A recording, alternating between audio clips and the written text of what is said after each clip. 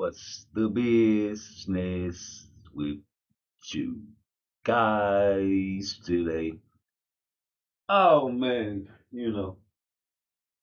I just wanted to say what's up to all the real ones out there that already know what to do before I get into my monologue, or what you say, my dialogue, or what you say, my show. Hit that like button for me, nigga. Hey, let's run it, man. I fucked up to the fullest. I fucked up to the fullest. I fucked up. I fucked up. Writing some shit all about my life and now I fucked up to the fullest. Writing some shit all about my life and now I fucked up to the fullest. Yeah, I'm writing some shit all about my life and now I fucked up to the fullest. Better watch out for them bullets. When the ops come, they gon' pull it. When a nigga be thrown to the fullest, these niggas be thinking I'm jumping into the beat, ducking a couple of bullets. Don't get caught with these bullets and see the death of bedtime. I guess it's not my bedtime. I guess I'm doing fair time. My mama doing fair time with me. I'm a dog nigga, I'm a real dog nigga. Pull up on your block and fuck your bitch, a real dog nigga. Say I'm writing some shit all about my life and now I fucked up to the fullest. I did the silliest things, but it ain't no thing. I did the silliest things, but it ain't no thing. Remember the niggas that gave me that thing, but it ain't no thing. I'm ducking these bullets, I'm giving out bullets, I'm giving they mama that pain. I miss my daughter life, I never got to be a daddy. I was addicted to this money, streets they really had me. And all that money, all that dope and all them drugs, I smoked it. I called a ton of cases and you know that weed, I smoke it. And all that drinking, all that liquor, yeah you know I drank that. I had to post back on the corner phone, you know I break back. Oh yeah, I'm on the ground zero, but you know I break back. I got that money, got that sack, I got that big bag, big bag. Oh yeah, I'm writing some shit all about my life and how I fucked up to the fullest. Nigga be talking all that shit, I'm speaking with bullets. Nigga be foolish, but I'm foolish and you know I'm gon' protect mine. 9mm clock and now it's bedtime. Writing some shit all about my life and now I fucked up to the fullest. Now pull it, would you believe that I did the silliest things, but it ain't no thing. Let's make them dream, it's better than making a nigga scream. Up on the 18 full of killers and things in my mind got me talking about the dead. Would you believe all of this free food that's been trapped inside my head? That's not magic, just a bitch that I used to choke. My other bitch they call her cocaine, but it did not smoke. I chose to make my papers, count them vapors if you made to the June, July. Went by and I understand a couple of my niggas, they wanna die. When I'm disappearing with you, put the spirit inside my chest, it's just like battle, homie. When did I start the war when niggas never seen before? Tellers, jealous fellas everywhere I go, cause a little bit of nigga be counting dough. And no, I go for broke, go toe to toe and toss and turn the television to the lover's lane. But I wanted your pain, and I did the silliest things.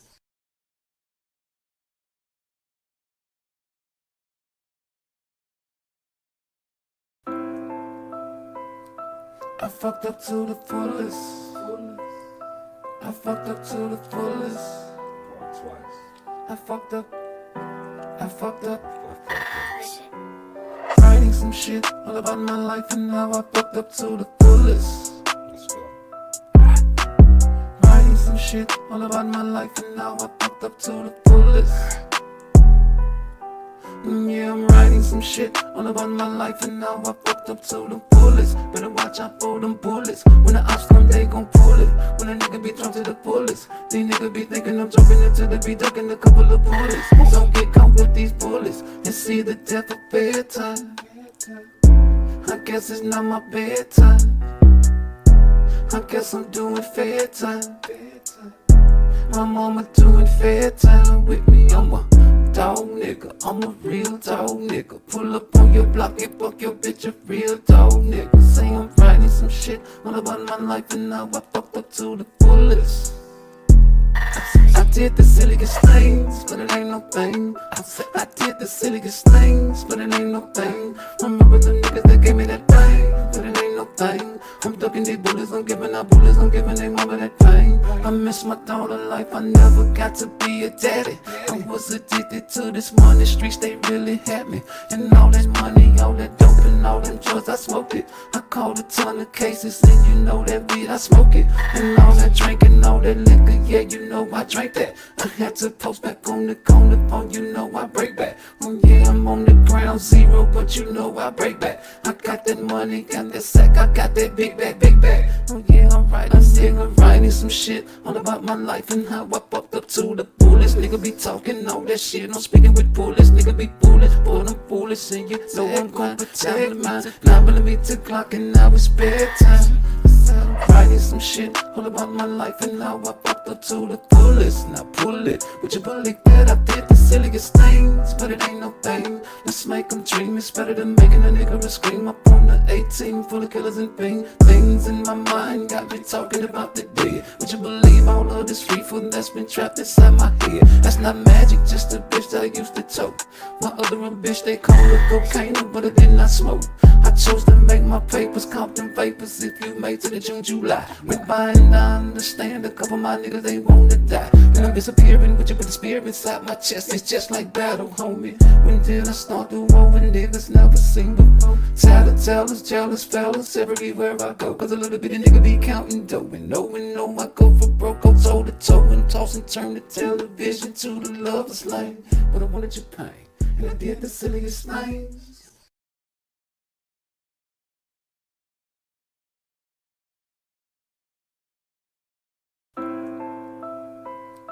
I fucked up to the fullest. I fucked up to the fullest.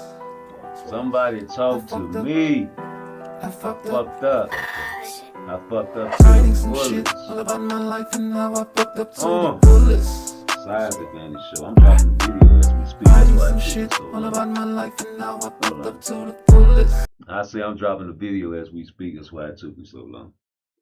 Excuse me. Excuse me. And you know I gotta share my video because you guys don't tend to like to share the boy video. So I gotta share it to Twitter right quick. All this time I'm taking, man, you know the like button could have been pushed for a real nigga, man. You know what I'm saying, man? You know what I'm saying? Nigga got that coffee in me, you fucked up, boy. Oh yeah, ain't nothing like waking up with Folgers in your cup. Shout out to the JBT over there. That's why I be watching y'all, man. I don't know why people don't drink coffee in the morning, man. You know, I don't put no sugar, no cream, or no nut. Stone cold Clint Eastwood. I don't like to say John Wayne. Yeah, John Wayne said, man, a black man can't do nothing but shine his boots. So why would I say I'm drinking some John Wayne? No. We'll smoke some John Wayne. Hey, Tank got the size advantage, man. Who wanted to debate that? And by him having that size advantage, he also has a rehydration clause to go along with it. Man, what you talking about? He got the size advantage. Man, you dumb. You a dumb ass nigga. You don't know what the fuck you talking about. You right. I got an extra premiere from the showcase in a minute. I'm gonna explain what I mean when I show my video. Ain't nobody gonna talk to me in the chat, so that's why I leave it out there in the air for a player to figure it out. A lot of people with a third eye know what I'm talking about.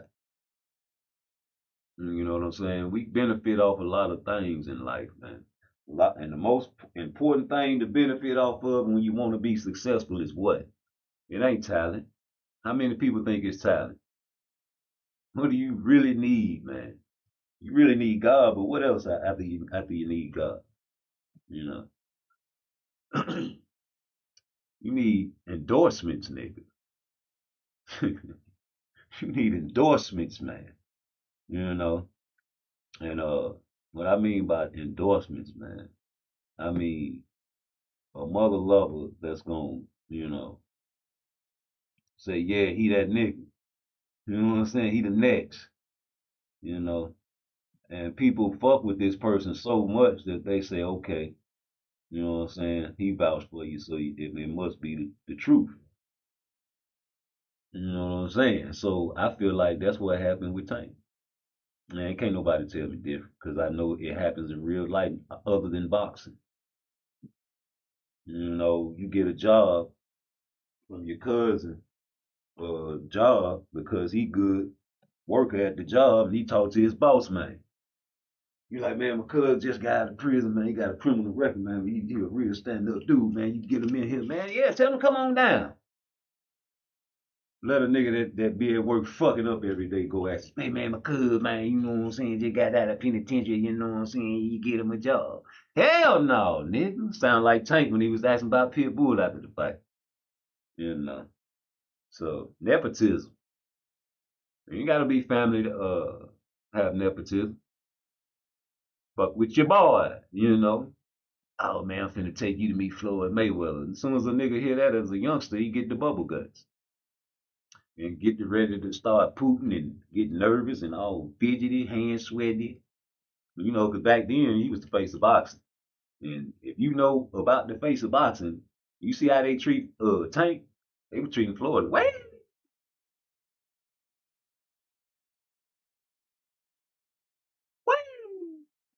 better than Canelo, especially Tank. And you know, he has privileges still to this day. He's a little itty bitty fighter. Yeah, Floyd Mayweather is very itty bitty. You know, Tank got muscle, more muscle mass. He's real, dense with his muscles. Floyd itty bitty for real. And he done got caught a few times, man. Rock to his core. A real killer that let his hands go for real. Tank don't let his hands go. Y'all say Shakur Stevenson don't let his hands go, but Tank don't let his hands go until he got you hurt. Yep. Shakur Stevenson let his hands go more than Tank Day. If you really think about it with your brain, because even Kevin Johnson said so. He sparred him. He was like, man, Tank's powerful, but he just don't let his hands go. He should, throw punches in bunches, because all you gotta do is go back and watch the Rolly Romero fight. Ring around the rosy, pocket full of posy. Boo boo. You can't catch me. Hey. Finally figured it out. I've been swinging this mother loving punch all night. I couldn't hit you. I was reaching and I was looking, I was embarrassed. People in the crowd getting worried. It was around 6, I finally figured it out. He thought this shit was sweet. He was hitting me and he dropped me, yeah. I ain't gonna admit it on camera, but you see the replay. I tackled him. I tackled that nigga, man. I had to, man. That's part of boxing now. Floyd tackled a nigga. Floyd tackled Mosley. He tackled a couple niggas. Floyd dropped when Zab Judah hit him, and the referee didn't even call it. That's the privilege. Yep, glove touched the ground. He got a white glove on too. You can see it clear as day. Floyd Mayweather drop. Ugh. They had a melee at the end of that fight. Yep. And Floyd predicted it. He said you was a front runner. Both of them some itty bitty niggas, man, but it's just that Tank is low center to gravity with power. Floyd was a small nigga, but had the IQ and the precision and the footwork and everything you can think of as a boxer as far as attributes to have. And when he was Pretty Boy Floyd, they was calling him a knockout artist. Itty bitty. So when you get to that stage, and now you at the stage of Money Mayweather, this is the pattern that everybody follows. Niggas ain't following that Pretty Boy pattern. That's Bruce Gads, Boxing Jazz Mo. He know better than me. He been watching boxing longer than all y'all. And he know what time it is, man.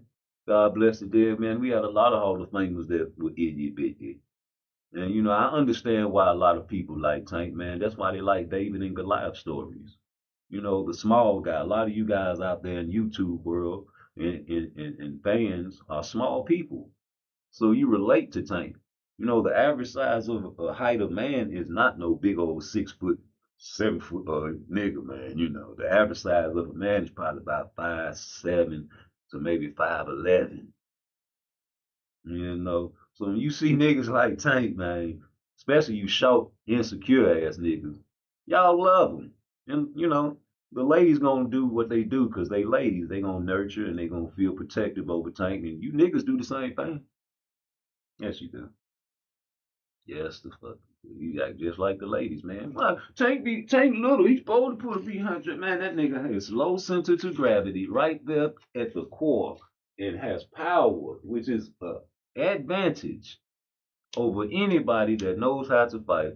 And you have this much speed and this much power. And y'all say he has that much IQ. I believe you. I saw him in the amateurs using footwork and type of moves that he does not use in the ring now. And you say he got it, he ain't got to show it. Coach Calvin keeps saying, he's like, man, we need somebody to pull it up out of him. Well, you know, the only way to get somebody to pull it up out of him is to put somebody in the ring that can pull it up out of him, coach. And you are already on record talking about you don't like the Shakur fight. So, well, who you going to get to pull it up out of him? Because I don't see nobody else being Tank but Shakur. You niggas keep bringing up Keyshawn, but he got Andy Cruz problems. And I don't see him beating up Andy Cruz like that. Yeah, I see different, homie. I see Andy Cruz trying to be like Boots. I need him to get back to his people, back to his roots, back to his Cuban style. The same style that, you think ain't gonna work will probably work against Keyshawn because, he is a fiera, an animal. I give him that. He's still learning, just like Andy's still learning. But one thing about it, two things for sure. Andy getting better, Keyshawn getting better. Somebody got to win, somebody got to lose. You niggas talking about it ain't time, but this man called him his father, called him his dad, his son. I'm on record saying that's the most disrespectful thing a nigga can say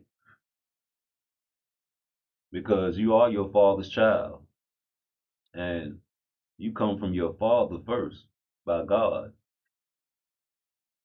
It's in the Bible. You play chess, man. The king is the most important piece on the board. I have never seen kings get treated this way until 2025. Never in no universe or galaxy you go to where you got these so-called kings getting treated like this. Maybe we are not kings. Maybe we're just knights or pawns. Maybe these queens are not queens. Maybe they're just bishops and rooks. I don't know what the fuck is going on with these mindsets. But one thing I do know, and two things for certain, I'm going to raise my household the way I want to raise mine. And when I come on YouTube, I'm putting out things that I was taught as a child. And I'm going to stand on it till I die. Nothing in my videos you can go back and search will change, except for the Terrence Crawford and the Earl Spencer. He proved me wrong. And I like that. I like it. I like to be proved wrong. I'm not that type of guy. Shut me up. That's what we used to say when we was young, nigga. Make my mouth bleed. Act like I got Kool-Aid. Put some Kool-Aid in my mouth, nigga. Let it drip, nigga. And if I owe you some, nigga, get it like Drac. Ain't that the old school saying? Get it like Drac, nigga. So, you know what that means. Ah, ah, ah. I want to bite your neck. Vampire status, nigga. They want blood. They can't live without it. Poison Clan, man. I want action. I want all the action too, man. I be wanting the big YouTube channels to come over here and talk to me and conversate with me, but they choose to sneak watch me. The only big YouTube channels that come over here really is Bruce Gas Boxing Jazz and Mo and Just Do Box and Blunt Sports. Yeah, I said it, them big YouTube channels to me, because they keep it real.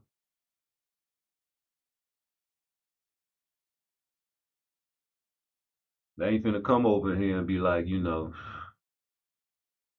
Morrell knocked David Benavidez down, nigga. Do you hear me? They'll never say that because they seen the video. They seen the fight. They seen the steel shots.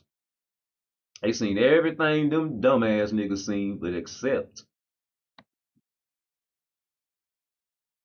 Hmm? Uh-oh. Uh-oh, let me see something right quick. Yeah, except they gonna tell a lie. And anybody that tell a lie, if you steal, you'll kill. You know why they say that? Because if a nigga catch you in their house, man, how is you gonna get out that house, man? You gonna have to kill to get out that house, and you might not never killed nobody before. You pussy niggas got firearms and never use them. Shout out to my boy Said.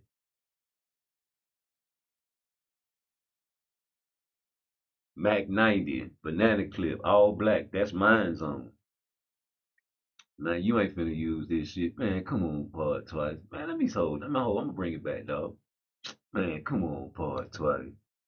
Man, I'm gonna bring this shit back, nigga. You got all these mother loving guns, my nigga. You don't even be using them, homie. You just got these bitches for show, homie. You know what I'm saying? I know guys like that because I have people like that in my family as well, man. Come from the military. You got these guns, man, but you just got them for show. What you waiting on, man? Let me get that bitch. I need it. You don't need it, nigga. I need protection. I want this bitch. It's better than mine. I took it. And he ain't asked for it back.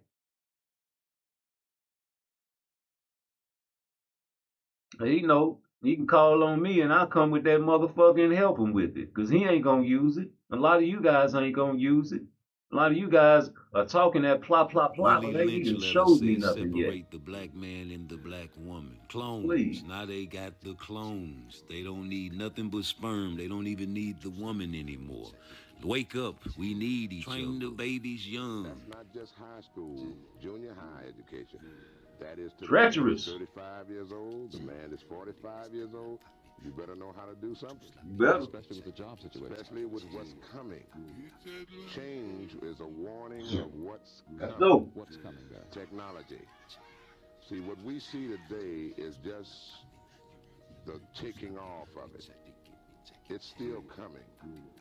Technology is going to replace human beings. Yes, it is.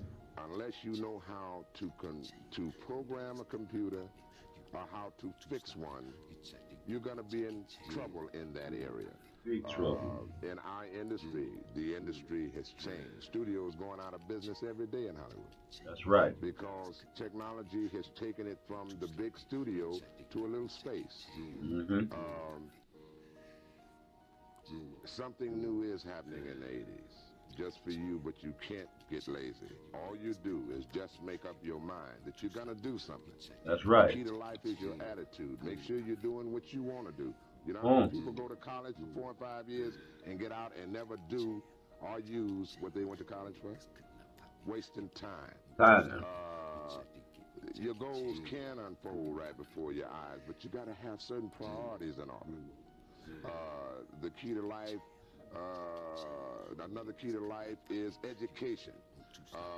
Don't forget it, because you must learn. You will regret it. That's anyone that don't understand how to do something, how to earn a living, how to make some money. Right. It's a warning. I have 7 children of my own. It was a warning to them. No one can escape what is getting ready to come upon us. We're not enough involved in the decisions that's made for this country. The people of this country really don't know what's going on. They're being told certain things, we're being told this. But when you really stop and take inventory and observe what is taking place, there's a movement going down in America. It's called moving people from one position to another. And it's not a fast movement, it's gonna take time. But one day we're gonna look around like 1986, 1987, 88. They're gonna say, well, where did all this go? Well, where did all of that go? Oh, the new computer's doing it now. Oh, the computers are doing it now. Well, what are you doing with the computers? Right. Well, I don't know nothing about that. Our educational systems tell the young people the technology age is coming, but there's a lot of black schools, minority schools, Hispanic schools that never seen a computer. And that's one of the dangerous things, most dangerous things America can do, is to not arm the young people. We're going to have an illiterate country, man, if we're not careful. We're going to have a country of people that don't care. And that's what change is about.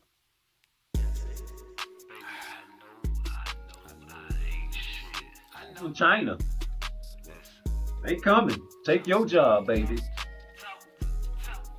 Talk to me. Baby, you gonna need me. Trump say he taking away the goddamn HUD housing. Got 2 years, baby. You trying to bring the household back together.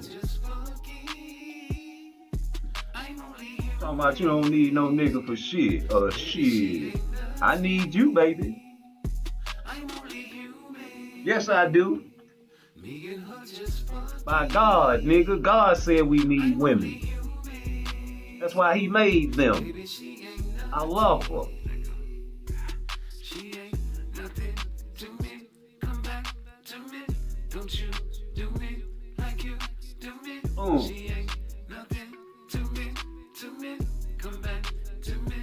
Yeah. I'm gonna eat somebody for dinner. Know you wanna be my dinner. Lay down on my dinner plate. I'm gonna eat you like my dinner. She gonna be my dinner date. I'm a sure good time. Sick. I don't wanna be a nigga. I just want a good time. Every time you come around, you always have a good time. That's right. You wanna smoke and never drink and have a good time. I don't wanna keep you out. I know you got a bedtime. Girl, your man will kill you if you know you was a friend of mine. My friend. If she ever catch me, she gon' hit me with a low blow. I don't wanna be another victim of a low blow. Baby, keep it G, keep our business on the low. Cause I don't kiss and tell. No. Secrets I take to hell. Your body feel too good. I love the way you smell. I kiss your bottom lip. I bite you on your neck.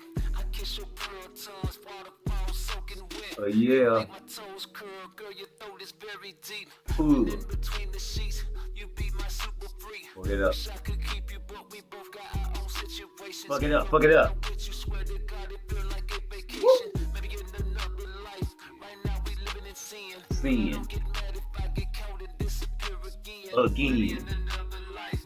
Right now we living in sin. Girl, don't get mad if I get caught and disappear again. I'm only human. Me and her just fucking. She ain't nothing to me, baby. I'm only human. What granddaddy gonna do when you go through menopause? I'm sorry, baby. She just a fuck thing. I love you. We got 7 children together. Those were mighty men that had children with the daughters of men. God is in you. Please believe that. I need y'all to believe that, man. If you don't believe God is in you, man, you shouldn't be on this channel, man. You know, because we believe in the Bible over here. You know, we not finna let nobody else throw us off our path. Now, I got this video pumping, man, percolating right quick, man. I'm trying to see. It's still uploaded, man. You know, I try to, do 2 or 3 things at one time for you guys, man. But, about the meantime, between time, I got to play one of my favorite videos, man. I got to shout out the GOAT again, man. Cause she fuck with me. You niggas be stealing my vibe, man. I'm okay with the GOAT stealing my vibe. You see the eyes. You pussy niggas everywhere trying to steal the vibe. Sneak watching like the suckers usually do. But my baby make my brain go crazy. Shout out to all the black fathers out there, the Mexicano fathers and the Cover Boy fathers. But there's less fathers in the black house.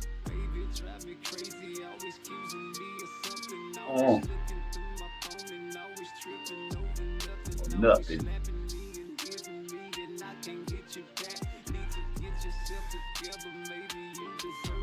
Slap, nigga.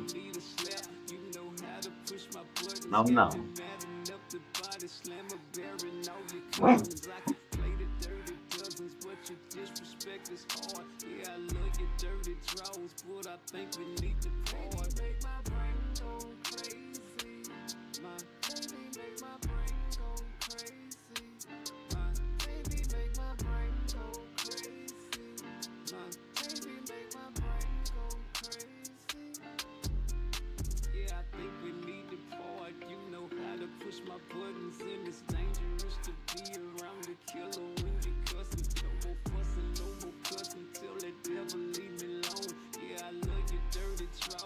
Just listen to my song. You done blessed my wedding ring. You done kicked me Made me sleep on dirty couch. Yeah, I know a nigga cheated. Lord forgive me, as a man. Too much time in the penitentiary. Allergic to them chains. I just wanna be a man and do my thing with no more stress. I must confess I'm losing this. Let me get that off my chest. You was better than the rest, but your disrespect is hard. Yeah, I love your dirty draws, but I think we need to part. Make my brain go crazy. I don't know about you. How many people out there be talking about how Clarissa Shields looked when she was not made up? That's really suspect to me, man. You don't know me, do you? I never went to a combine. You didn't go to the combine. How about the draft? I never got drafted. Yeah. Yeah. If you didn't grow up around niggas like that, I don't know what to tell you. Oh my God, my Shayla, my Shayla. Let's go. Oh my God, my Shayla, my Shayla. Let's go, Tyrese. Oh my God, my Shayla. Let's go. Real love. $1,000 a month. What more do you want from me? Not that Mary J. Blige. Real love. I'm talking about a real love. You are your father's child. By God. $1,000 a month. What more do you want from me? Shout out to Clarissa Shields for doing that thing. I know you be watching. I be watching you too, man. For sure. Oh, I'm a great, great big old fan. From a little bitty old man. Yep. $1,000 a month. What more do you want from me? Quote, the greatest woman of all time. Shout out to Terrence Crawford, the only boxer I really seen in there supporting you. Hit that like button for me, nigga. And Clarissa. I hit yours. I hit yours all the time, Clarissa. Like, what more do you want from me? That's a hella fire video right there that people overlook. You know, I really didn't have to say nothing on that video, man, because I'm going through what he going through at a lower, financial level. But it's still the same. A woman should not do that to a child, especially a father that wants to be in that child's life, trying to be in that child's life, taking care of that child, doing the best that he can with all the, mental issues that's going on in the world, man. You know Tyrese ain't rap, right? But that don't mean he isn't a loving father, and that baby chose him. And I tell y'all ladies out here, man, these children smart, man. You can try to brainwash them babies to hate the daddy as long as you want to, man. But as long as you is a wicked woman and that daddy is really not a wicked man, they gonna grow up and see that shit and you gonna bump heads with that gal. Yeah, it's different raising a little girl than it is raising a little boy. Because boys have testosterone. And they ain't gonna listen to nothing you say once they reach that age. For adolescents, it's gonna go in one ear and out the other. And they gonna listen to you. They gonna let you slap them, and rough them up and tell them to sit down and order them around and be rough with them, what the father's supposed to do, right? But then when you get them little girls that go through puberty, it's different. Because they got the same thing you got, mama, estrogen. Not the testosterone. And they gonna match your sass. And you gonna have to whoop her ass and she gonna fight back. Especially if she wretched like you. You know how many mamas I seen beat their daughter's ass or their daughter beat their mama ass in the hood, my nigga. Yeah, that's what's gonna happen if you don't raise them right, nigga. You can talk all that shit you want, but it's true because it happens over and over again, generation after generation, year after year, decade after decade, nigga. Shit, we ain't finna act like this man ain't right here knocked this man. Hey man, who said this man got knocked down? Yeah, he said he gonna be fucked up tomorrow, man. I Right, want to see David Morrell's face. Y'all over there talking about what David Benavidez's face looked like. That's what you're supposed to look like in the fight. But I can right. remember that man had shades and his hat pulled down low like he was gonna go rob a bank after the fight. Yeah, I seen David Benavidez show his whole face with his son sitting in his lap. No shame in his game whatsoever. Whatsoever. It was very, very easy if I watched the fight again.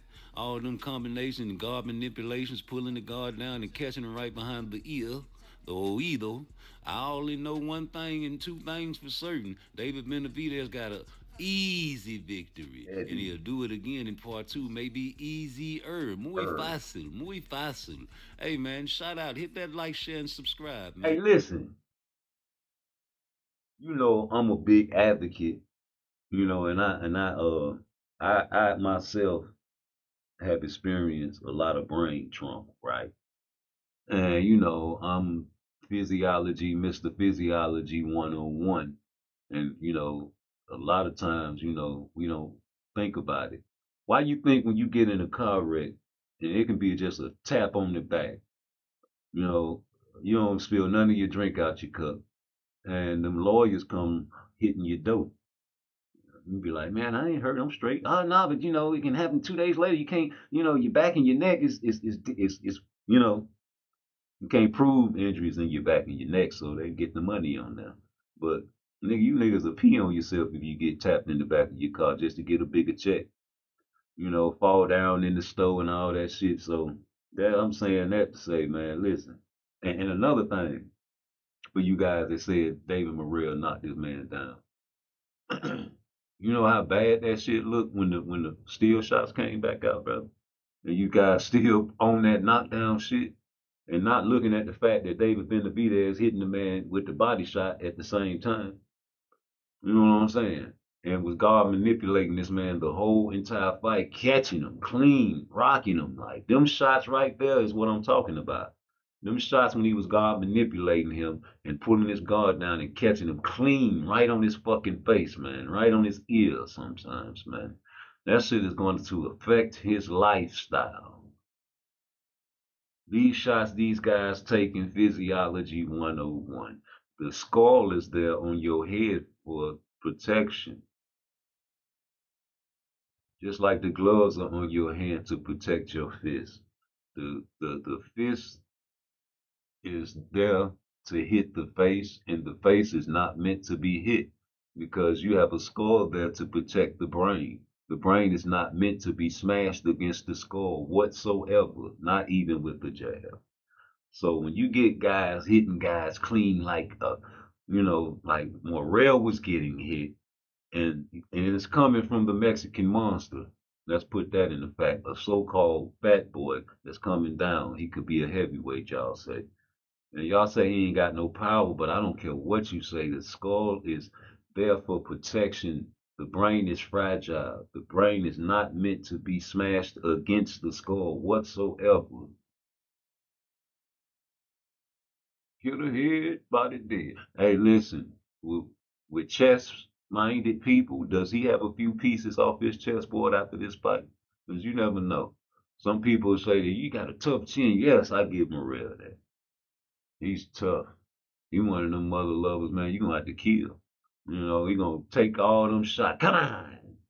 You know, them crazy white boys back in the 80s used to smash bottles on top of their head. That was the thing back in the 80s.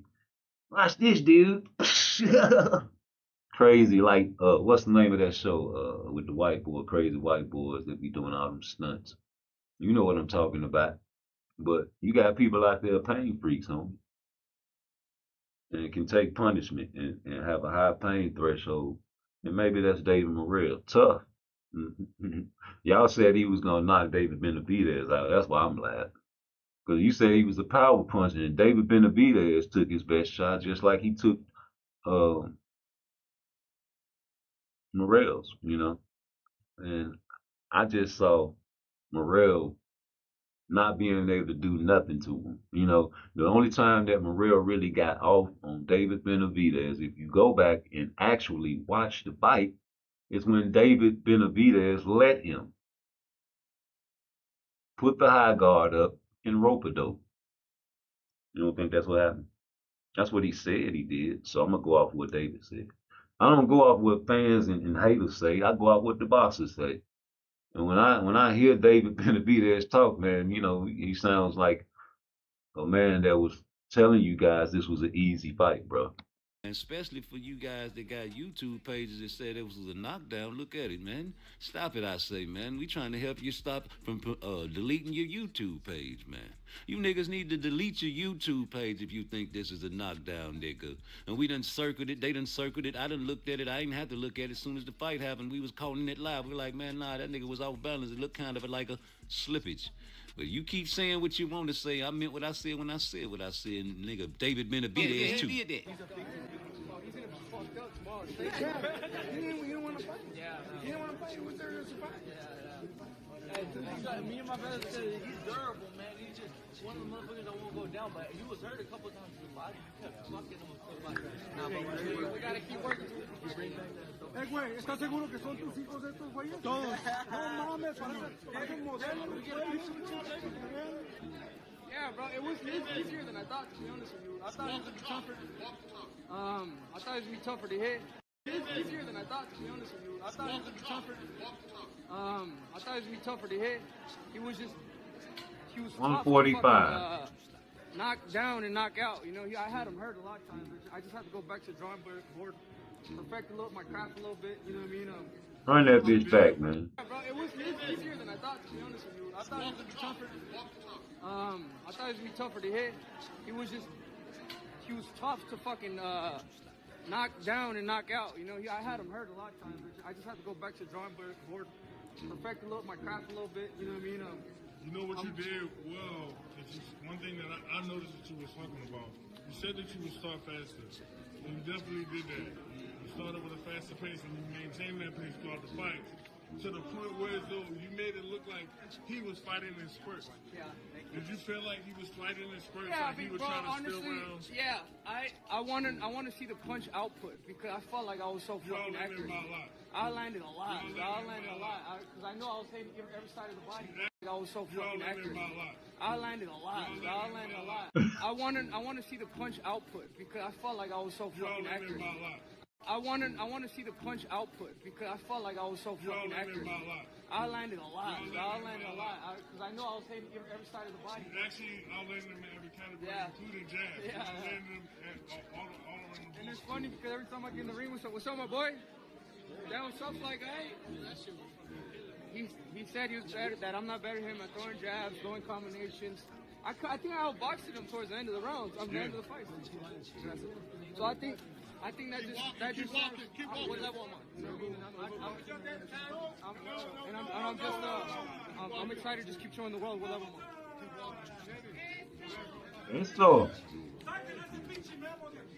That's it.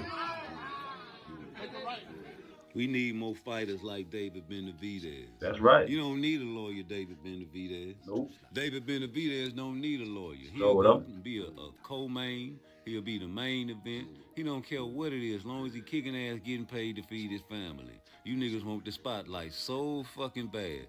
Hey, Tank, man, you mad as ever that you don't have that Canelo treatment, man. And he's the real face of boxing with 2 losses, 2 draws, and questionable victories. And a failed drug test. Yeah, they still love him, still buy the pay-per-views. But guess what? Canelo don't care nothing about pay-per-views. Well, you finna get a big one now. Hey, listen. I heard Canelo finna get, him and Tan gonna get 100% of that shit. Is that true? Somebody talk to me in the chat, man. Oh, man, you should have went over there and took that picture with Turkey, Tank. Yeah, you supposed to have one face of boxing for the Mexicans on one side and the nigga face of boxing on the other side, but that ain't my face of boxing. You know, my face of boxing is Muhammad Ali, still to this day, God bless the dead. But you were supposed to be over there and took that picture with Turkey, man. Stuck your hand in that bag. Because he got it wide open. And you all about the bag, right? So, nigga, he got it wide open. Why you don't mess with Turkey? Because he over there with Devin Haney acting like that's his boy. Ain't that what you said, boy? I'm supposed to call that my face of boxing, nigga? That's what you call your face of boxing, nigga. Top, off the rip, off the Richter, off everything you can think of from Off the whatever meat hood you rack. from, and don't need no YouTube lawyers to defend nothing he do. Yeah, he said he wanted $200 million Million. to fight David Benavidez. Ha ha ha. Let you say 3 Ferraris and we on your ass. We was on Canelo ass too. Ain't nobody mad about us talking shit about Canelo though. Yeah, it's only the Tank fans mad at us talking about this nigga want 3 Ferraris. And I don't like too many men that like to make fun of women, man. Shout out to Clarissa Shields, the GOAT.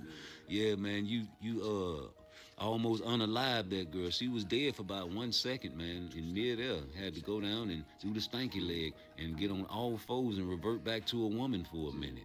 Yeah, she was on all fours in doggy style. Shout out to anybody that don't talk about women and how they look. You know what I'm saying? That's what women do. Women talk about other women's look and call them ugly. You said Clarissa Shields was Joanna who? Joanna man? I think you want a man. You want a man. Don't cover up your face now. That baby was setting it off and setting it out there for everybody to see, nigga. Yes, she did. Oh, thick little chocolate black old thing. The sweeter the berry. Yeah, darker the berry, the sweeter the juice. And you seen Papoose pull up on that gal, man. Yeah, she ain't even know. Surprised her. Got undisputed that night. You ain't never gonna get undisputed, nigga. You ain't even gonna, you ain't gonna unify. Man, we had great fights on that card, man. We had the white boy trying to throw people all out the ring and hunch on them and everything and lean on them the whole fight. The referee, cock-eyed ass, can't see nothing, don't want to. You can take a point from your brother and take a point from the other. What's wrong with you, homie, man? They ain't give you medication to pay you right, man. This man put the man all the way out the ring, man. You like that, don't you, Tank? Oh, yeah. He ain't gonna let him up. Let that man up. Don't let him up. I'ma tweet and delete that. Yeah, nigga, get off that man. You trying to get both of them disqualified. Nigga was beating your ass the whole fight with the stick, with the jab. Yeah, man, all I wish he would have did was came up under that shit and crack that big white boy and get out of there and pivot up out of there. He kept letting him rough you. Yeah, man, you a hoe. Shut up. That's what Keyshawn Davis said. You talking about he say he hate when the ref say stop holding. Bitch, I'm trying to get myself together. Give me a second. Bitch, you a hoe. Shut the fuck up. Talking about you hate when the refs say stop. Stop holding people, nigga, from hitting on you. You over there downloading the data with the high guard. That's what you need to keep doing, nigga. Unless you gonna fight somebody and not use the high guard, nigga, and shut me up. Shut me up, nigga. You ain't my face of boxing. You they face of boxing. Nigga gonna beat you up, boy. You better not motherfucking be over there losing weight too fast, man. They say you got a beer belly. They say you was on weight. What happened? She got pregnant or something, nigga. I'm disrespecting today, nigga, because we tired of that shit. Around here talking all that shit. We want to see some killers, and Keyshawn, you too, nigga. Andy Cruz walked up on you, nigga. You bowed down and dapped that man, scared to death, nigga. You was standing next to your brother, nigga. He a killer, nigga. He shook his hand. Why you couldn't shake his hand? Yeah, David Benavidez is a killer. He tried to shake David Morrell's hand. He ain't want to shake his hand. It looked like the same outcome, nigga. Tighten up and fight him and get him then. That's right. Fight him then, nigga. That's all we want to see you do. We don't want to hear that shit, so I'm finna do this, I'm finna do that. Who be doing that shit? Those flogging ass niggas talking about what they gonna do and don't never do it. We don't want to hear that shit, homie. We want to see you go in there and actually do that shit against a killer. And we seen you do it against Rolly and Ryan and Hector and Mario and hurt ass old ass Gamboa and Pezat. We seen that shit, nigga. We seen Shakur do that shit against Oscar, Jamel, Sheen. The boys had belt. Now I just said, when the nigga asked, how the man gonna win, I say, shit, nigga, this how he gonna win though. Shout out to these boys.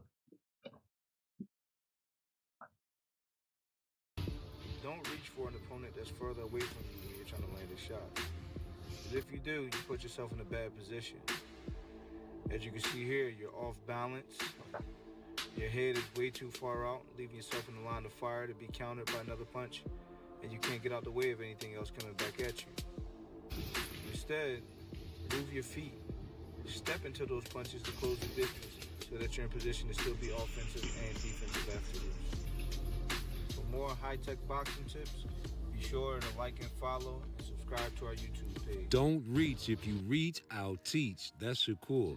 Hey, man, don't reach. Hey, Tank Davis was reaching all night against Rolly, man, when he fought Rolly, man, looking for that same punch right there. Reaching. If you reach, I teach. A teacher. Shakur is a teacher, a masterclass boxer. Rolly didn't know what to do. Rolly seen that punch coming all night, one punch at a time. That's all Tank do is throw one fucking punch at a time, man. Hey, man, even Kevin Johnson says so. You know, he's powerful and all that, but he don't let his hands go. I wonder why. Hey, man, you cannot reach against Shakur Stevenson. I don't even know if you can reach against Lamont Roach, brother. You can't be swinging like that after round two. This round two, brother. I mean, this is one of the rounds. You was doing that all night. Round 1, round 2, round 3, round 4, round 5, round 6, until you found out how to get that shit to connect, brother. You had to wait till the good brother got tired. You know Rolly is some trash. You called him trash when he was sitting on the Mayweather couch when you walked by him in the gym. Everybody called Rolly trash. Rolly was tricking you. He feinted you with the right and caught you with the left, viciously. Hey, man, he even caught you and made you stumble. If you wouldn't have tackled him for a loss, man, you probably would have went down. Too bad Rolly ain't got no footwork or no jab or no type of boxing IQ. Man, I'm really thinking about this, man. I'm gonna have to make another video. I might be reaching, but you was definitely reaching, and you can't reach against Shakur.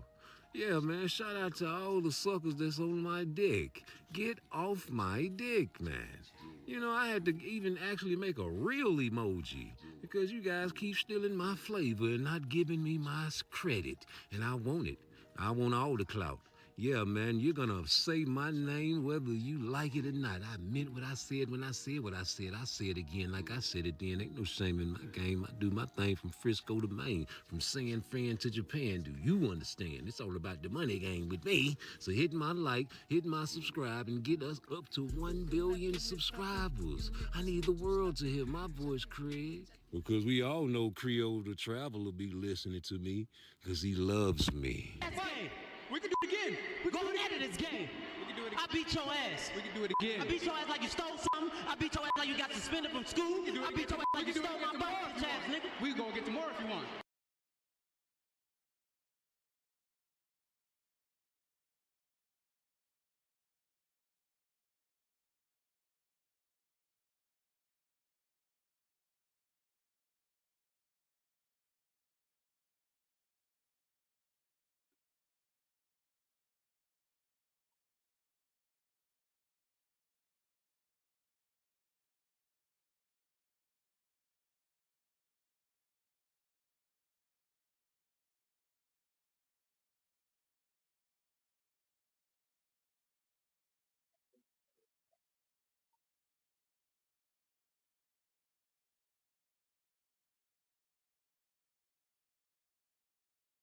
Man, I apologize, man.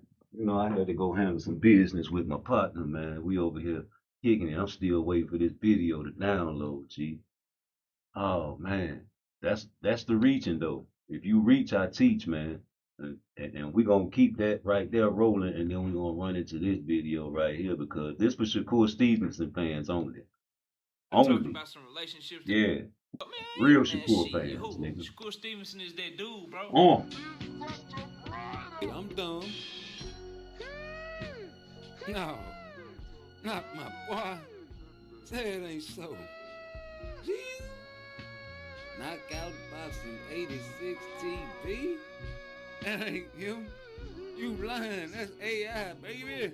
Oh, boy, this just part 1, man. Let me listen to this shit. Man, this is Knockout Boxing 86 TV, and we in here. Let's get into today's video. And today, we're talking about Shakur Stevenson, bro. We're talking about Shakur Stevenson. I watched his documentary last night. It's called Top Rank Certified, man. You can find it right here on YouTube, man. It's about, 30 minutes long, man, where they interviewed him, talked about his upbringing, why he boxes, and just you know, you get to know Shakur Stevenson just a little bit better, bro. Just a little bit better. Talked about some relationships that he has in boxing and kind of what drew him to those people, and just an overall great interview. And he got a big fight coming up this Saturday. You know what I'm saying? Big fight coming up this Saturday. So, you know, we want to talk about it and shine some light on the young man. One of my favorite young fighters, bro. Because from the sweet science perspective.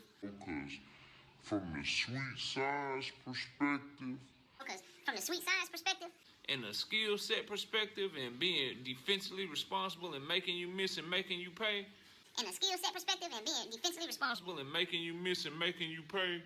The overall theme of what boxing is supposed to be about, not getting hit and then firing off on people, bro.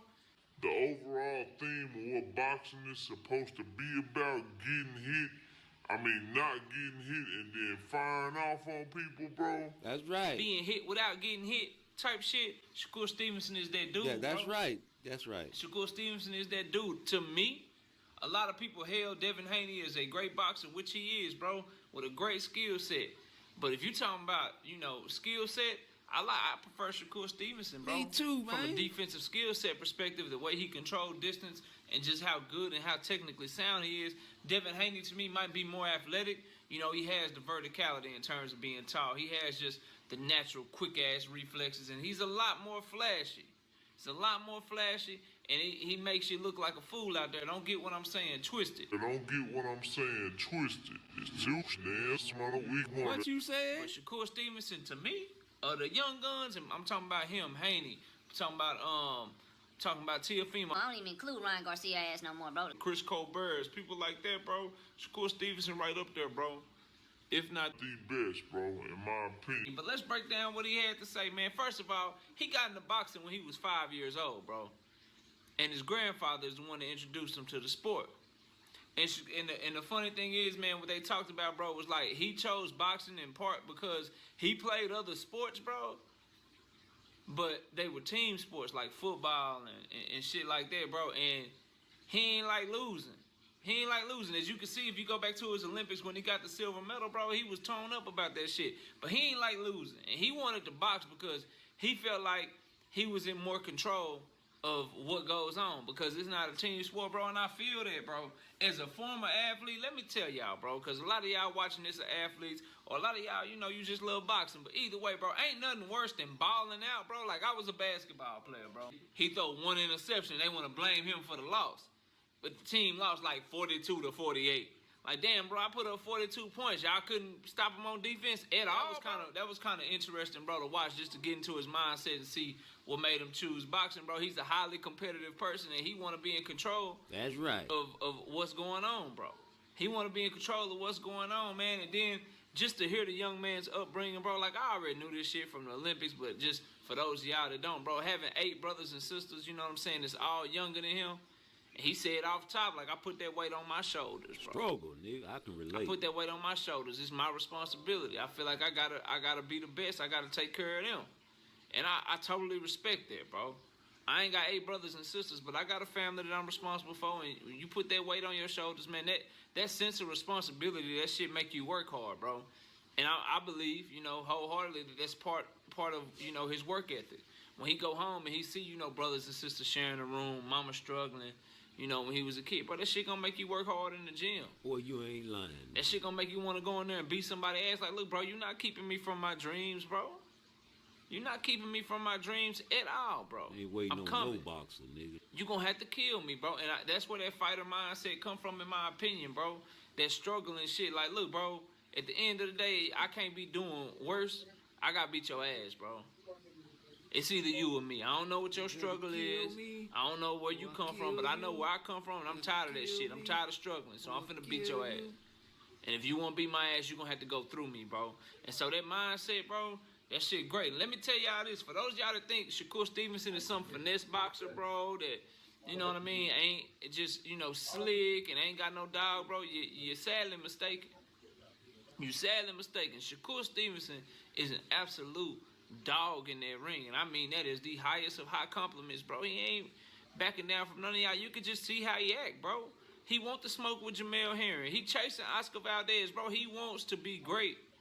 And as a boxing fan, me personally, I can't do nothing but root for that. I can't do nothing but respect that, because there's so many boxers and there's so many athletes out here that's acting like they great before they ain't really accomplished shit. And that's another thing he said that I feel like I ain't really accomplished shit yet. I ain't accomplished nothing yet. So just his mindset, bro, of where he trying to get and where he trying to be, bro. Salute to him and hats off for that. He also spoke on when he lost in the Olympics, and then I'll let y'all get out of here, bro, because I really want to highlight this. When he lost in the Olympics, you know, he said he got phone calls. People was giving him advice. They was trying to reach out to him. He said he didn't want to hear that shit, because at the end of the day, they wasn't in the ring with him, bro. And that shit there, man, it hit home, bro. Like, when you going through something, like, yeah, you know, wish me well, and all that shit is cool, but at the end of the day, bro, you can't help me get out of what I'm going through. Shakur Stevenson, at a very young age, at a very early age, learned to critique himself. He learned to evaluate himself, see where his flaws are, thrive to be the best. Ain't nobody got to push him to work hard, bro. When you make excuses for yourself, bro, when you look for a way out as to why you lost instead of looking in the mirror and trying to figure shit out and trying to get better, bro, that's a flaw.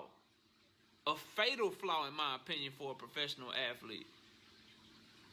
Because while you making excuses, right? While you trying to figure out, you know, make it seem like you won when you really lost instead of being real with yourself, while you doing that shit, somebody else is out there working, dog.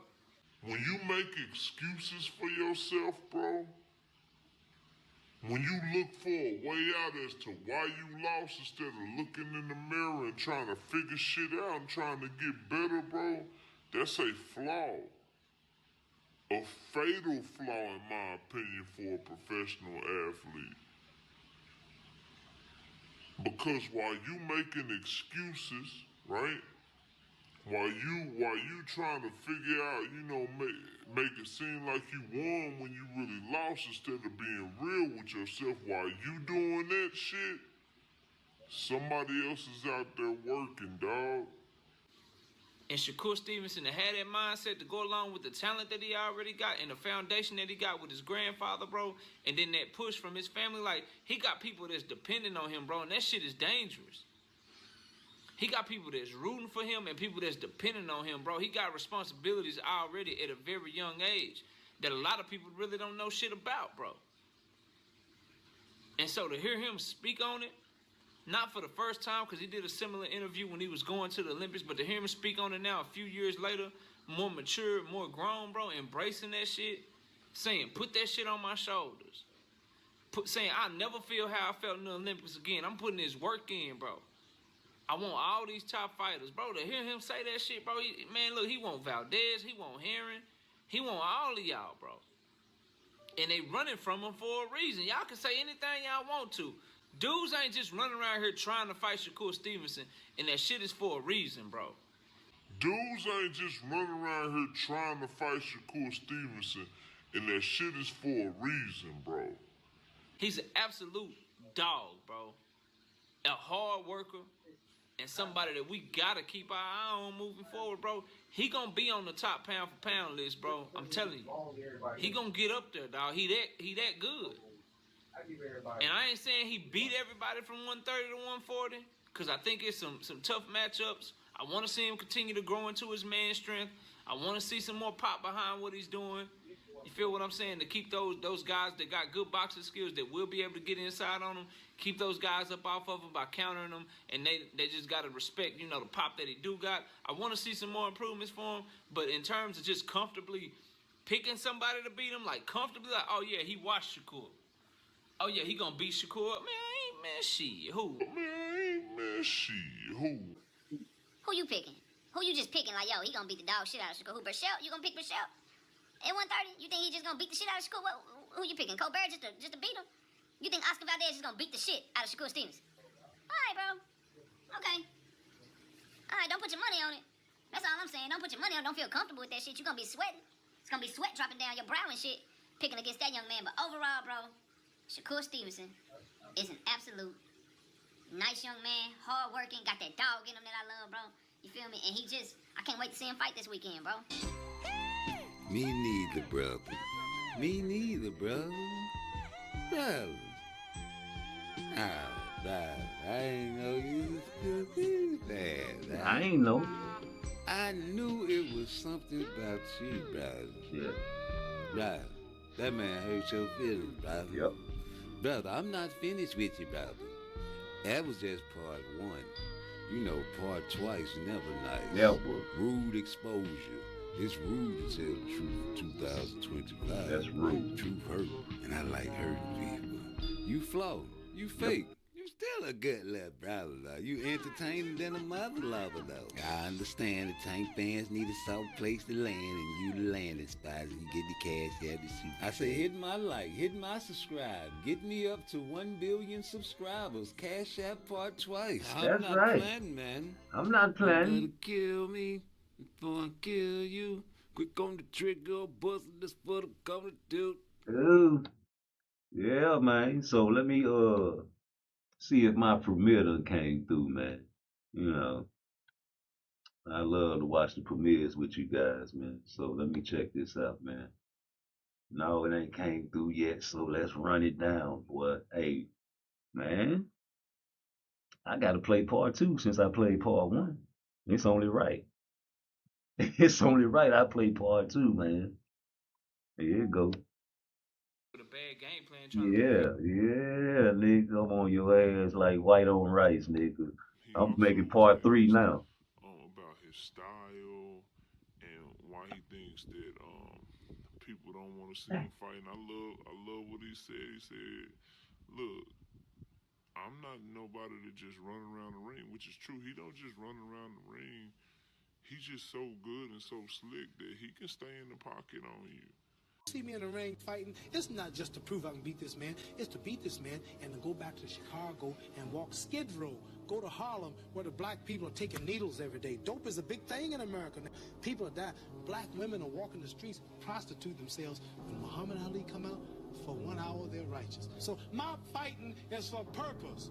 To pray to Allah, represent Allah, and go back to the hells of America and walk the streets with my downtrodden people, because all big black people don't no more want to be black. I can say it loudly on television here in the world. No, I'm the only big $1 million making in the white man's world of prestige who speaks to his people 100% and don't give a damn about the money, being shot, take the title, take it all, and to go to jail tomorrow. I love my people, and I'm not going to sell them out, make no movies, and mislead them and marry blondes, because I'm one Negro who the boss let me come in the castle, and the rest of them in the fields catching hell. I'm going to the fields and represent them if it means die. So that's why I fight. Yeah, that's my face of boxing. If you don't think that's the face of boxing, you can get the middle finger, man. You got to stand on something. You take off the cap, this what happened. What's up, y'all? Oh. The whole fight card that just went down, the Shakur Stevenson Nakatala fight card, and Shakur Stevenson is boring. That's what the announcers were saying. That's what, you know, everybody was talking about, bro, after the fight. And so I had to come on here and do the recap and make a video. I want to talk about that mainly. How the hell you trying to box with Jose Pedraza and you the bigger, more aggressive, heavier puncher? You just go in there and you get in his chest. And I don't understand these fighters. Like, you saw what Tank Davis did with him, bro. Now, Pedraza came out with a bad game plan trying to prove how tough he was, but Tank Davis stayed inside on his ass. And I know Julian Rodriguez don't hit like Tank Davis, but you can take bits and pieces, bro. You stay inside. You don't go for all that herky-jerky movement shit. And you go to his body, you slow him down, and you make it an ugly fight, bro. And you use your hand speed that way. But he let his ass get jabbed to death. He tried to stay on the outside and box with Jose Pedraza. And Pedraza picked his ass apart, fucked up his eye, and he quit on the stool talking about he couldn't see, bro. Like, the Shakur Stevenson is so young and so mature to see shit like that, you know, really, really has me excited for the young man. You know, I ain't even gonna lie. I think that was a great little jewel there, because that puts the ball back in Oscar Valdez's court where we can look at him and say, look, man, he said he conceded to everything. He said you can run negotiations as long as y'all pay him a fair purse. You know, he's down with it. So now what you gonna do? And so I love that part. He also was asked about his style and why he thinks that people don't want to see him fight. And I love what he said. He said, look, I'm not nobody to just run around the ring, which is true. He don't just run around the ring. He's just so good and so slick that he can stay in the pocket on you. And he'll just make you miss it and hit you. And he said Oscar Valdez surprised him, showed great boxing skills, but if he in there with me, it's a different animal. Yeah, it's I'm a a different different skill animal. level. He not finna outbox me, and I believe that shit to be true. But I still believe it's a great fight because Oscar Valdez is versatile. You know what I'm saying? Maybe he turns back into a brawler and tries to get Shakur Stevenson into a war. I don't know, but I definitely want to see the fight. And he also said something that I really loved about amateurs and the pros. Somebody asked him, the dude asked him about like Ryan Garcia or some shit, and he was like, "Yeah, we fought in the amateurs, but that don't mean shit. I beat him or whatever, but he got better, I got better. You know, maybe we can fight one day, you know, and make a lot of money.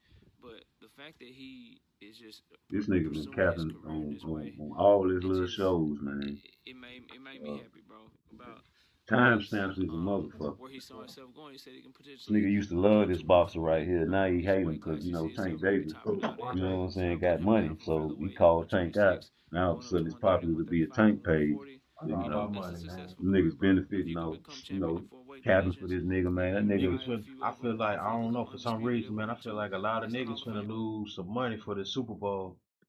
hey, hold on, we got a special guest in the house, man. My boy CJ in this bitch. Say what's up to the folks out there. What's going on, peoples? Yeah, man, we finna get this cap artist off my screen, though. You know what I'm saying? We waiting on my premier to come through, but yeah, what you were saying? Yeah, with the Super Bowl, man, everybody always be against the dominant.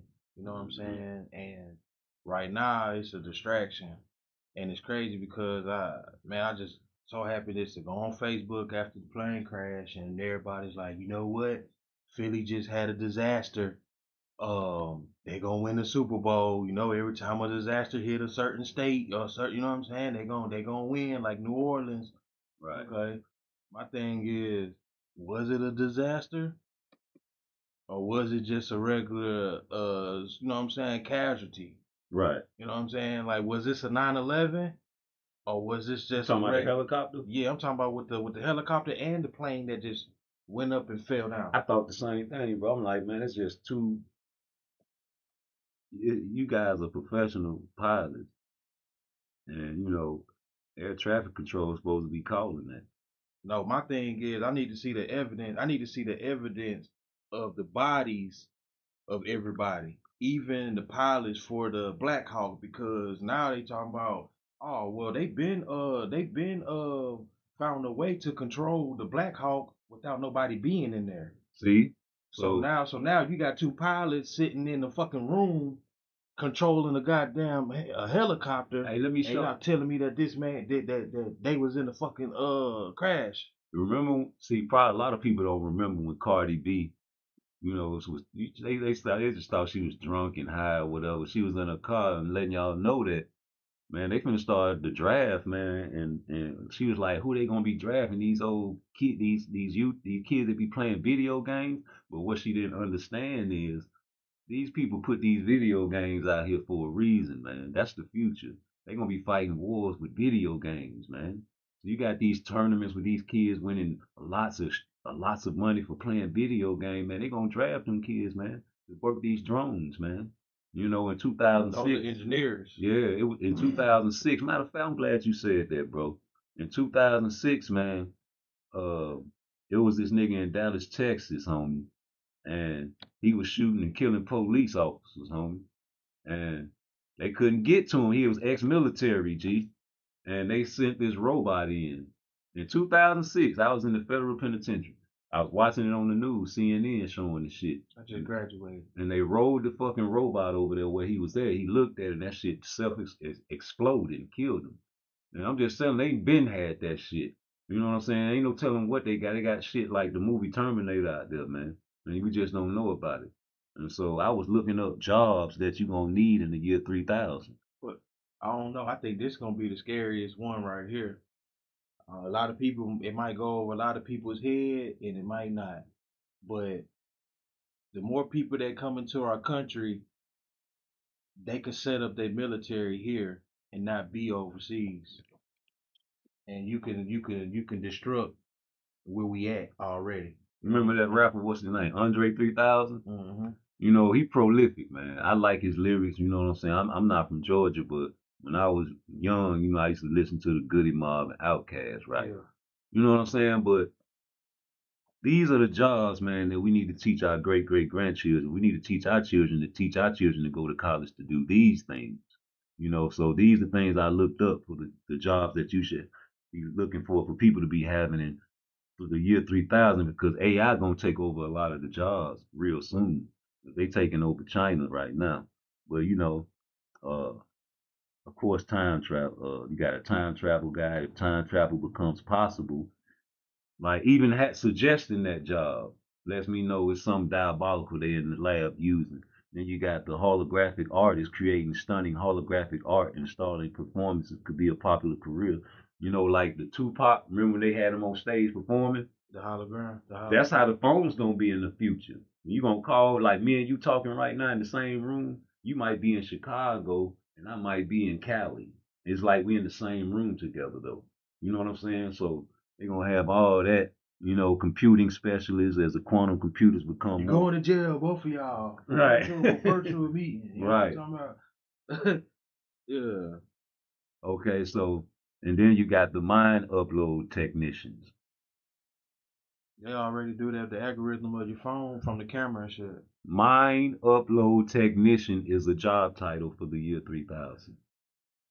And what that is, helping people upload their consciousness to digital platforms could be listen, that means if I die, my mind is still in the algorithm. They gonna figure out to keep you alive some type of way, man.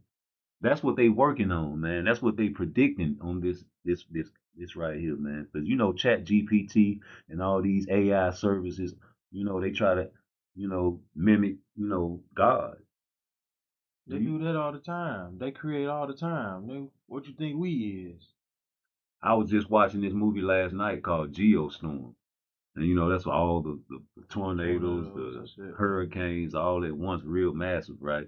So they got a climate engineer. And I be telling people, man, like I be thinking these people control the weather. They do. And they putting it in your face in these movies, but people don't realize that. So look at this. Specialists who can manipulate. See, people don't know what that word means.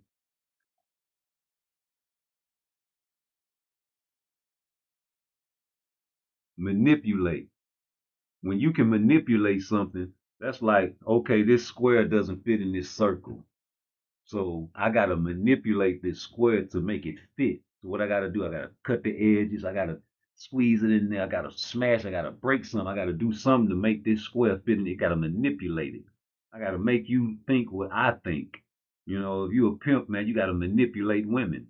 So they're going to manipulate the weather to do what they want it to do. You know what I'm saying? So they on top of the regular natural weather. Exactly. That's why that shit just happened with the cold storm that just came this go. Bruh, population control. But global warming. You got the genetic engineers next. And everybody know genetics. Some people got good genetics, some people got bad genetics. We already seen Bill Clinton say you're going to keep on cloning the animals and the vegetables back in 96 when they cloned that sheep, Dolly. And the Dolly had children. You know what I'm saying? They're going to try to prevent other countries from using that technique to clone humans. Please, you can't stop China doing what they want to do. You owe them trillions of dollars. And I don't trust you. I know you probably clone. Who the fuck? When they had the funeral of that white boy that shot Trump? I don't know. That wasn't even a big deal. You would have thought you would have thought people would have celebrated this shit. You know what I'm saying? But another death. Right. Virtual reality designer, creating immersive virtual worlds for entertainment, education, and work could be a booming industry. You got to have talent on these computers, man. AI ethicists. As AI continues to evolve, that's the first sentence I want the people to understand that AI is coming, y'all. It's already over there in the Asian countries and other countries because you can't sanction them, man. I don't care what you say. You can say don't do this, but what you gonna tell a child? Don't do that, and what he gonna do? Especially if you're doing it in front of the child. Yeah, America is the most corrupt country in the world, if you ask me, because they so clean and pretty on the outside, hiding all their scars and battle wounds and all their wickedry. But it's okay. Now, space explorer is the #1 job in the year 3000. Why is that? I don't think so. I think they still doing the water and shit. They've been doing space already. They just focus us now on the water now. It's not a big job for people to go into though, homie. Like right now, the biggest job for a man to get right now is probably a warehouse job. These are this is predicting the job market. The job market. Predicting the job market in the year 3000 is quite a challenge, but it's fun to imagine. Here are some of the futuristic job possibilities. It's just a possibility, but the fact that they predict #1 is space explorer is funny to me because we see the movies.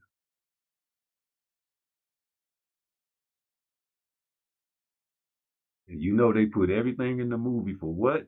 To get us used to what's coming. The cartoon Jetsons had the space traveling, and that was in the 70s. That cartoon came out, and they had the AI robots on that cartoon as well. Star Wars. Any futuristic movie that you see, you notice it's only a handful of black people in the movies. You never see the ghetto, and it's always maybe one or two niggas in it. You gotta watch everybody's role they play. But just because it's just one or two niggas in it, you don't see nothing but people of mixed race in it as well. Different aliens, different type of colored creatures like avatars. So I don't know. In National Geographic, they predicted that America would be predominantly minority colored. You know what I'm saying? In 2040. What that consists of? Light skin? No, you know, like mixed race or whatever, not Caucasian. You ain't gonna catch 100% Caucasian. But see, what people don't understand already that the Europeans are the minority in the world. It's just in America they the majority here. That's all the image of them people right, on the movies. Right, but in 2040, you know, by National Geographic, they say by that year they won't be the majority here. And that's troubling. You see why they doing what they doing to preserve like they trying to reverse the abortion thing so they can keep the children coming and stop, you know what I'm saying, to keep theirs prospering. You know, I hate to say it, but my own baby mama was trying to get money from me to get an abortion for my child. And I denied it. I cursed her out. Well, I feel like it's a choice. Just like it's a choice for you to buy some cigarettes and motherfucking alcohol and drugs. It's a fucking choice. Yep. And God gave us free will. You know what I'm saying? So it's a choice to kill a man, especially if you feel like he did you wrong. You know what I'm saying? So there's choices and consequences in life. So, but you know, as far as these jobs, what is it? Thou shalt not murder. Kill. But, kill now. Yeah, that shit ain't that. They changed. Please. But as far as like these jobs, homie, that's coming sooner than we think because we already got the AI, the robots in the warehouses at Budweiser, what's that other warehouse? I went to an Amazon joint. Amazon. You know what I'm saying? They got the robots in there. You know. It'd be like, I don't know, I think it was probably about 6 people in that warehouse and everything else was just motorized. Yeah. But they got them coming, y'all. So, you know, I'm trying to get my movie out called Robot Wifey. Y'all ain't fucking with me. So hit my like button, man. I'm trying to get that shit out before they steal my idea. You know what I'm saying? It's prolific, man, because in the movie, you know how they had the war on drugs in the 80s? And, you know, that's crazy. That's another topic. Like, you actually brought cocaine to the black community to fund the war. And you still call the war on drugs. And I believe it's because it seeped up into their community. And, you know, them white girls love us. They can't resist us. And you know, once a nigga get them gals high, man, they gonna take that shit back to their house and they're like, oh no. Now it's just say no. In a war on drugs, you got army tanks in black neighborhoods and curfews and shit. You know what I'm saying? Some pandemic lockdown type shit in the 80s. And then you got Bill Clinton, Joe Biden, Hillary Clinton come together and made the crime bill. You know what I'm saying? I was affected by that shit, man. Career criminal to me. You know what I'm talking about? And get 192 months in the feds for some shit they ain't never catch me with. That's how that shit work. But nigga, what about a war on crime? Because niggas is reckless and lawless shit in Memphis, and especially in Florida. Man, that stand your ground, man. You walk around that bitch, nigga cuss you out, nigga, you blow it. Bang! But it wasn't, that law wasn't made for us. That shit was made for them because niggas ain't got no legal firearm down there. And same in Memphis, niggas riding around with extended clips and switches and shit, and it's cool because it's lax. You can ride, you ain't gotta have no permit. Same as in Georgia. You know what I'm talking about? So I be seeing convicted felons in Georgia with guns. You know what I'm saying? So you can't do that in Florida, but you gotta stand your ground. So imagine that in all 50 states, 50 some states, man. It's gonna be the wild, wild west. Niggas already on Instagram showing their guns off and doing Twitter shooting niggas on live and shit. We showing and the white folks hiding. I'm talking about niggas don't care about nothing, nigga. So eventually it's gonna get worse. Cause these children gonna have children and they gonna raise their children worse than what the white people got it. they got something for them. The answer the answer that they giving me is more like us and the government. You know what I'm saying? Like, hey, they do martial law, man. They could try to come over here and try to confiscate. No, I'm standing my ground. You're gonna have to go on that safe and get all my shit. You know what I'm saying? That's what's gonna happen. Yeah, but at the end of the day, shit, niggas just better be ready. That's what's gonna happen, and niggas ain't gonna be ready. If you Thank you. Shit, you better prepare to fail and fail to You prepare. gonna die, homie. The real niggas gonna die. That's what they want. The real niggas gonna defend their house just like the real white boys. The real white boys ain't with that shit. They gonna defend their house. They gonna die. That's why the real white boys out there in the woods training their children to live without electricity right now. I think it's gonna be more of a treaty. Like it's gonna be more of a treaty soon. Soon as that shit hit. Nah, for real.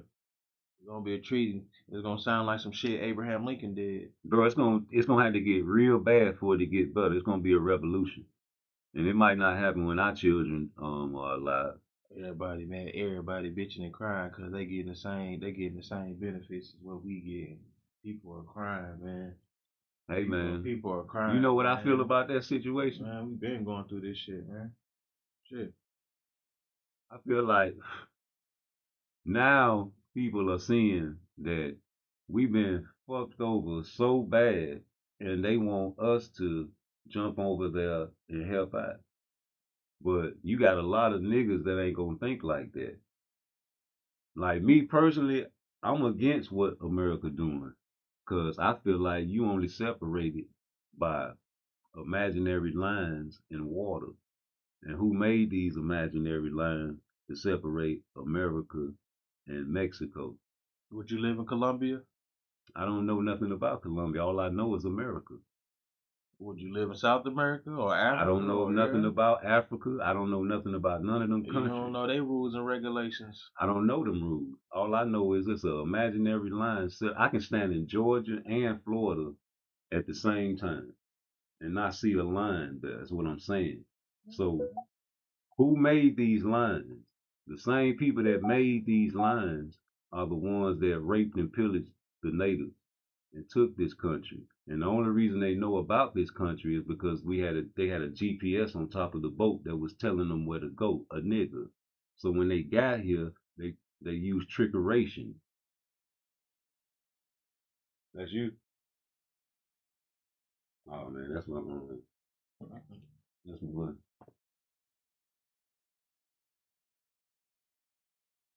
Hey.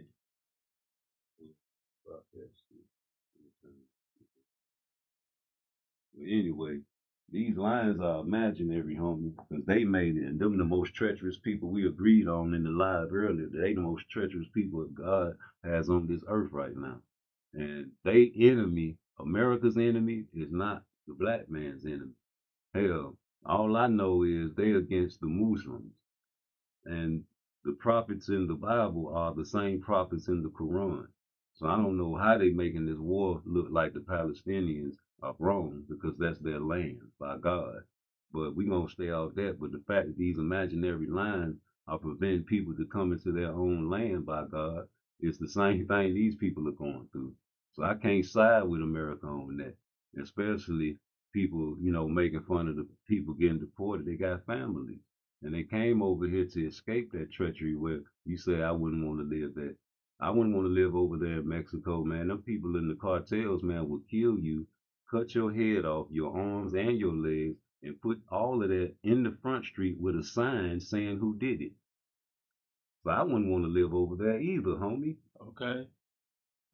So basically, I mean, I was asking that because, all countries, all states of us, you know what I'm saying, continents, whatever, everybody got a boundary if you in that motherfucking United Nations table, you know what I'm saying? Oh yeah. So who made it like that? I mean, hey, it had to be some people to put that bitch together. Now I understand what you're saying. It need to be regulations and laws, man. I mean, But once you got presidents in office that allow that shit to be lax, and now you got people over here, then you giving these people funding when they do get over here.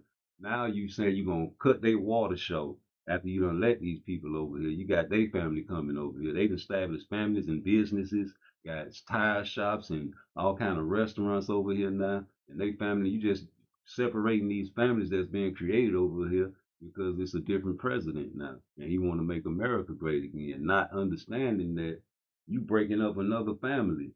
We already worried about the black family being broken, but they breaking up their family. We not in their shoes.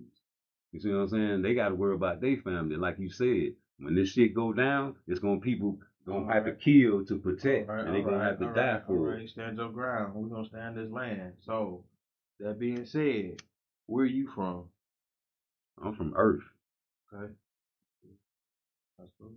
I'm from God. I'm from Earth. All I know is the nigga try to do a deportation on me. Shit. We ain't from here. You an immigrant too, homie. Shit. I was born in Louisiana. Now, where your ancestors from? Where am I going again? Because then that means you telling me my documentation. These people that's been born over here, their ancestors are from Mexico or wherever they trying to deport them to. We over here, our ancestors are from Africa, but they can't deport us because we are the cream of the crop, the people that built this shit. And they have to put us here because they added us to the 14th Amendment. That 14th Amendment was made for us. Research on that. The 14th Amendment was for us, homie. When they so-called freed the slaves, bro. Man, that subject you talking about get real difficult. Go ahead, chop it. Man, somewhere down the line, man, there's a big identification with people. So, you have people that were natives here already, and then you also have people that came from other places that was here still too, before Christopher Columbus and all the people. There was already people established here. It's a lot of tribes. Right. So, okay, you battling motherfuckers, you killing motherfuckers, and you sitting here throwing them in different areas. So you have people, you got the white people and the black people motherfucking kidnapping, raping, reproducing. They doing all this shit here. And when I say that shit get real deep, man, we the only people that down there don't know where like it started from. You know what I'm saying? Mm-hmm. There's a lot of other cultures and races that they know what's going on. But we the ones that's over here in America, we the ones that's lost. Right. I'm still trying to figure out anybody that was from Africa, can I get a name? You know what I'm saying? Because I could go back to the 1700s that my people been here. You know what I'm saying? Before some 1900 shit. And them motherfuckers had land, lost land, got broke, bought out. Shit, I even, there was some motherfucking natives that was motherfucking slave owners too. You know what I'm saying? So, man, this shit get real deep. We don't. The motherfuckers ain't tell us all this shit, man. In school. And on that note, just like in Florida right now, Governor Ron DeSantis said, "Fuck that! You ain't got to teach slavery in the schools no more." And they don't teach it. And in fact, they say, man, hey, they treated the slaves good. They had clothes, they had a place to stay. And so when they say Trump say, hey, we're gonna take the Board of Education out of DC and let the states handle it, that's what the goal is. So the brainwash. Let's see where y'all go with this shit. Right. So what's up, Just Do Boxing, young boy? But you know, to see where that go, man, you know where it's gonna go, Joe. What you gonna teach your children in your house about slavery? Shit, I already teach them shit. What you teach them about slavery? Man, look here, man. If you talking about 16-year-old nigga intelligent, like what you think they gonna teach them about slavery in Florida? Man, he really be trying to keep the peace. I ain't fucking with you. That nigga was trying to keep the peace. Hey man, you ain't into basketball, is you? Yeah, a little bit. You seen that shit with Dallas and LA? And they traded the white boy, and now all the Dallas fans ain't Dallas fans no more. Yeah, man, that's niggas Niggas riding the wave, man. They riding that wave, man. Luka Doncic is an alcoholic, homie. This man is a cold beer belly white boy that can shoot and dribble. And now that they done added an extra step to the NBA, you can travel and step back and shoot a three. As long as you can shoot a three and dribble, you can make it to the NBA. You ain't gotta have no heart and go to the paint and not fear nobody fouling and shit and not getting your teeth knocked out your mouth. Cause you know they took that away in the 90s. You know, after the 90s, it was over with. Man, I think if I was about 6'4", 6'5", I probably did something. I probably, you know what I'm saying? But niggas came up short at 6'2", still nasty. Wish I was a little bit taller, face ass. Man. Hey man, but that's how it be though. You know, you probably should have been a boxer, homie. You got the size. But yeah, when I went to Philly, when I went to school in Philly, shit, you know, them niggas like the boxing shit. Yeah, you know, with the college out there. Hey man, just to when you went to college at? Cheney. Okay. You know what I'm saying? That's the same school Bill Cosby had, you know what I'm saying? Yeah. Shout out to HBCU. What's up? Yeah, but man, you go downstairs, nigga, in that basement, nigga, and gotta wash your clothes, shit. Hey, we down here fighting like for the washing machine, nigga. You know what I'm saying? Hey, brother, what they said, young boy. Yeah, they wrecking, nigga. It's a different generation now. Like, you see these young guys in the boxing world, right? And you be like, okay, that's cool. But the average young nigga don't know how to fight. And that's because ain't no more fight no more in the streets, bro. You know what I'm saying? The OGs when we was coming up made us fight, man. They just sat out there and circle our ass off and be betting money on shit, man. I walked, especially when I stayed in Chicago, man. In the Mexican community, my dad had us staying off Halstead one time with our auntie. You know, it was a little too like a store on the bottom and an apartment on the top. But I used to go to the park and run through the Mexican neighborhoods like that, right? Man, you see them boys out there like 13 or 14 people circling two little 6, 7-year-old boys out there thumping. And I don't know what they were saying, you know what I'm saying? But they be out there, man, you see the Nero in their hand. I say the Nero because that's what they call it. But they got money in their hand. Them motherfuckers, I got beer, cervezas. They been that bitch letting them boys get it.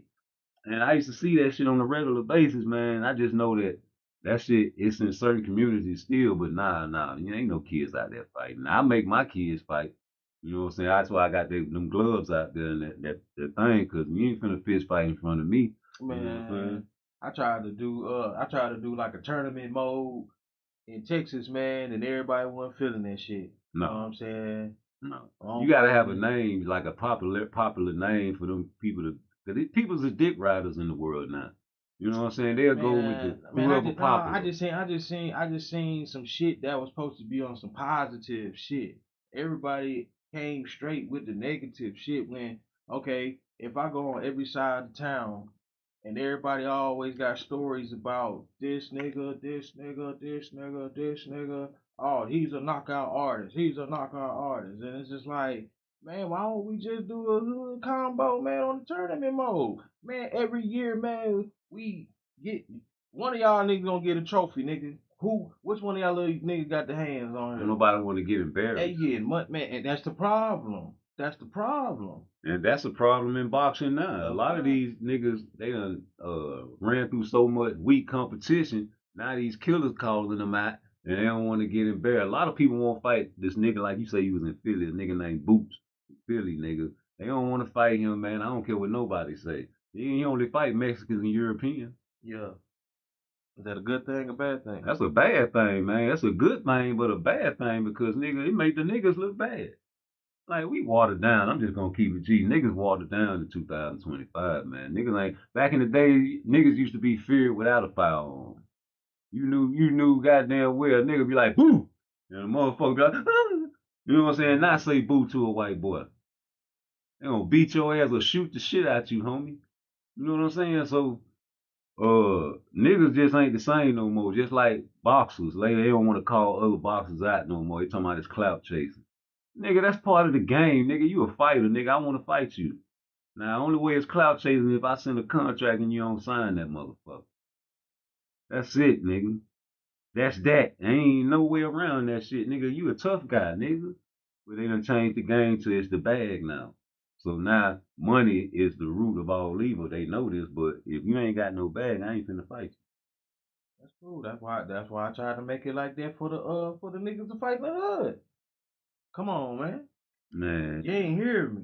It's watered down. Niggas back in the day, like when my uncles used to come out the house with them gloves, we used to run out wherever we was doing and run up to the stairs to get them bitches because we wanted to show who had the skill, who was the toughest in it. Like if it was all our cousins, we wanted to rank each other.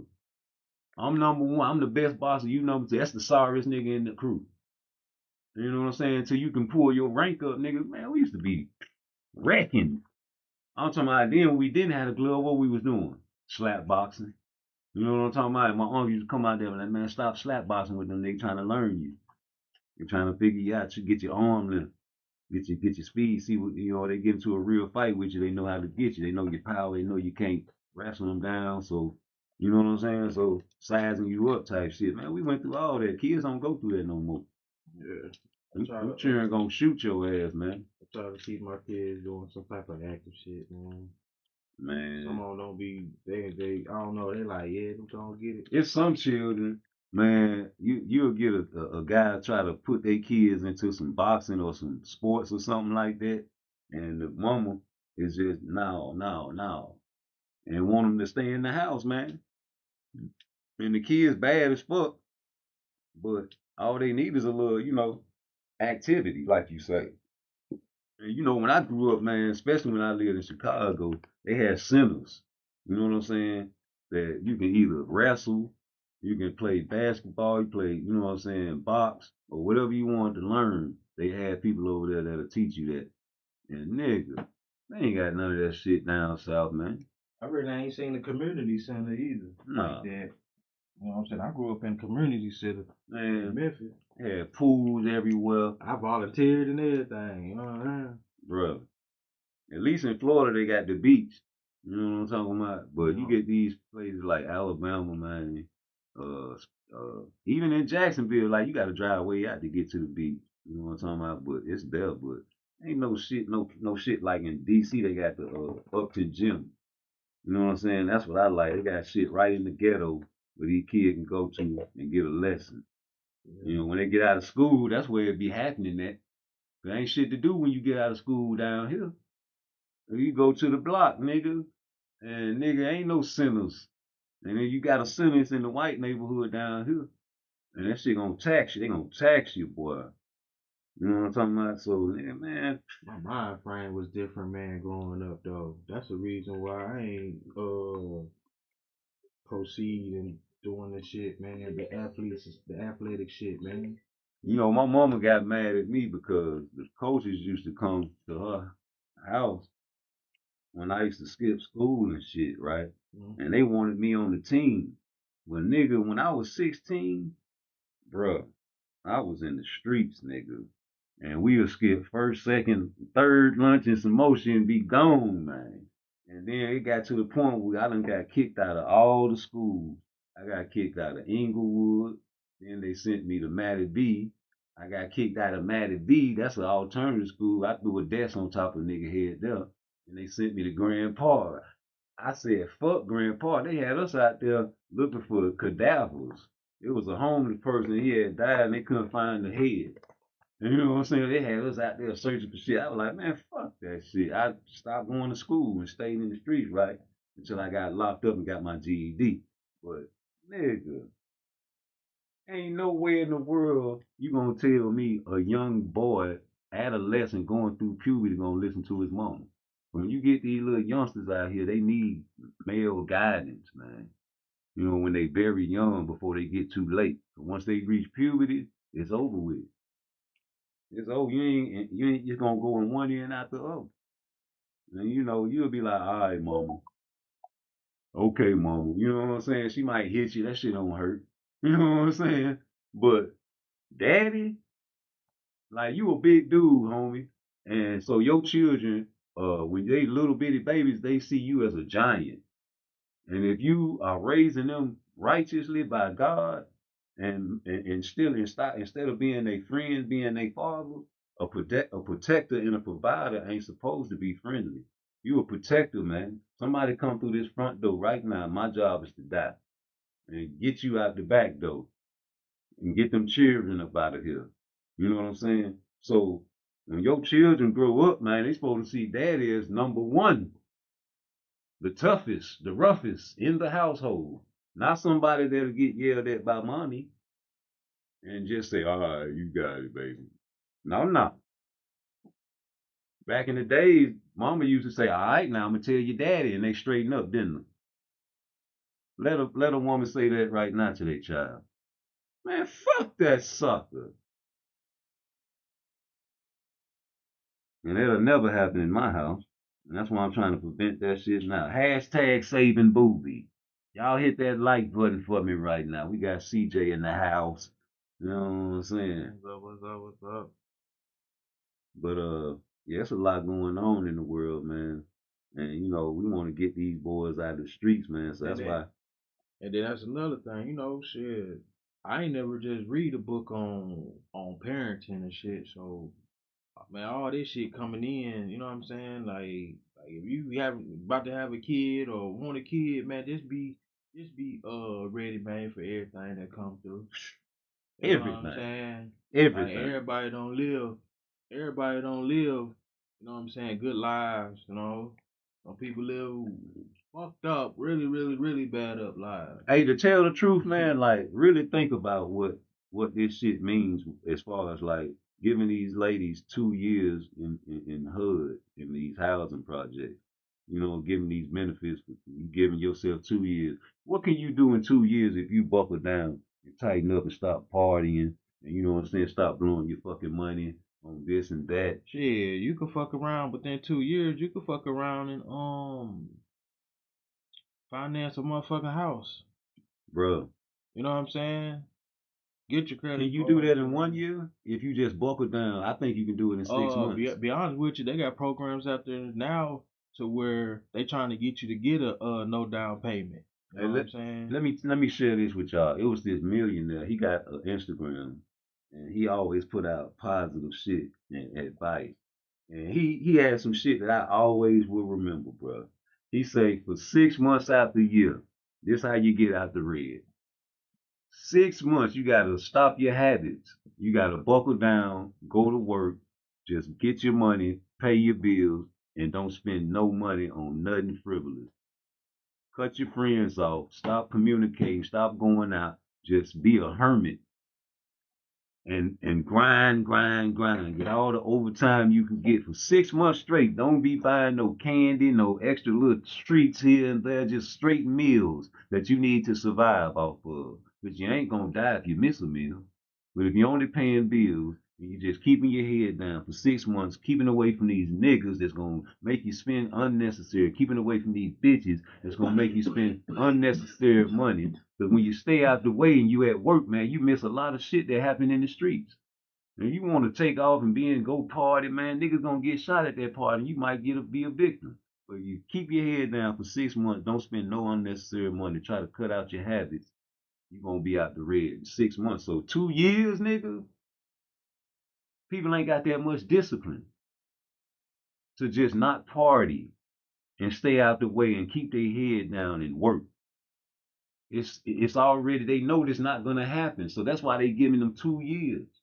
That's a culture shock to tell a person that's been living off this shit since the 60s, when they gave the women an option, either have your man or this HUD housing. Which one they gonna choose? The stamps, bro. They gonna choose the benefits. So when they cut this shit short, it's gonna revert back to the days when they needed daddy. Because right now, the I word is attached to our strong black women. And that's fucking the whole strong black woman thing up. And you know what the I word is. INDE, yeah, independent. She got her own shit. Don't need no nigga for shit. Man, you need us because we need you. God made us and said it's not good for man to be alone. So what he did after he said that in the Bible? Nope.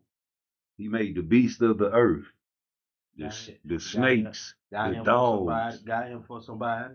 Yeah. And once he made the snakes, the dogs, the bears, and all that shit, man, he seen that it wouldn't suffice. He put us to sleep, took our rib, flesh of our flesh, blood of our blood, and made woman as a helpmeet. And you get the king on the chessboard, don't move number one space at a time. But that queen, the most dangerous piece on the board.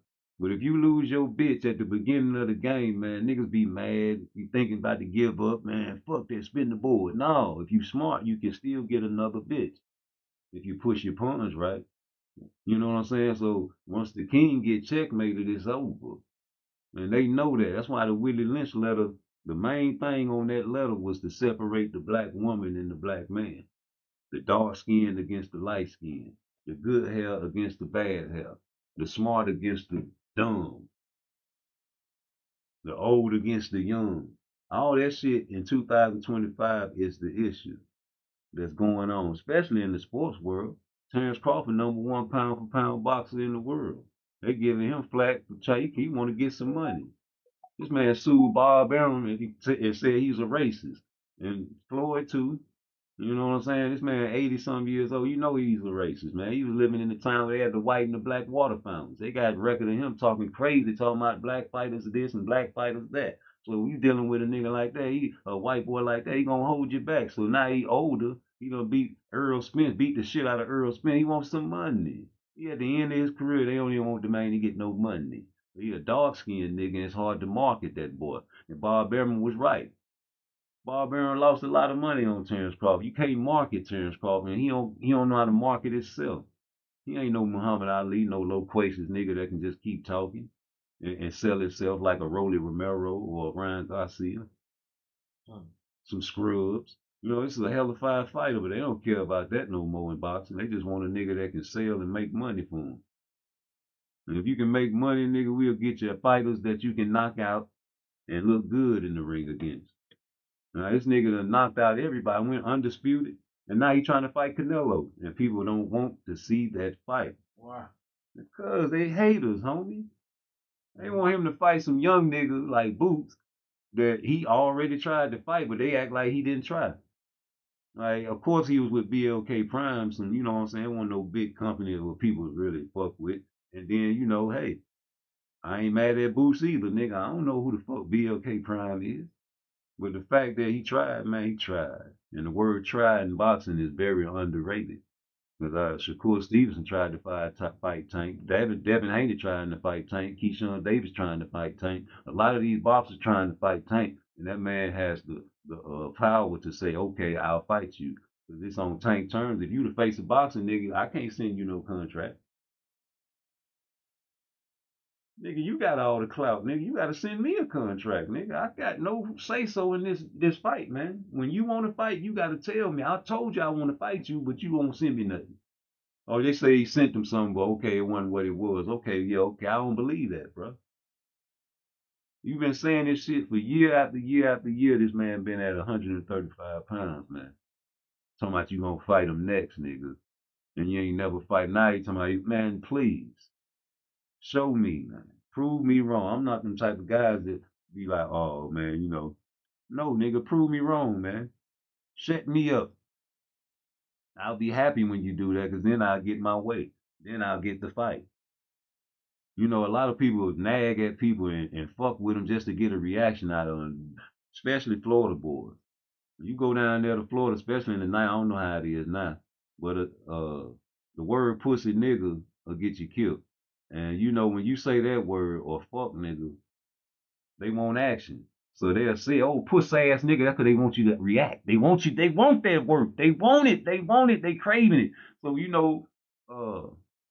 niggas calling you out your name, bro.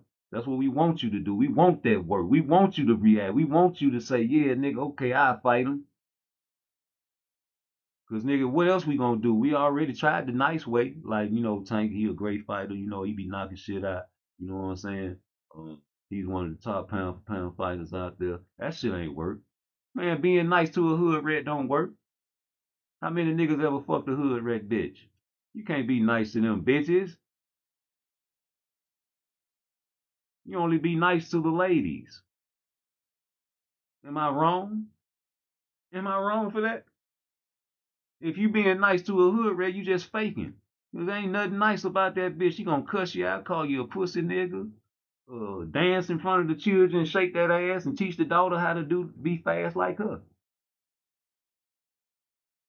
Play sexy red. Fuck my baby daddy in front of you. You respect that shit, nigga? You just want to hit. You just want to fuck. You know she good at it. Yep. You'll leave your wife and your kid at home sleep and sneak out and sneak in the ghetto to get these hood rats, nigga. Because your wife don't do the things she do.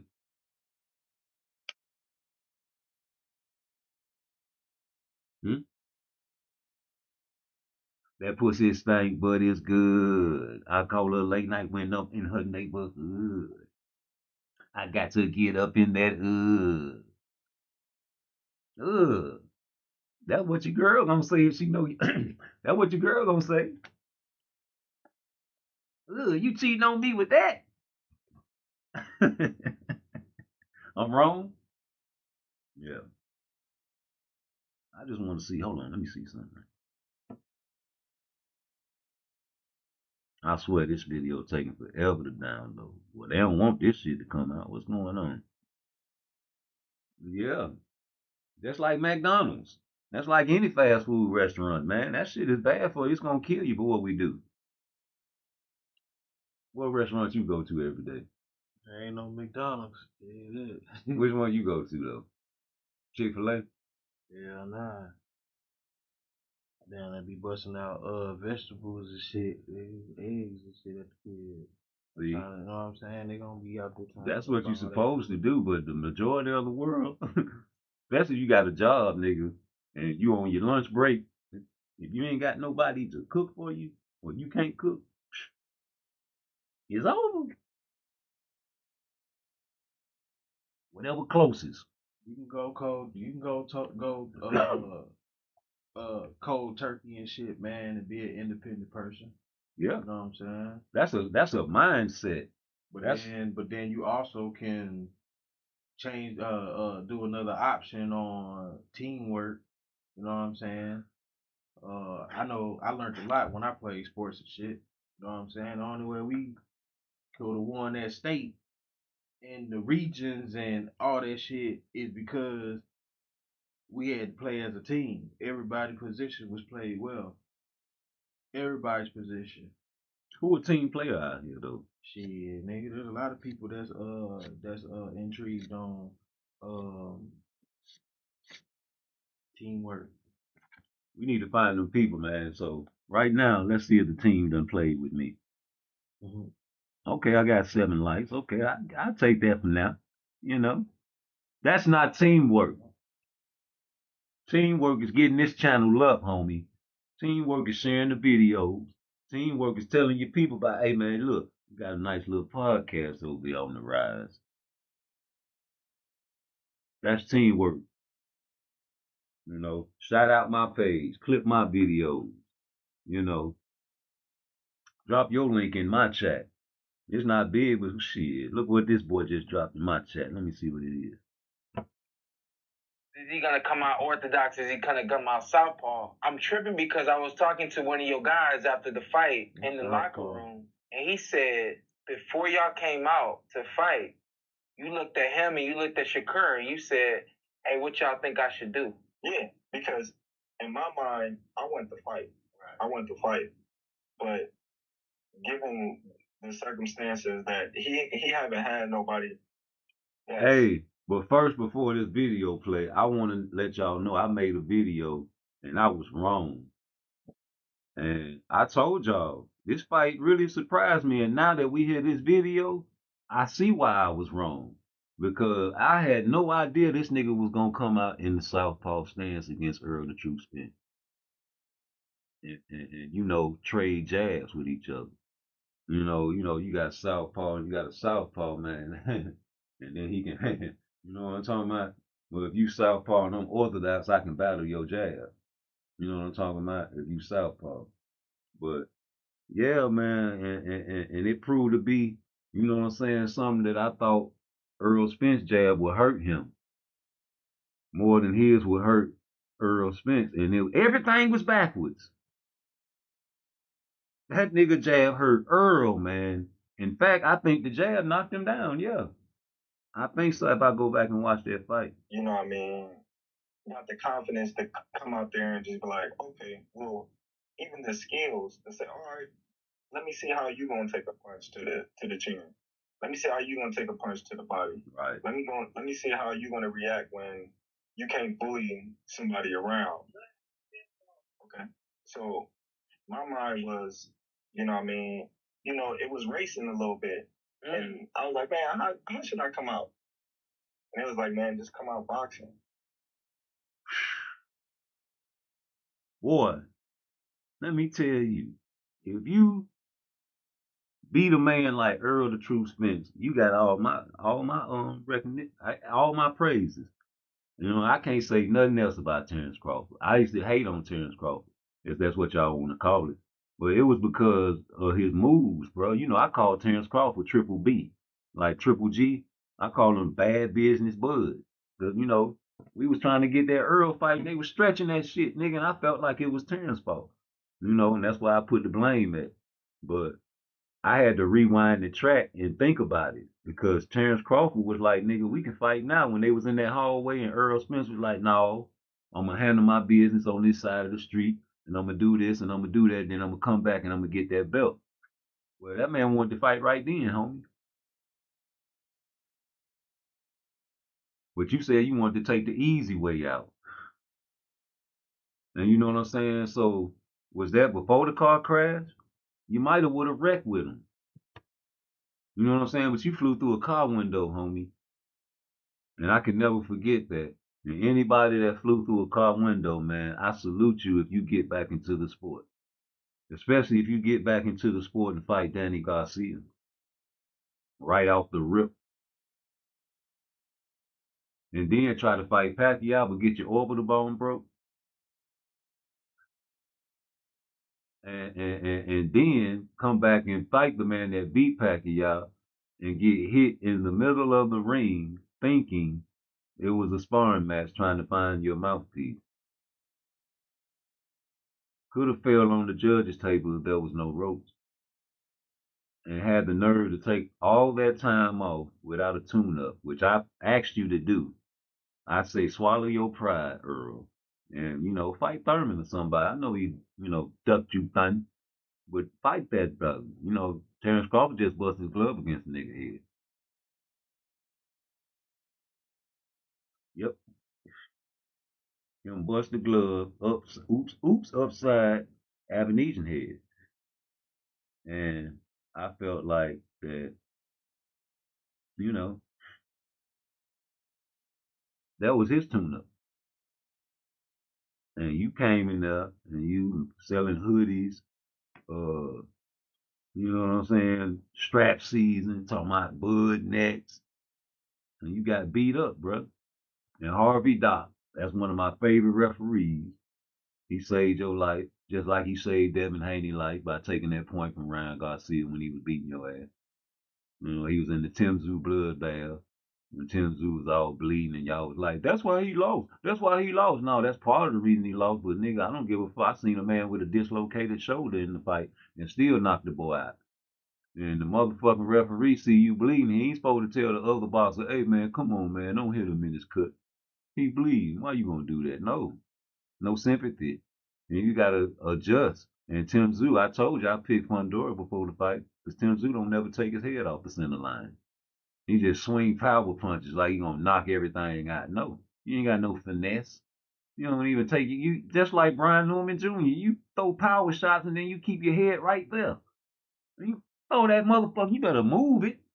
Cause something gonna come back. I don't care how hard you hit a nigga. That's what I was taught. I was taught, look, Robert, if you hit a motherfucker, I don't give a fuck how hard you hit that motherfucker. Move. Move, nigga. Cause even the dead man can shoot a bullet when he gets shot. Huh? Am I wrong?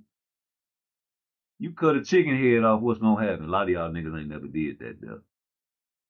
How many of y'all know how to cook a chicken from scratch? Huh? Y'all niggas don't even know what the first thing to do. What's the first thing to do? You cut the head off, right? First you gotta catch it like Roy Jones and Terrence Crawford. Unless you got a pin. Once you catch the chicken, you gotta wring that neck, chop that head off and tilt them upside down and let that blood drain, don't it? A bucket of blood. What you gotta have next? A hot, big pot of boiling water, don't you, boy? Yes, you do. Because you gotta get them feathers all loose to pluck them. You know. When you pluck the feathers, what you gotta do next, boy? You gotta cut them. A lot of you niggas don't know how to cut nothing. You like to shoot from across the street. Hmm? A lot of you niggas got guns and got bodies and ain't never killed the nigga close up and personal. And smelt what the nigga ate before he died. You niggas is accident murderers, killing people on drugs. As soon as you get in the holding cell and them drugs wear off, you crying for mama. I done seen it happen over decades. So, what's the next thing after you gut them, nigga, and you get all the innards out, the guts? You scared to touch that? I seen children scared to touch the food they just ate after they wash the dishes and try to get the shit out the drain. What you scared to touch that for? You just ate that there. After you gut it, man, you know, you clean it real good, man. You know, you get all the bone, whatever you're gonna chop it up, you get the leg, you get the quarters, you know, and you batter that shit up, you know, with a good seasoning, man, and you throw it in the grease, nigga.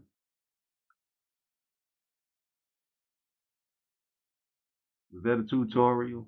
Yeah, I think they need to hit my like button for that, and you can go cook your chicken. A lot of you niggas are you can hear a knock on your door right now.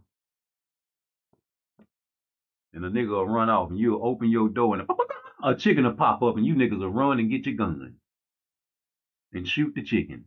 Some of you ladies are called the Humane Society, animals help get the chicken out your house. Scared to touch it, but you got guns and the killer man. You got boxers that want to be gangsters. They hang out with gangsters like Shakur do. That's terrible. That's Charles Barkley terrible. I would hate for something to happen to him. You remember Takeoff, the rapper? He got shot. The nigga Shakur Stevenson, he out there with the mob ties niggas hanging out. Right there, witnessing crimes. You know what I'm saying? Like, you can get a straight just like Takeoff got a straight. Or was there the intended target? You know, we don't know. Place at wrong time. Hmm? That's why them centers like the Upton Gym kept Tank out of trouble when he was a youth. You know, you got a place to go after school, brother. And they teach you a craft. You already out there fighting. Come here, boy. Oh, we can make some money off this nigga. Take him to Floyd. Oh, Floyd seen him and what he told him. You either want $50 million or some belts. What you gonna choose, nigga?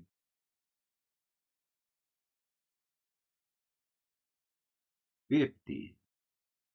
50. Devin chose the belts.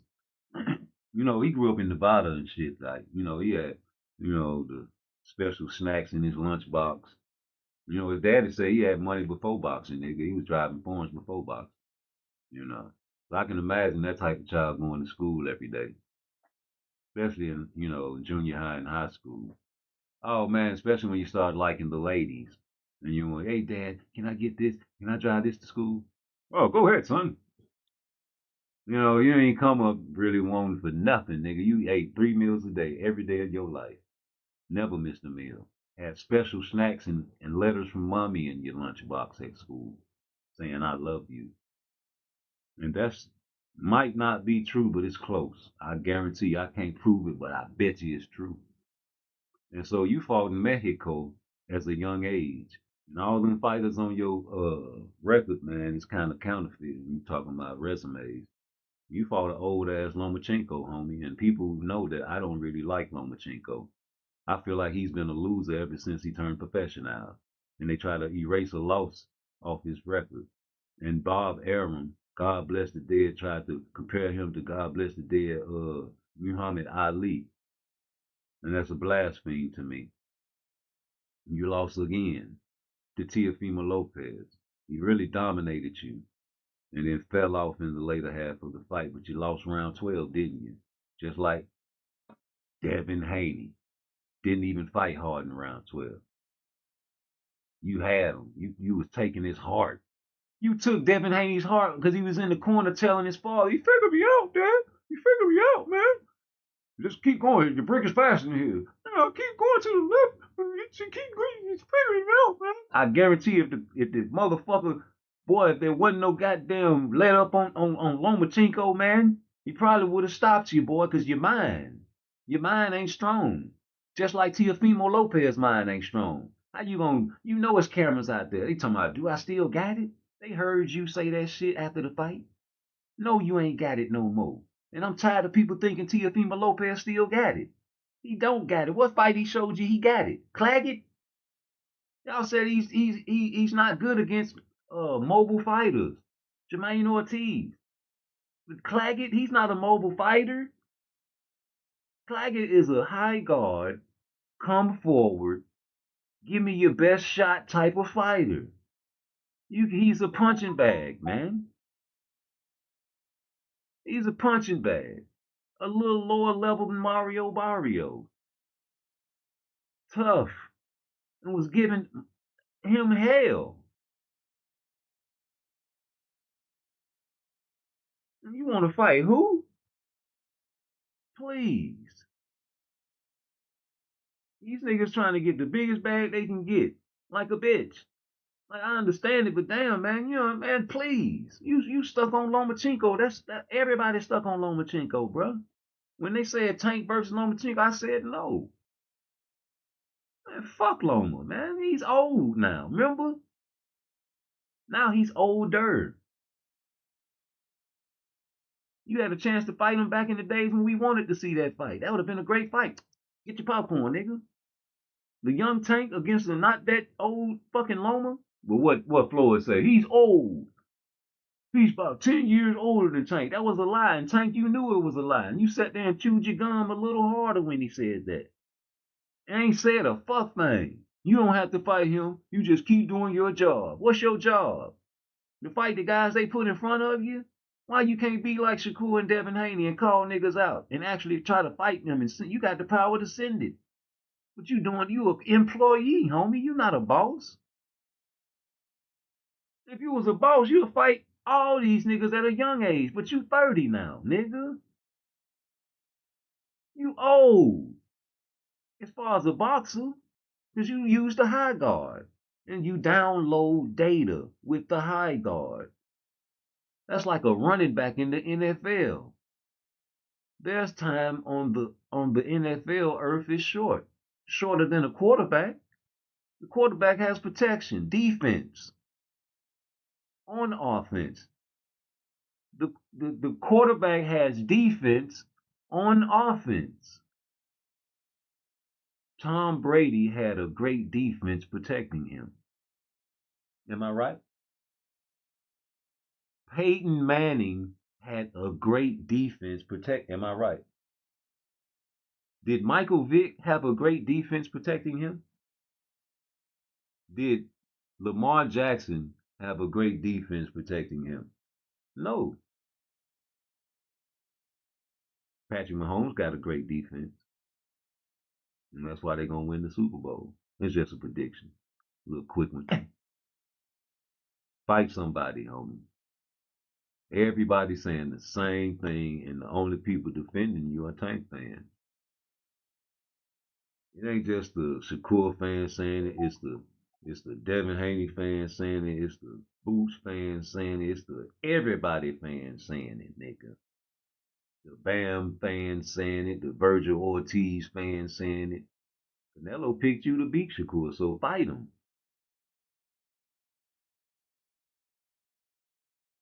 That's your main man, number one. You're my number one. Even though I moved on to another, my number one. Yeah, that's your guy. He's in your top five. Remember, it was you, Canelo, Inoue, Terrence Crawford, and Shakur Stevenson in your top five. Yep, you said Shakur Stevenson was in your top five, bro. But now all of a sudden he ain't did shit for boxing. I know. It's getting close. It's getting time. When you was fighting Frank Martin at that press conference, man, you said it's time. And ain't nobody really know what you was talking about, but I did. You know, Floyd was trapped in Dubai, I think, and you called Floyd gay. It might be true, man. You know, a lot of people you associate with, man, are fruity and kind of strawberry-ish. You know, Richardson Hitchens was just on the video with something that women wear on top of their head when they don't want to be seen with their naps. When they go out to Walmart and you see the shower caps. That disgusts me. That's something you should wear inside your house. And the only time you come out the house is presentable. Because you represent not just yourself, you selfish mother lover. You represent your man and your children and your mother and your father, your whole family, your bloodline will be looked at like trash. That's your daughter? What you say? Roll your neck then, baby, because we do have the rhythm, but don't roll it at me.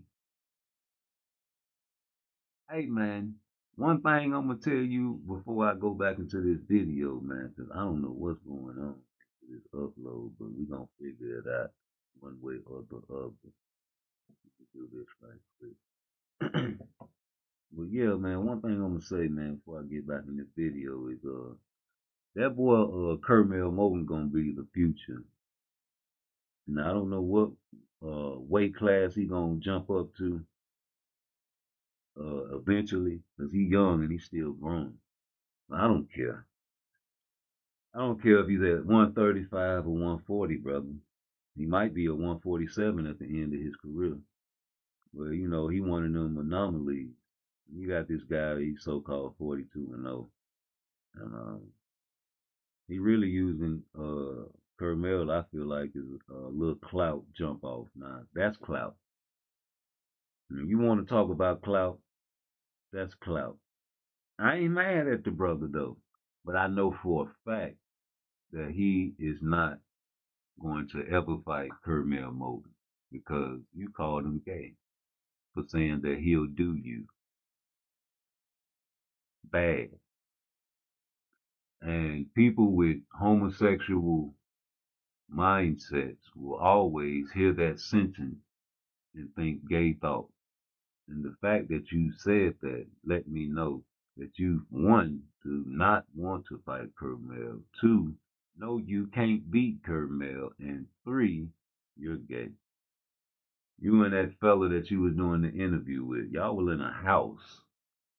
I don't even know if you guys might be lovers, secret lovers. because, and, yeah. But anyway, you know, Carmel want to fight you. He put your name in the algorithm. You should be happy that he did that. What I would have said if I was a youngster, knowing that how I was raised, and if I would have became a boxer, I could have been an athlete if I wanted to. I chose the street. But what my mind state is yo, Carmel calling me out. Okay, cool. You got your little name popping with Floyd though. But let me tell you this, I'm 42-0, and I'm up for a title shot, homie. Of course you want to call me out when I'm getting a title shot. Let me see if I can handle this here, because you know I'm on the verge of going 50-0, homie. That's something big. And I appreciate you for putting me in the algorithm. I was trying to stay on the low.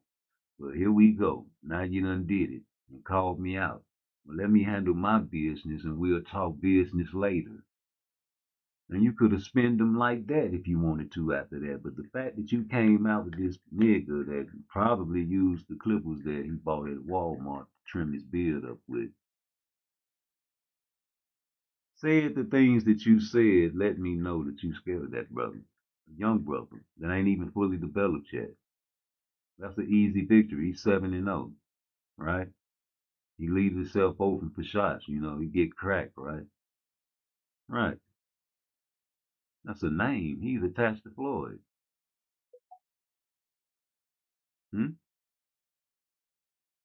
Bright lights, smart guy. Floyd got the Midas touch, don't he? Oh man, if it wasn't for Floyd Mayweather, Kermel Moulton would be you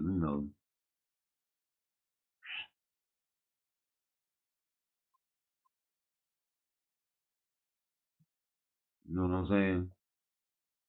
That's just an opinion. And but the fact that he is associated with Floyd is how we know Kermel. Uh, if we think about it, you got to thank Floyd as well for your name being in the algorithm now. Same as Tank.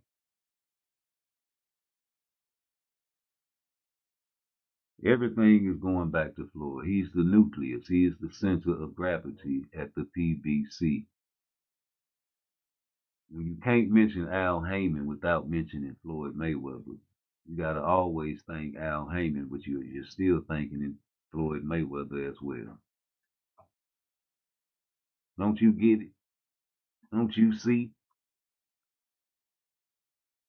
It's the venue. No, it's the money. It's the venue. Oh, it's the money. It's Floyd. Not Pretty Boy Floyd. Floyd Money Mayweather, nigga.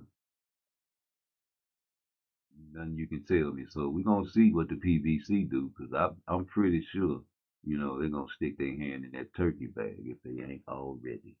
Yeah, they been sticking their hand in that turkey bag. You niggas just trying to cover your face up with your fingers and act like it ain't happening.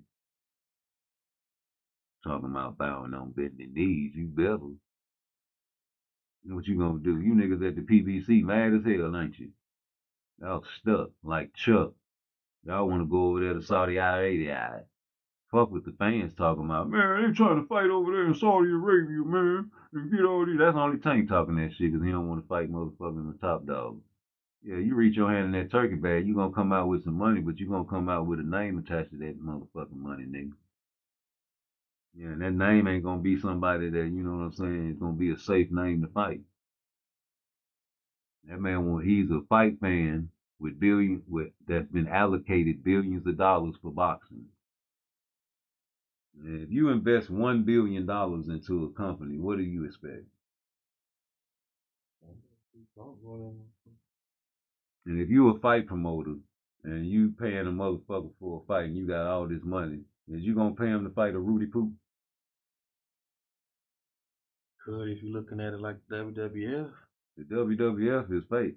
I'm just saying. So that's a Jake Paul fight. They say Canelo and Jake Paul finna fight. Is that true? Every fight might be like that. You know what I'm saying? That's how the future is, bro. This shit gonna get to the point where they gonna have to put some android robots in there.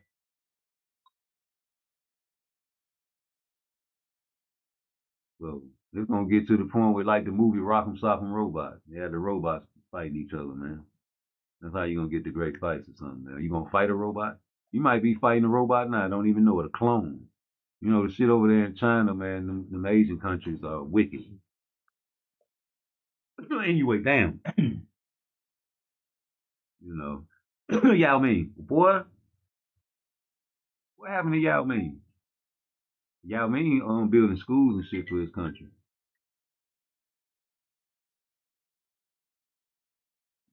Yeah. I think Manute Bol did the same thing, man. A lot of them Africans and them foreigners, man, they go back to their country and try to build it up. You know, try to get the kids out the street. You niggas get this money, man, you know, you get the luxury cars, man, the foreign cars. You get your foreign wives, man. And you look down on people like Terrence Crawford that got his wife and children and don't care how she look. Y'all make fun of how she look. That man in love, man.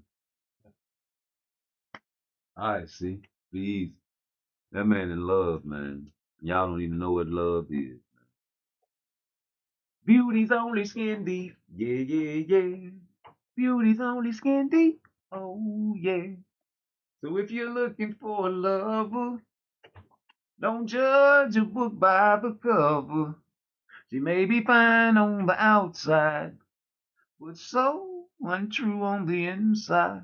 I'm telling you, beauty's only skin deep. Yeah, yeah, yeah. Beauty's only skin deep. Oh, yeah. It's only skin deep, man. When you get old, baby, and that booty start dropping, and the girls that say they thick right now start flopping and flippity flappity, and the skinny little girls that like Glorilla get old, they shit fall all in the right place, don't it? I'm at the age to see the girls that was in high school that was fine and thick at the age in their 40s now. I see them. You don't exercise, baby, it's gonna get ugly for you, baby. You know, you need a man like me in your life. A man is gonna be honest and say, "Hey, baby, I didn't meet you like that. I tried to take you to the gym with me on the multiple occasions. What did you tell me? These niggas out here love them thick. Yeah, that's what you told me, baby, but we older now. We in the 40s now.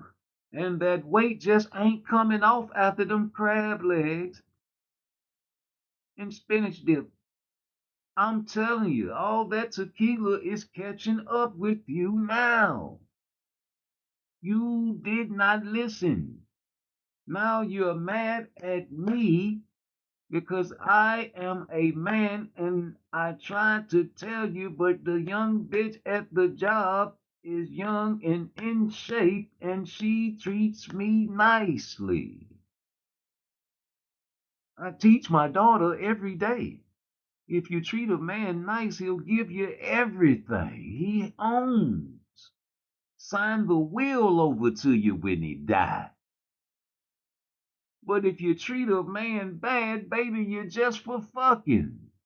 And baby, you're my wife and you're treating me bad. And I don't want to just treat you bad and not just fuck on you. I want to make love to you, but I can't do that because when I hit you now, I just want to grudge fuck you and treat you bad and dog you out and you like it. I don't want that from you. I want to get it on the outside. And you done went 2 weeks without giving me some. What you think I'm going to do? Now you're old and you're going through menopause and you really don't want to fuck. You're having hot flashes. You're mean to me. The young ladies are nice to me. I think I'll partake and tiptoe in the ghetto and find me a hood rat. Shh. Keep it on the hush hush. Come back home, shower, get back in the bed and say I love you, 'cause I do. That girl can't get everything I own when I die, just a couple of dollars and a couple of smoke or two, a drink or two, a couple of dances from my songs that I play and she likes them. You say my music is trash. Jesus. I tried to read the Bible scripture where they told you God said it's better for a man to sleep on top of the house rather than inside the house with your type of woman. I come home from work, You nag soon as I walk inside of your door. I'm hungry. I say I'm sorry. Go to the kitchen. There's nothing to eat anymore. I say, baby, what did you cook? What did you eat? Oh, we ate out. What about me? You say it's something in the freezer. A pizza? Please. I go to get me something to eat and Shanika calls me.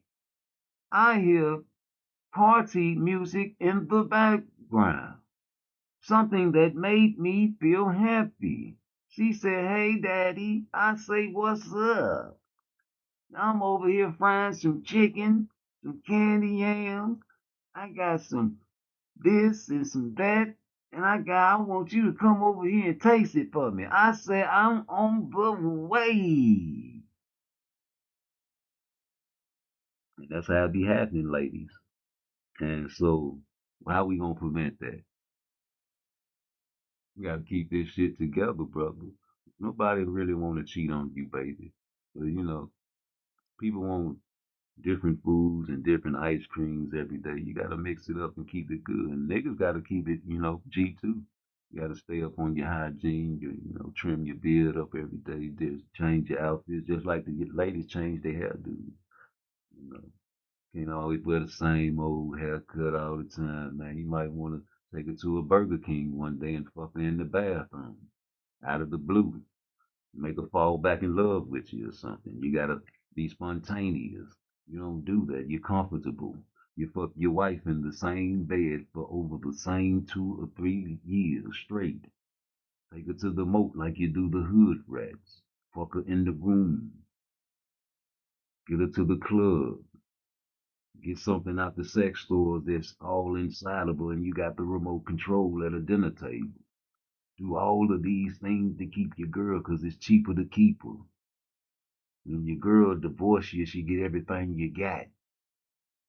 That's why I'm gonna teach my daughter this, and I don't care what nobody say. Find your husband in college or either high school.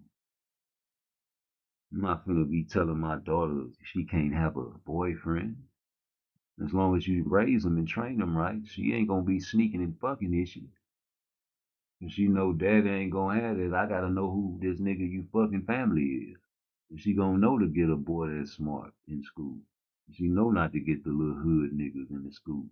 And if you want to have a boyfriend, I gotta know a family. I gotta go and see, and she gonna know to try at least to get a boy that got a mother and a father in the household. And if you don't, at least have a good relationship with the father. And I gotta be able to meet them if she gonna have a boyfriend in high school. And in college, I can't control it. And she'll be trained right, just like the little Chinese children in China cook meals for their little sister at the age of 8 and 9 years old.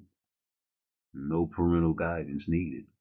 Start the fire in the wok pot, throw the oil in there, 5 degrees, crack the egg, mix it, throw the rice up in there, vegetables, fry the rice, make a plate for his little bitty baby sister in diapers. He's just out of a diaper, cooking. Our children be left at home for 1 hour with a stove, and they'll burn the house down. Get home from school, go straight to the video games and the cell phones now. You raise your kids how you raise your kids. We already showed you what the future jobs were in the year 3000. It's over with. You just thinking about this year and next year. You can leave your kids something when you die. That's all you think about. You don't think about your kids dying and what they're going to leave their kids. And your generation moving on and you got a replica walking around in the year 3000 that look just like you. Man, you got a family member in Chicago? Oh man, I ain't never been to Chicago. Man, this a nigga look just like you up there. I know that's probably my family. They separated us at slavery. I just want to know because everything is backwards, right? And that's what I preach. I've been doing something new lately. Because I'm keep it real, man.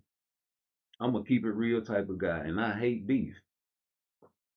Little do you know, I hate it. I hate it. I hate it. I hate it because I don't do good at beef. You know, and I'm scary. You know, I'm cemetery scared. I'm one of them niggas that don't want no trouble at all whatsoever. You know, especially now that I'm older. You know, but I'm wiser now. And to lie and act like I don't like a lot of these YouTube pages is a lie because if you go back and watch the old lives of me on Knockout Boxing 86 TV, I give $1,000 to anybody that can see me trolling in that pussy nigga chat. Everything I talk is boxing talk on other people's pages. And the fact that your nigga don't respect me is a problem because of how I was raised, G. And the peoples I was raised around, man. Now, I ain't got to prove nothing to you. A nigga call in on the line and vouch for me all the time, unprovoked. Like my cousin that called me out the blue and I answer the phone, man. Y'all don't even know. Y'all thinking he part of the show. And I put him on live just to, let that nigga tell the stories about the family. We got politicians in our family, man. And KQKC, no. KQKC on 69th, homie. you were skipping a hop away from 65th. You know the Washingtons. You know the boobies.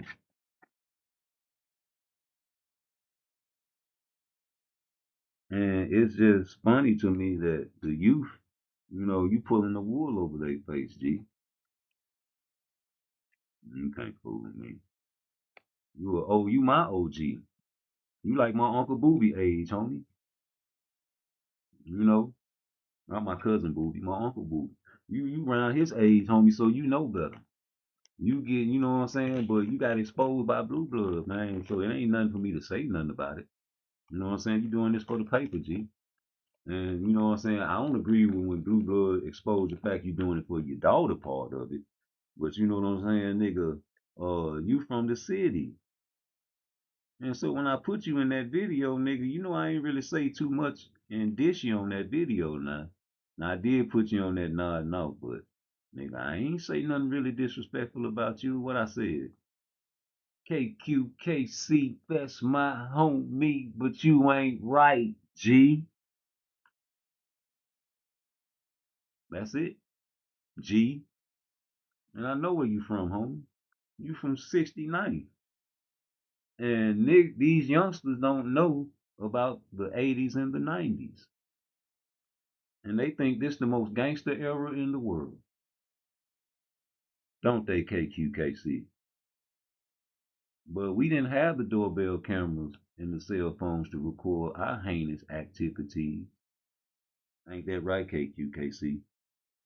And we old now, man. You older than me, so you know what usually happens to the old folks, man. They get to preaching and start trying to get the youngsters not to do what they did. And we know what you do. We know what you about, homie. Because it's nowhere in the world a young black ghetto youth living in the area that you live in ain't gonna be affiliated.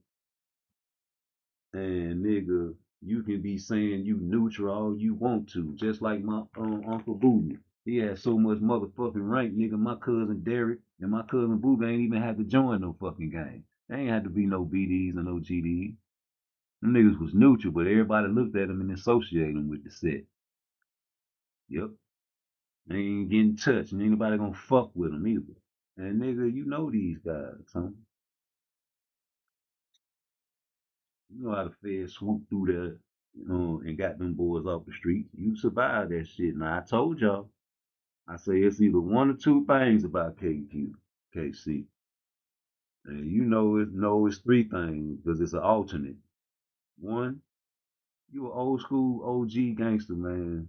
Capping, trying to get some money out this pussy nigga tank, man. You know it. Or two, you an old school gangster slash junkie, my nigga. Ex junkie, in fact. and got yourself together and figured out a way to get some money off this pussy nigga Tank. Or 3, you know, you just, was just a junkie, homie, and figured out, how to get some money off this nigga Tank Davis. But everybody know, man, what time it is, man, KQKC. And, I was trying to, but it just be wearing on my spirit because I can't check you. I can't motherfucking violate you. That's for your people. You my OG. How the hell I'm violating you? I can't put you in a violation. But this YouTube, and you know it. And it's 2025, and this is the digital age, bro. And you online putting yourself out there in the universe, representing some fuck shit, homie. And you know how it go, man. Shit, ain't no shame in my game, man. We call that type of shit out, and niggas like Tank Davis wouldn't be able to even hang around you back in your days. Ain't that right, KQKC? Y'all looking at KQKC sing to y'all niggas and laugh and make jokes and shit. That nigga is a monster. I guarantee you. I can't prove it, and I know that it's true. You the same age as my Uncle Booby and my Uncle Boogaloo, nigga. You the same age as my Uncle Rodney, nigga. Yeah, you look at these niggas nowadays and you be like, look at these old fools. That drinking beer acting a fool. Kill us. Kill us, though. Kill us, nigga. In the 1990s, the early 1990s in Chicago, Illinois, nigga. The highest murder rate ever, nigga. Around that bitch, nigga. It was so many unsolved murders up that bitch, nigga. Ain't no cameras to record a nigga tag when he ride off. Ain't no doorbell cameras to get the homicide detective to see who the fuck did the murder, nigga. A whole bunch of wicked sticks being smoked on, fool. Was you smoking the wicked sticks? I know what my uncles was doing, nigga. Sending me to knock on people doors. I'm a little bitty baby. You see a boy, little boy answer the door, what you gonna do? You gonna answer it. Junkies. Don't care about death. I know you, KQ. I know your neighborhood. I don't know you. Yeah, I'm sorry. I'm sorry. Retract that, man. I know your neighborhood, homie. And I know how it was in the 90s. I don't really know how it was in the 80s. I was a little bitty baby boy. I stayed off in the 80s when I was a little bitty baby boy. I stayed off singing in the big house.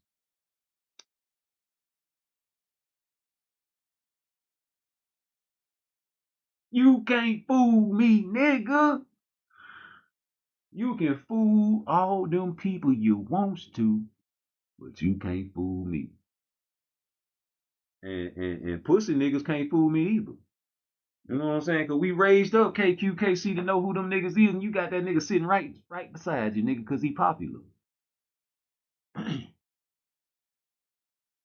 Yep.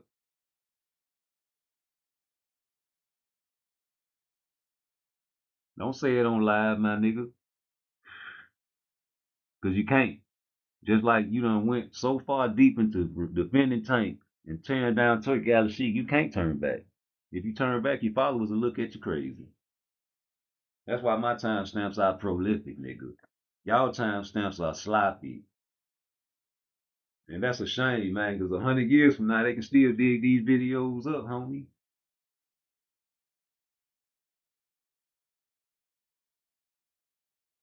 That's like H-Mob.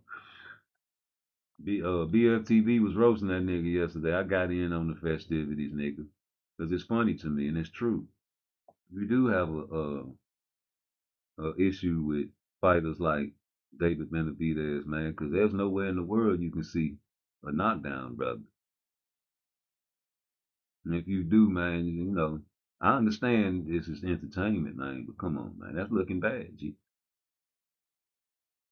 Me, myself, and I'm gonna do it like I did with Earl. I'm gonna make fun of Earl for a little minute, just to let you niggas know that I make fun of everybody, and then I'm gonna give nigga his credit.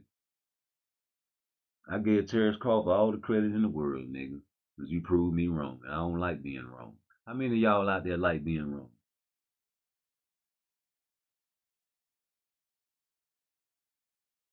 That's why, a lot of time when people see me in the public and they having conversation, if I don't know what the fuck going on, I don't talk much. I don't know your business. I ain't finna ask what's going on. You gonna tell me if you want me to know. That's like a fight happening. You can see the commotion going on. I'm not finna run over there. I'm gonna stay over here and watch from a distance, nigga. Just in case you niggas start shooting. And eventually somebody gonna tell me what happened. Man, he beat the shit out that nigga. I'm gonna be like, oh yeah? Hell yeah, man. Nigga hit that nigga with a left, then a right, then a left, and a right. I'm like, oh, for real? God damn. I ain't gotta say nothing. I just answer and just, oh, for real? Damn. Oh yeah? For real? Jesus? You gotta say what happened. Hitting hard as fuck and make you act. What was it? Boy, you should have known by now. Rude exposure does it. Hit that like button for me, nigga. I'm downloading this video, man, and it's a real video that I can't get off live until I show it. And it seems like my Wi-Fi is acting kind of funny, nigga. You gonna make fun of me because of that?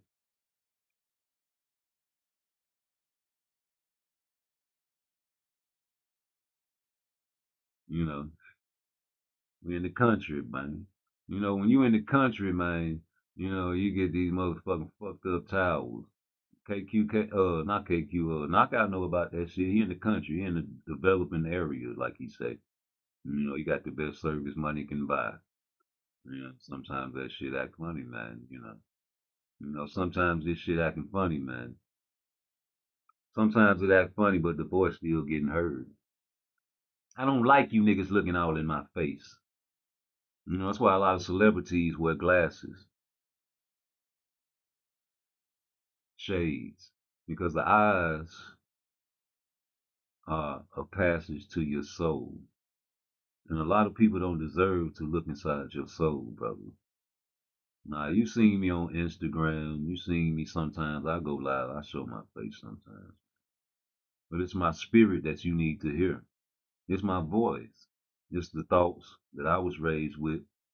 It's the game and the lessons that I learned in life that I'm passing on to the youth, especially the young black youth, because we have the least amount of fathers in our household. Shout out to Melanin Queen. I saw you shout me out yesterday in the chat, and I couldn't respond back. And by the time I seen it, the message had went up way up, and I didn't want to be seen looking like I was stalking, saying, "Hey, Melanin Queen," but I should have. But I'm doing it now, my live, so if somebody get to her and let her know I love her. I love all the ladies on YouTube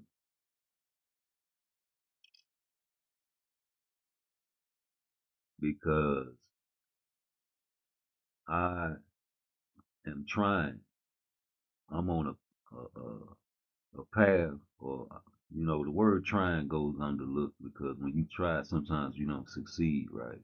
But I'm trying to be righteous now. You know what I'm saying? After all the dirt that I done did, my nigga, in my life, my nigga. That's why you got to be careful with these preachers. Because usually a preacher was either a pimp or a gangster or something, man, and changed it. Like a lot of old niggas in the penitentiary, you see them, they trying to get they life to God, just don't know they been in there 30, 40 years, man. When they first came in, they were madmen. And they had double homicides and all kinds of knife fights, and they changed their life, because they start seeing their mortality. As you get older, your like a boxer, you get slower. You still got your power, but you lose certain attributes, And you see this in real time. That's why these guys don't want to never quit.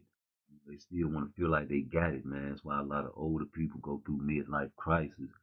They start wearing the young nigga clothes and try to get with the young girls and shit, not knowing that the young girl's gonna get with you any way it goes, as long as you got yourself together and got yourself some money.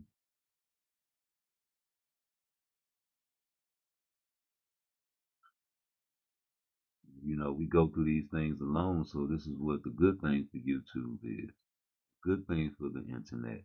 The internet can ruin you, man. 'Cause, if you're false and you're fake, you're coming on here putting on a mask. Eventually somebody gonna snatch that mask off. You know how many movies you see when niggas go in the house with the ski mask on, they get, ambushed and the robbery go wrong and they snatch the mask off and they be their homie. Eventually a nigga gonna take the mask off. I got a mask on, but I told you what's underneath my mask though. And see, I'm trying to keep this mask on. It's a righteous mask. I'm trying to make it melt into my spirit. I know one thing for sure, two things for certain. You can always get a zebra from out the zoo and paint him all white or all black. He still has stripes.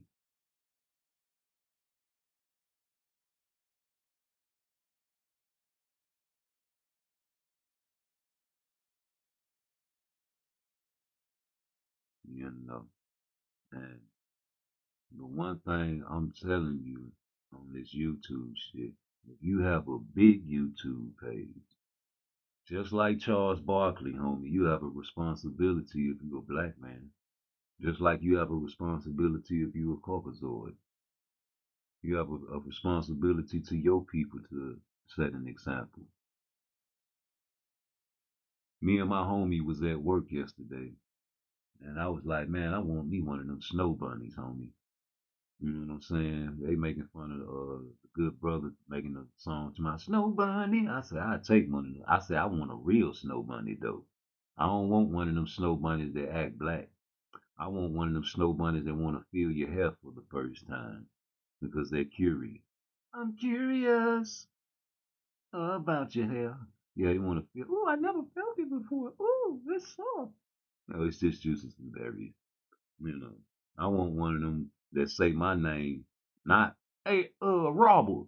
I want her to say Robert. You know what I'm saying? I don't want her to say Robert. I want her to say Robert. Enunciate all her syllables when she says my name. I want a Becky, a real true delight Becky, just for play. Because I could never wife her. I love my black women too much. But I'm a man. And for anybody that gets offended for Martin Luther King having sex with a snow bunny, go to hell. God made everybody from Adam and Eve. So we all brothers and sisters, you know. So if you tell me I can't fuck Becky, I wonder why. That's ungodly. Because God made her, right? Right? I can't partake in what God made. Now if I fall in love with it, that'll be even better, right? Because then it'll be pure. But if I'm having unprotected sex and extramarital sex with black women, what's the difference between doing it with white women? I know the history, but if you want to be unbiased, we all the same. We all brothers and sisters, right? Right. Please. Separation.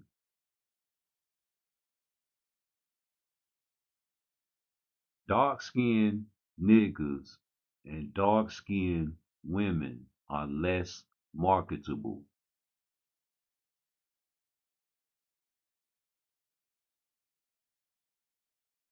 When I grew up in school, dark skinned people got made fun of and called crispy.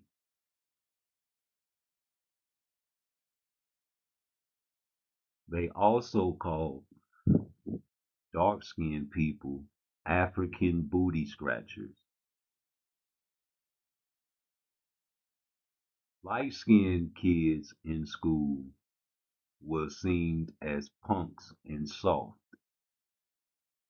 and got beat up and made fun of.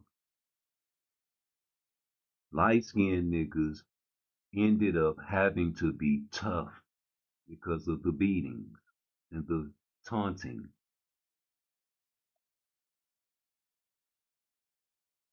The history of light skinned niggas in America is treacherous because there's no such thing as a light skinned African. But African Americans come in so many different shades, don't they? Why? Why do we now and have been for a long time have our sisters say they want a baby with light eyes and good hair? Hope that hair don't come out like your daddy's. Go get a white boy to mix the blood, but go to China and everybody looks alike. Go to India and everybody looks alike. Go to all these certain countries and everybody looks alike, except niggas in America. Ethiopians look like Ethiopians. West Africans look like West Africans. The Zulu tribe still look like the Zulu. Arabs look like Arabs.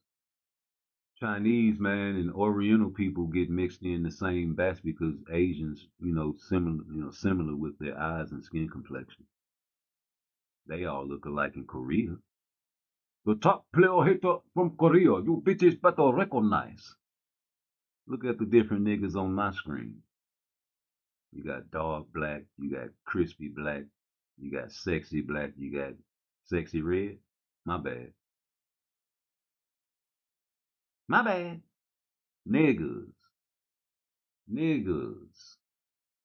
Niggas never ever permed their hair until we came in America.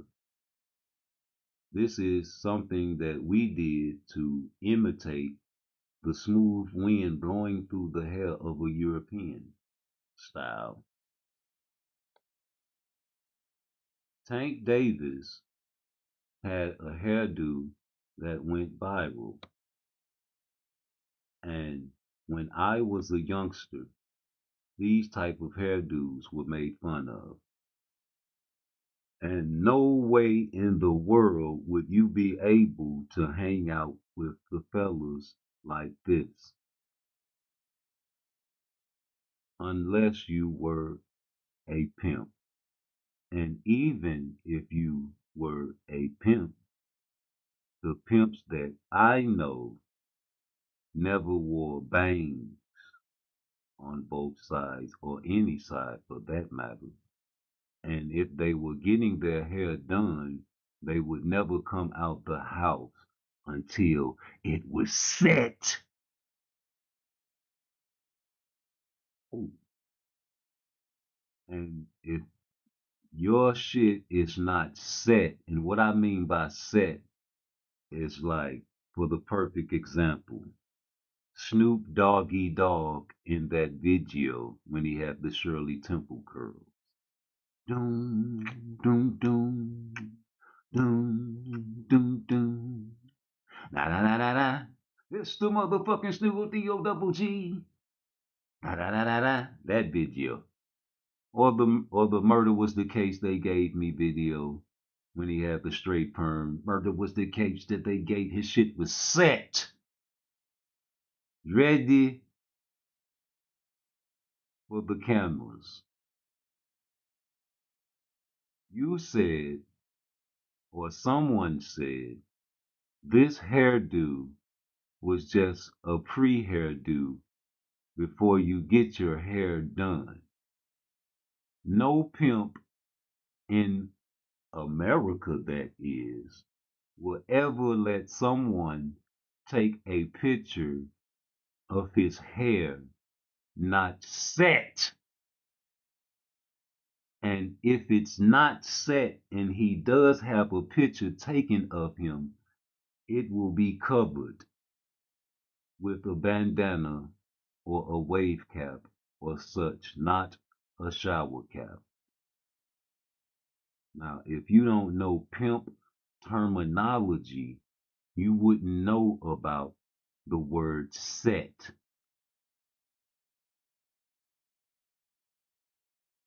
Fried, dyed, and laid to the side. Set. Your shit is not set. In fact, it's in a ponytail with bangs covering the eyes. And if I was to zoom, I don't want to, but it looks like your eyebrows are arched and coloration is underneath them. I did not notice that until I watched BFTB and he noticed it. I only saw the bangs and the ponytail and the socks. I saw the feet and it reminded me of when you did the interview with the white boy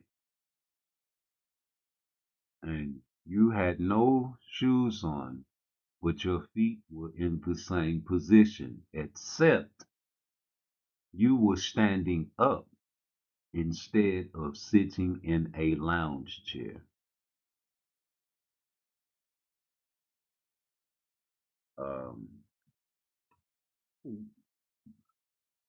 I just know that tough guys that I grew up with don't do that, bruh.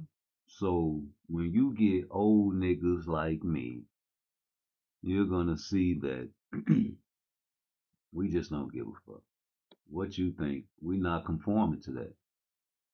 Now my premiere is going to go on and I'm gonna share my camera so you guys can see it with me. I love it. I love premieres and I share them with you and you guys know that I'm about all that. Hey, hey, hey. Part twice, never nice, nigga. I got a premiere for you. Yeah, it's for you YouTube lawyers. Javante Davis has size advantage. Look at these videos and man, these niggas stay away from me like Fagnon. The followers of Fagnon. I drop a bomb. 30 seconds left. How much fucking breath does it take for a nigga to lose his breath? Death around the corner like Tupac. I'm making videos with blunt sports like Tupac. Snoop Dogg, gangster, party. Everybody know part twice like the party. 10 seconds left. Don't hold your breath. Stop crossing your nuts. Nigga, who's next? Stop beefing with me. I'm a stupid ass nigga. Ugh. At least 10 times a day, let alone the press asking me how tall I am. I'm tall enough to be heavyweight champ of the world. It's to my advantage because most fighters are used to fighting opponents 6'3", 6'2". Hold up, what he said? Heavyweight. Heavyweight. Rewind that shit, nigga. Let alone the press asking me how. Yeah, put that shit back on one. I can't. I know he said something. I couldn't really catch it. Hold up. Put that shit on the video, nigga. Yeah, I caught something, but I couldn't really catch it. Let me play that shit again, bro. My bad. I missed it. At least 10 times a day, let alone the press asking me how tall I am. I'm tall enough to be heavyweight champ of the world. It's to my advantage because most fighters are used to fighting opponents 6'3", 6'2", the average heavyweight.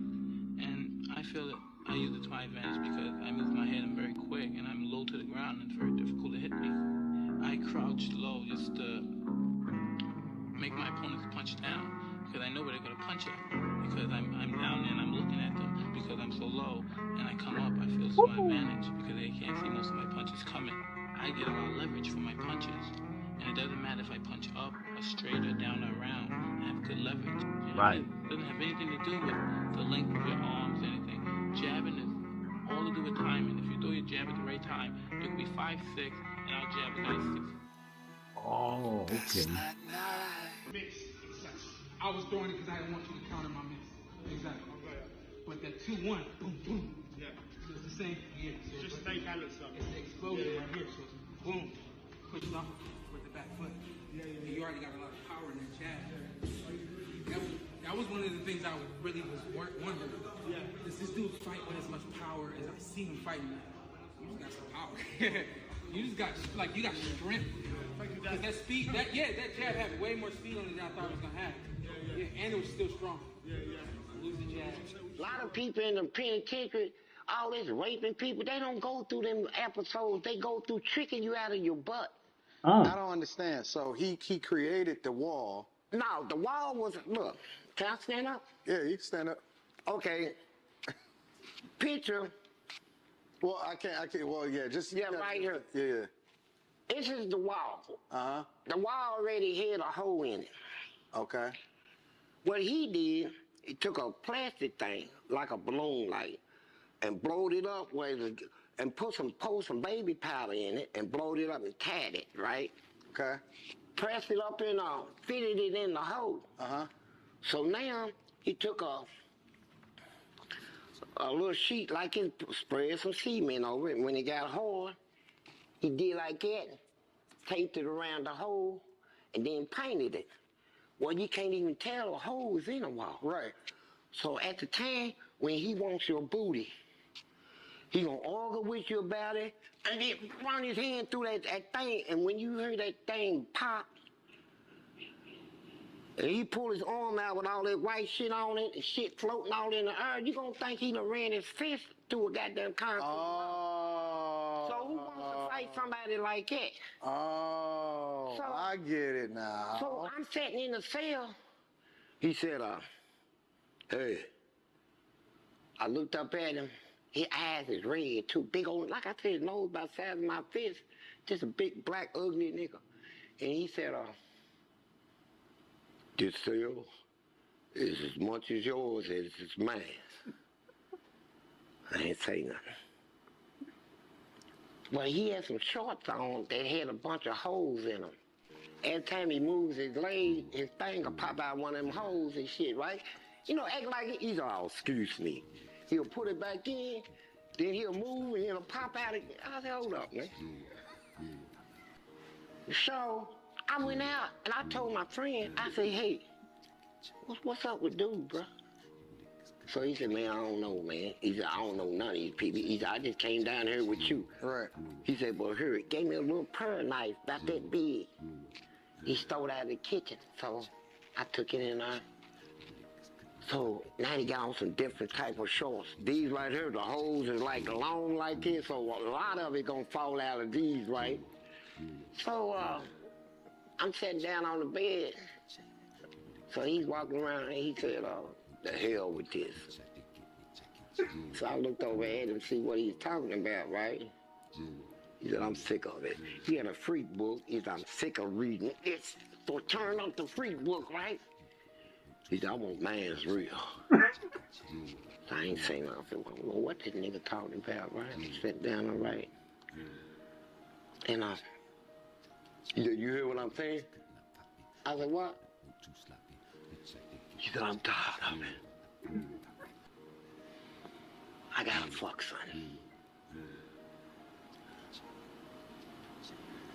I said, shit, who this nigga talk to? So the door's locked, right? Mm-hmm. I said, shit, got me locked in with this nigga killed me in here. I was thinking, right? So he said something, he said, his thing popped out, so I said, hey. And it's hard this time. When it popped out, it was up. So I like. Hey, hold up, man. I had to start the premiere, my nigga. I know this is a premiere, but then there's rude exposure, nigga.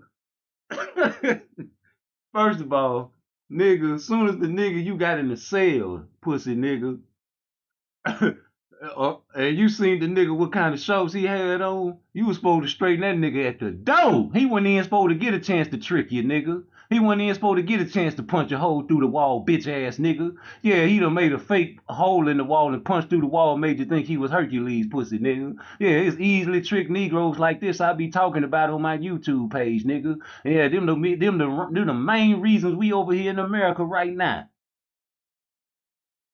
Pussy nigga, nigga, let me go in front of a nigga and he got it like Tank and he dancing in his motherfucking drawers. Pussy nigga, put some clothes on, nigga. What the fuck, nigga? Hold up, my nigga. You got your drawers hanging, your dick hanging out, my nigga. I don't get down like that. Oh, my bad. No, I ain't no my bad. I can't live in here, my nigga. Hey, CO, I gotta go. Pussy nigga. You supposed to got a knife the first time you came on the compound, dumbass nigga. You ain't had to get no knife from your homeboy, dumbass bitch. Gay ass nigga. I'm sick of these bitch ass, but this nigga funny as fuck though. I said, hey man, why don't you show me some respect? He said, what? He said, nigga, the only thing I'm gonna show you is this big black dick up in your ass, nigga. And he hit that hole, man. That thing said, boom. And he was shaking his arm like, I could have sworn that I saw the wall shake, right? And you had never seen that before, though? No. Okay. I thought this motherfucker did this. I mean, I thought he actually ran his hand through this wall. Yeah. And it looked like his arm was stuck. And when he pulled it out, I seen all that white stuff over. I didn't know it was baby powder. I thought it was cement. And he ran up on me. He said, nigga, stand up. Stand up, nigga. Do I gotta fight you, nigga? Look at that. Hey, I couldn't even think, man. I was like, I'm gonna give this nigga some ass he ain't never had in his life, right? So I'm trying to figure out, no, seriously, I'm trying to figure out how I'm gonna fit this nigga in there. I mean, I'm looking at this shit, and it's like that. And I'm like, shit, how can I fit this? I mean, you know, if I can fit that in me or something, right? He said, nigga, I said stand up. So I'm like, and I did like that, so I'm left-handed. But I had that knife right here. Oh. And when I moved it, it stuck me. I said, oh. Now I realize I got it, cause at first I... Yeah, because you was just panicking. And then it just, hey, nigga, I'm getting ready to bend over any way you want me. And you gonna get some good ass, bro. I'm gonna give it to you. Now, for real, bro, I'm not fighting this nigga. But when I realized I had that knife on me, I did like that and sliced it. I sliced the fuck. Hey, excuse me. No, you can say whatever you want to say. I sliced this man so bad, man. He couldn't even get up. And he was screaming and all them inmates and shaking their door, hollering for the guard. So when the guard come up here, I'm over by the toilet, holding that knife, and I'm shaking it like that. I'm shaking it. They say, put it down, put the weapon down, put it down, just give it to us. It's gonna man up. They were talking, and he was right there laying by the door. He was just in a pool of blood and he couldn't even get up. And I'm like, Yeah. I told him, I'm not putting nothing down. Get him out of this cell first. Yeah. And when you want me to put the knife down like this nigga, I'm thinking he can get up and destroy me, right? Yeah. So they opened the door and they put him on a stretcher. The nurses, everybody, I'm talking about, man, I ripped him. Yeah. And then how did you? I threw the knife over her. No. I'm saying, where'd you slice him at? Everywhere. Everywhere, nigga. Uh-oh. You see Belanga? Woo!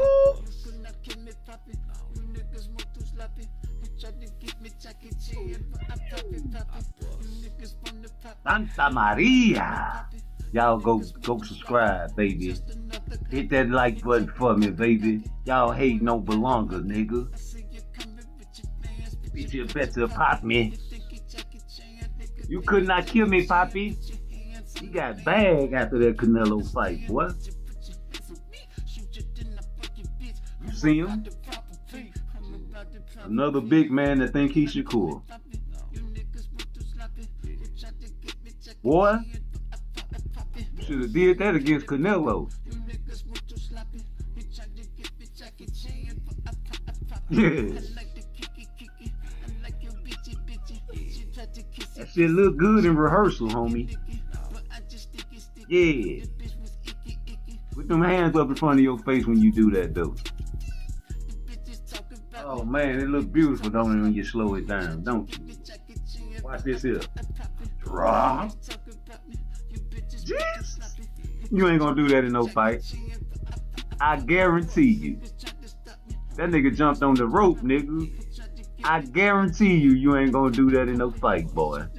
Y'all be seeing these speed drills that Ryan Garcia and Tank do on the motherfucking videos, man. You don't see no blood on this motherfucking shirt like Shakur right now. Where the motherfucking sparring partners that you blooded up? We want to see that right now. We remember when you Willie was Lynch fucking old letter boy up? said separate the black man and the black woman. Clones. Now they got the clones. They don't need nothing but sperm. They don't even need the woman anymore. Wake up. We need each other. Train the babies young. That's not just high school, junior high education. That is to the man that's 35 years old, the man that's 45 years old. You better know how to do something. You better. Especially with the job situation. Especially with what's coming. Change is a warning of what's coming. What's coming, guys? Technology. See, what we see today is just the ticking off of it. It's still coming. Technology is going to replace human beings. Unless you know how to program a computer or how to fix one, you're going to be in trouble in that area. In our industry, the industry has changed. Studios going out of business every day in Hollywood because technology has taken it from the big studio That's right. to a little space. I record my music at the house. Something new is happening in the 80s. Just for you, but you can't get lazy. The All you 80s? do is just make up your mind that you're gonna do something. God bless the dead Barry White, nigga. Make sure you're doing what you want to do. You know how many people go to college for 4 and 5 years and get out and never do or use what they went to college for? No. Wasting time. A lot of them. Your goals can unfold right before your eyes, but you gotta have certain priorities in order. The key to life, another key to life is education. Don't forget it, because if you do, you will regret it. That's anyone that don't understand how to do something, how to earn a living, how to make Jamal Fareed. It's a warning. I have 7 children of my own. It was a warning to them. No one can escape what is getting ready to come upon us. Come on over to the live, homie. We're not enough involved in the decisions that's made for this country. The people of this country really don't know what's going on. They're being told certain things, we're being told this. But when you really stop and take inventory and observe what is taking place, there's a movement going down in America. It's called moving people from one position to another. And it's not a fast movement, it's gonna take time. But one day we're gonna look around like 1986, 1987, 88. They're gonna say, well, where did all this go? Well, where did all of that go? Oh, the new computer's doing it now. Oh, the computers are doing it now. Well, what are you doing with the computers? Well, I don't know nothing about that. Our educational systems tell the young people the technology age is coming, but there's a lot of black schools, minority schools, Hispanic schools that never seen a computer. And that's one of the dangerous things, most dangerous things America can do, is to not arm the young people. We're going to have an illiterate country, man, if we're not careful. We're going to have a country of people that don't care. And that's what change is about. They coming. Oh, yeah, they coming. They gonna take your job, baby. You ain't gonna get no tips. They already in the warehouses. Wait till they put the AI in them. Barbers, police officers. If you can play a video game, you might be able to join the army and kill people.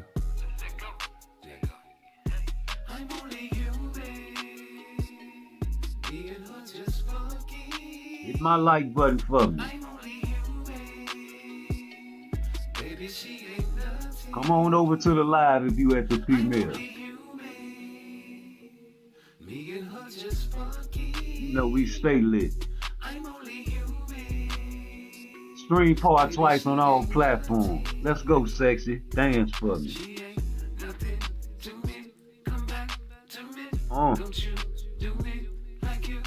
I fuck.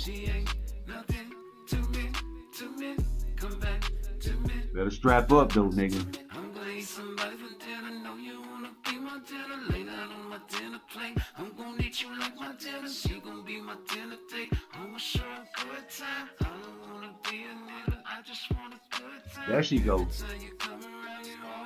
Get out the way, ho.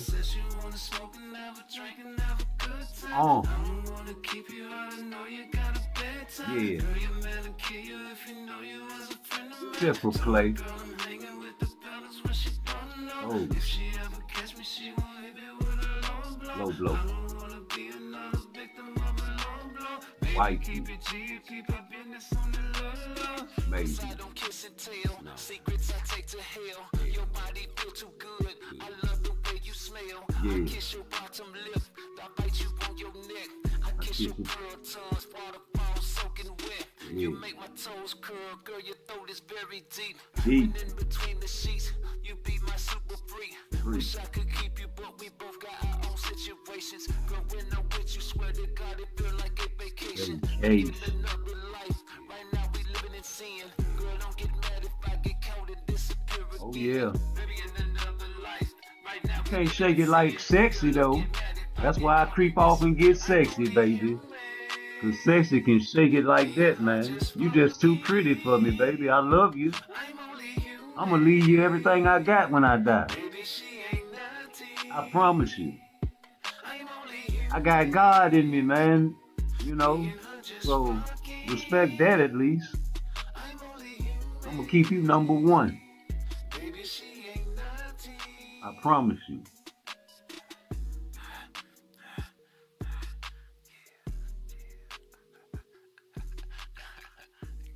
Why not take all of me? Why not take all of me? God bless the dead.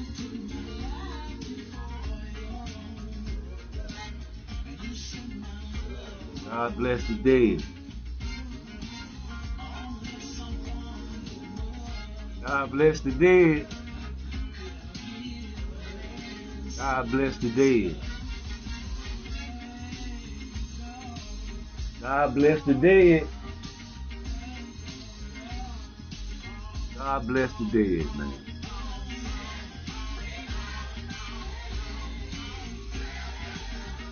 God bless the dead. God bless the dead. No sympathy for the dead. No sympathy given. If you can't respect the dead, I can't respect you. Nope. God bless the dead, man. God bless the dead, man. You know, we living in a world, man, that you're going to have to understand it's going to get worse before it gets better. And I don't know what to tell you after that. You know what I'm saying? Because you can see the trends. You niggas like the sport bet, right? All the sports bettors. You know, college football, you got to watch the trends. Yeah. You go with the latest fashions, right? How many of y'all guys got the skinny jeans? You know, you go with the trends, right? The ladies wear the lace fronts, and guess what happens? You gotta wear the lace front. There's your hairline up, but you don't care.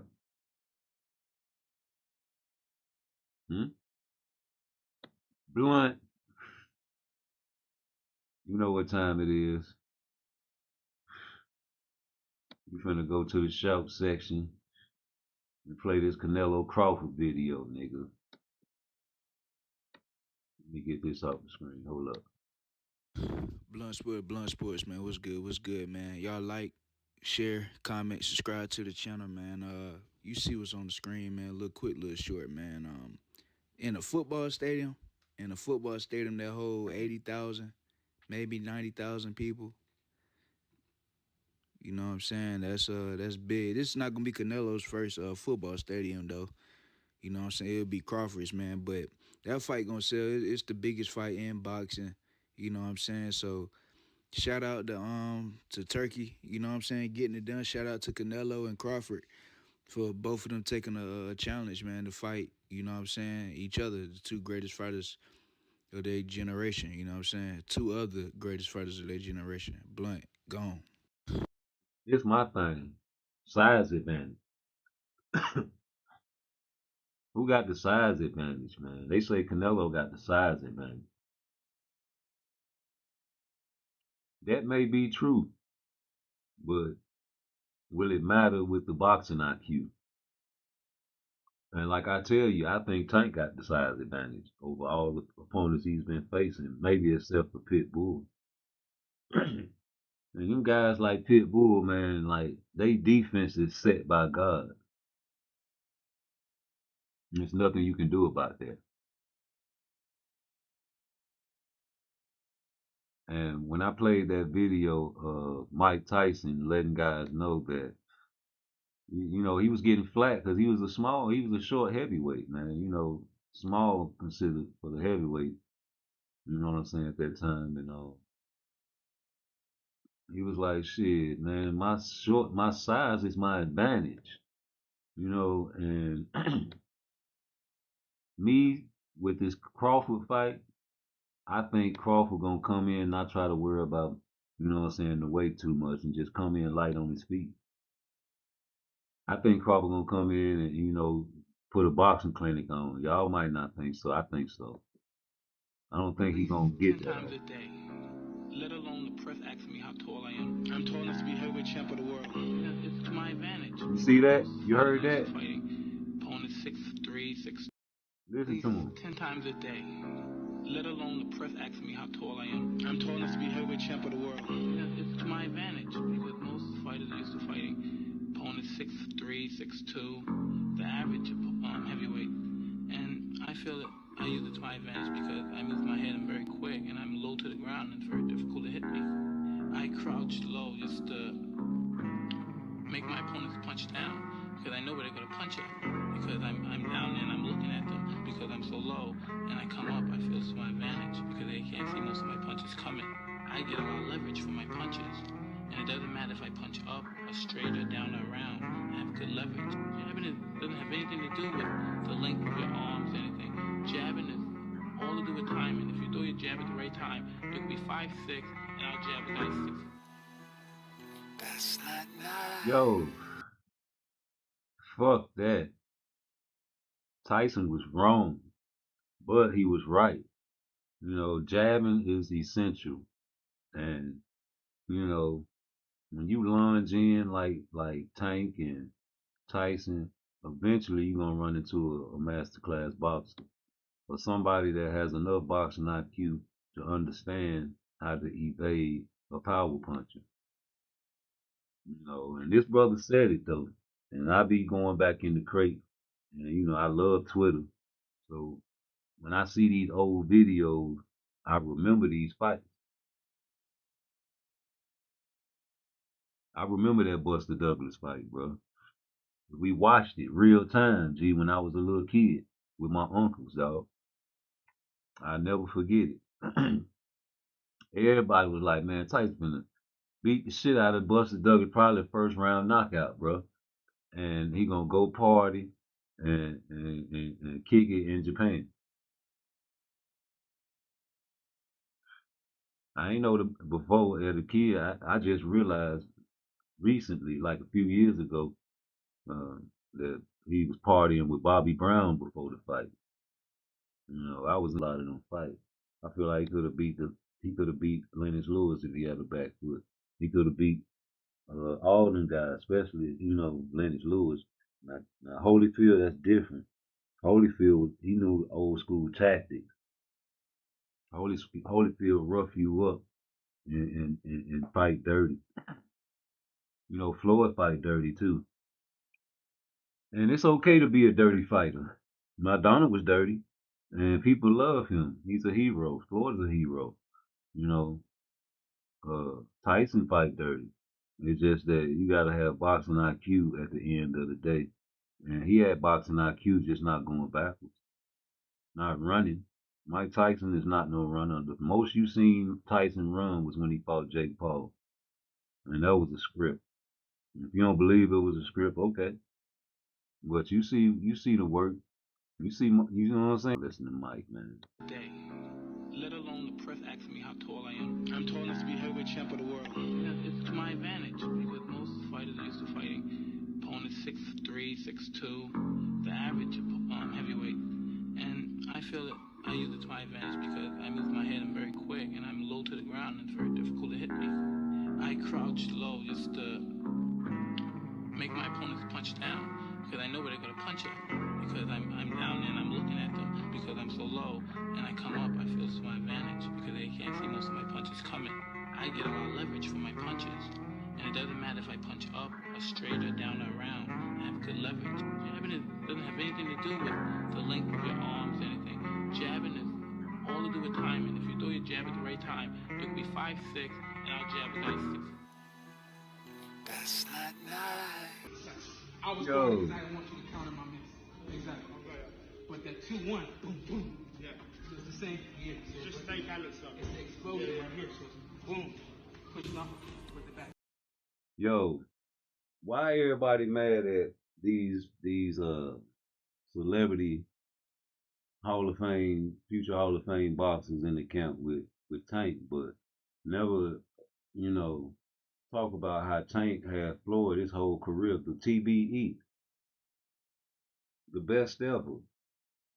And not only him, anybody that stepped foot through the Mayweather gym, you know, this is probably going to be some big names stepping through there. Top-notch competition, top-notch tutelage. God bless the dead Roger Mayweather, Floyd Mayweather Sr., all these guys giving you this top-notch tutelage, man. So I'm just trying to figure out why all of a sudden, now that Shakur's getting this top-notch tutelage, it's a problem. Why is it a problem? Because, you know, Showtime coming in there giving these guys are teachers. If you want some teaching, man, just, you know, ask for your teaching. But, you know, you don't want to spar guys like him. You know what I'm saying? And you know, I think he did spar Tank, matter of fact. I'm talking about like Floyd. You said you didn't want to spar Floyd, man. Like, you had Sean Porter in your camp, didn't you? It's the fans, homie. That's all it is, G. And that's a toxic thing in boxing, man, because like you say, the internet make you or break you, brother. If you got the internet, man, I'm telling you, G, it's just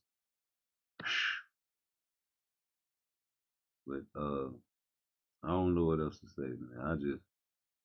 I know for a fact that we're gonna be out of gas if we don't stick together, G.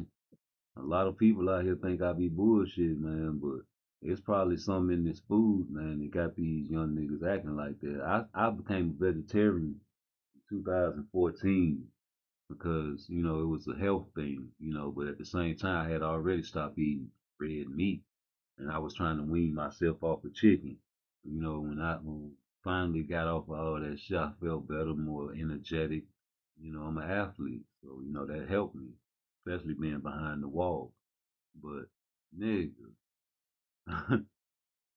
it's some in this fucking food, man, because I know they experiment, you know, and it's not a secret.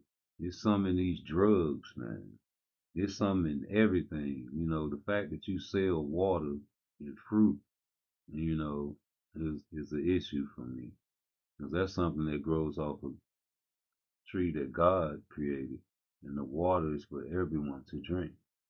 Unless you drink the faucet water, but you got to pay your water bill. You can buy a house and still not, you know, own it really because you got to pay your property taxes. You see Belonga. Yeah, nigga, y'all hating on my boy, Boricua.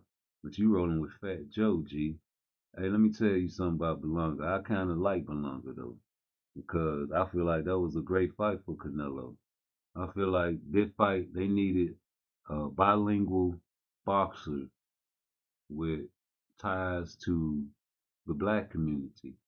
As far as rappers, he had Fat Joe, you know, and he had a little celebrity status to himself, especially when he first came in the game. Because a lot of people fight the same caliber competition that Belonga fought and didn't get the knockout streak that he got. And he got them, you know, and a lot of these youngsters get these knockout streaks and get comfortable and they get lax. And, you know, especially the Puerto Ricans, homie, they like to party. They like Africans, homie. They are Africans. You know, that's what a lot of the light skinned fair ones like Fat Joe, they attach themselves to our culture and try to diminish the fact that they are us.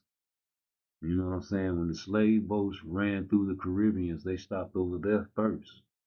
You know, and they treated the slaves over in the Caribbeans way worse than they treated the slaves in America.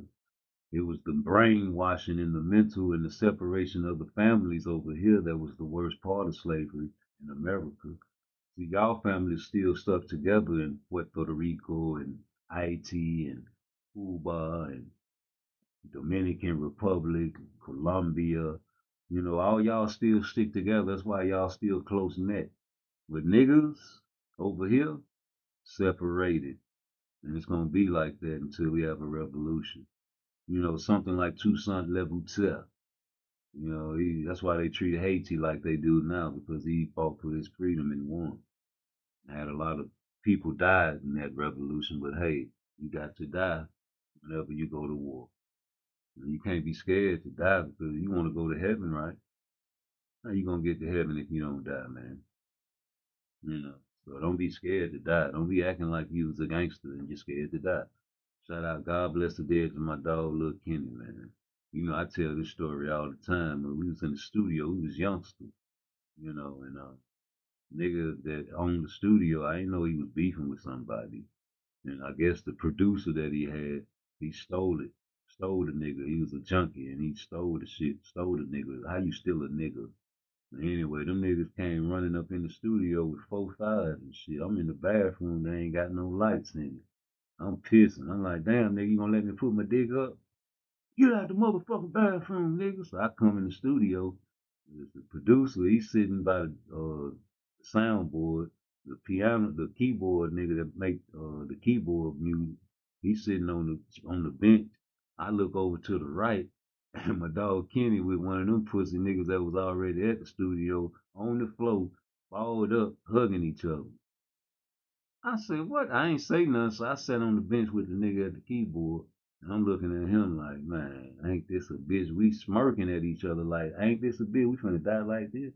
And I'm still looking over at my partner, and I'm like, boy, we better make it out of here, cause I'm gonna get you. And nigga, they ran up out that bitch looking for that nigga and let us live. They wasn't no killers.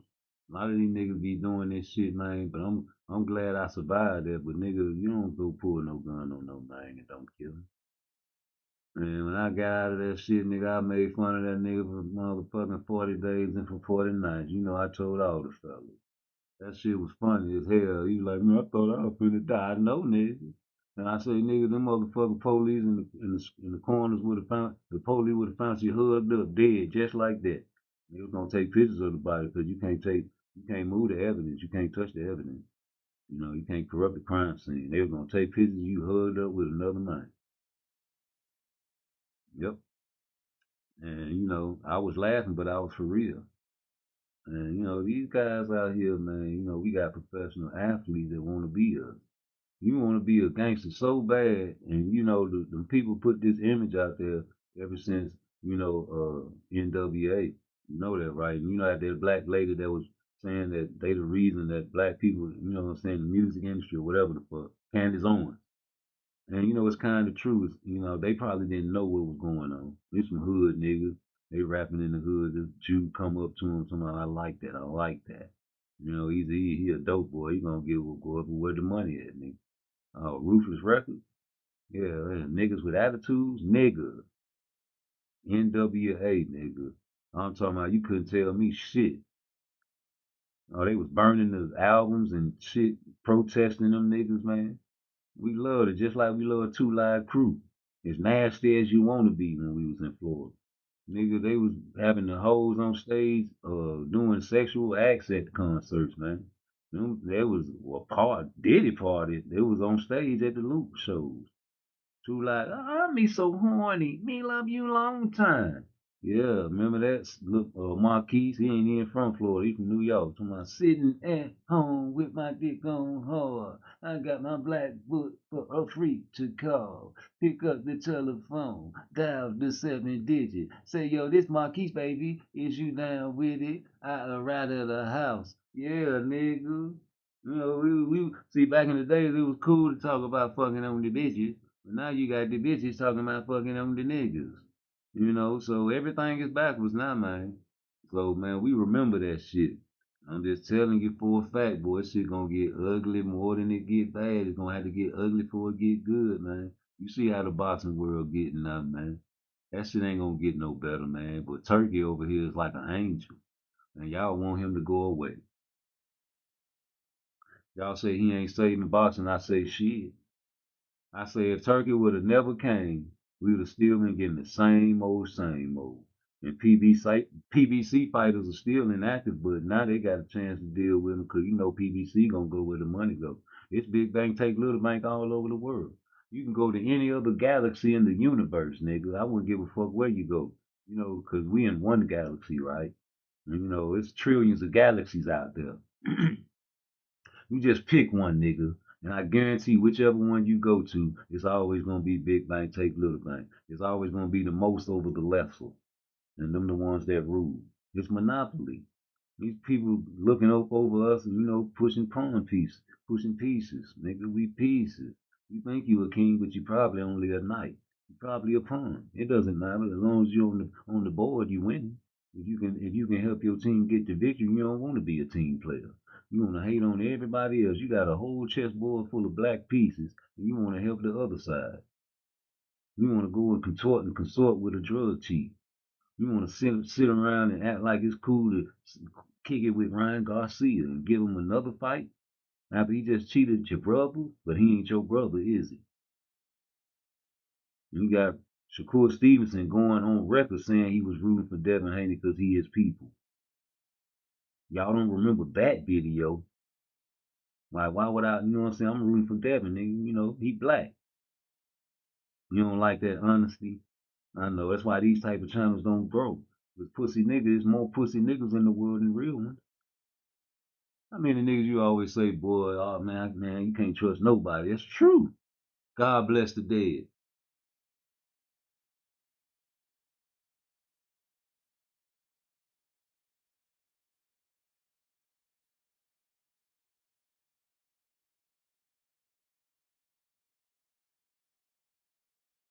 Biatch. Yeah. You know what I'm saying? Too short, nigga. A legend. Lost his brother, man. Killed. Niggas killing niggas, man. Niggas hate niggas. Niggas tell on niggas. The police, you watch First 48, how they solve all their crimes. Man, they ain't finna, man, if they got their face blurred, they gonna get away with it.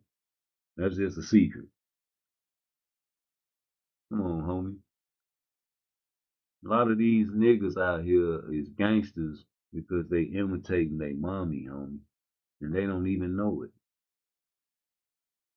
The most killingest, gangsterest niggas out there, I guarantee you, they mama is a wild one, a loose one, a I don't need no nigga but shit type one, a fuck these niggas type one, a fuck a nigga in front of their baby type one. Don't care if they bust in the room, get your ass out of there and keep on going type one. I had a baby on the side of the bed talking about let's go. She sleep. No, bitch, you crazy? I had a trick do that to me one time when I was young. In the project, she had the little hood house. You know what I'm talking about? I'm telling her I'm gonna pay her to cook up in her spot. She like, okay. You know what I'm saying? Just don't be seen. You know what I'm saying? Blah, blah, blah. I said, okay, cool. I go through the back door. I get in there one day. You know, I'm a young nigga. I'm like, what's up? What's up? You know what I'm saying? After I cook up, right? She like, come on. So I go in the room, the little baby in the bed. I'm like, put the baby in the no, she sleep. What? That shit never even came out your mouth. That shit turned me off. You want to have sex in front of your baby? How many of y'all had sex in front of other men's babies? That ain't my child. I don't even want to do that in front of my child.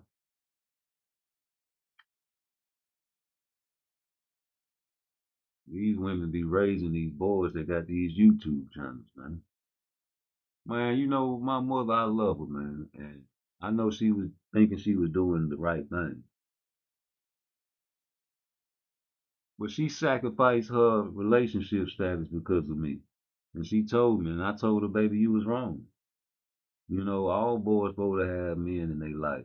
But she was smart. She sent me to stay with my father. Well, you know, for a while when I was living with her, man, she never brought a man around me. And the only men I knew was the men in my family. I never saw a healthy relationship with my mama and another man. She was a wild one. She got that Myers blood. And man, you know, I'm on live, on record, you know, looking after my cousin Shamika because I didn't know the shit was gonna go left. But I heard a nigga in the background acting like he was gonna slap the shit out of her. I'm like, baby, is you okay? It ain't like I'm really getting in your relationship, but this is something that's happening in real time, man. And he talking about stay out of our business. I'm like, brother, that's my cousin. I'm asking, it sound like you want to, you know, beat up on her. I say, this is Maya's girl. And you can't understand, man. She got a hot fire inside of her. So if you going to beat her, man, you probably don't need to be with her. You're going to end up killing her. And I can't have that. Not, I'm listening to it.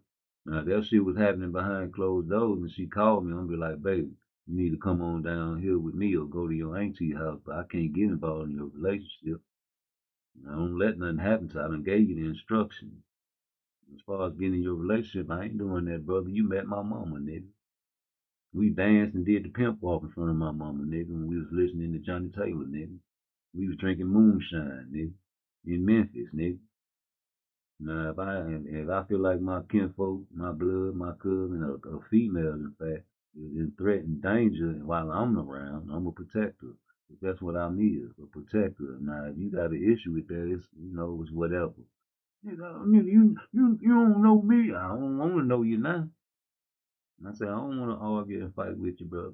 That's on record. You know, it's just me, man. You know, and she apologizing to me, talking about I'm sorry. You gotta apologize to me, baby. You know where to come if you need shelter. You know, uh, we got a lot of emotional niggas out here. You know, and Tank one of them. Now, Shakur definitely emotional. I think he channeled his emotions because of the boxing, though. As far as personal issues and shit, I don't think you really see none of his shit. As far as like hating on mother lovers, I don't see you really see you hate him hating on it. I see him giving praise and props to a lot of boxers. I see him giving praise and props to Tank Davis as well. A lot of it, and I think it was a little too much, you know, because this nigga ain't giving you no praise. He put you on his top five, but he ain't giving you no praise. Now he say, nigga, what have you done for boxing, nigga? So if you that type of nigga, that's how you feel, my nigga, eye for an eye, tooth for a tooth, homie. You don't believe in the Bible. But boxing is corrupt, nigga. So I don't trust none of that shit Tank fought, nigga. All them setup fights, G. Just like Coach Calvin said to the Smoothie King. Gang, gang, gang, gang. He had the super chat. He say, Coach Calvin, they say don't be hating. You know, Devin Haney just say good fight. You Tank be fighting setup fights too. And what Coach Calvin say? See, you ain't misunderstood what I said. I say all of them be doing the same thing. It's just it's a perfect matchup to showcase Devin Haney's talent at 140. You know, a showcase fight. That's what he said, a showcase fight. You know, and it's all about what fights you can get in the, you know, the whatever, you know what I'm saying? Yeah, yeah, a showcase fight. So, man, these showcase fights, you tell these boxers in these showcase fights what to do. You motherfucking right. I'm wearing a Floyd Mayweather hat, giving praise to Tank Davis after he disrespected me in sparring. Kevin Johnson, he mushed your ass when he was spanking you. You was spanking that nigga on his ass like a little badass boy. That nigga say he a C-level fighter in the ring while he was boxing and beating on you. Yeah, the trainer was like, nigga, you a C-level fighter, nigga. Nobody told you you was an A-level fighter but you.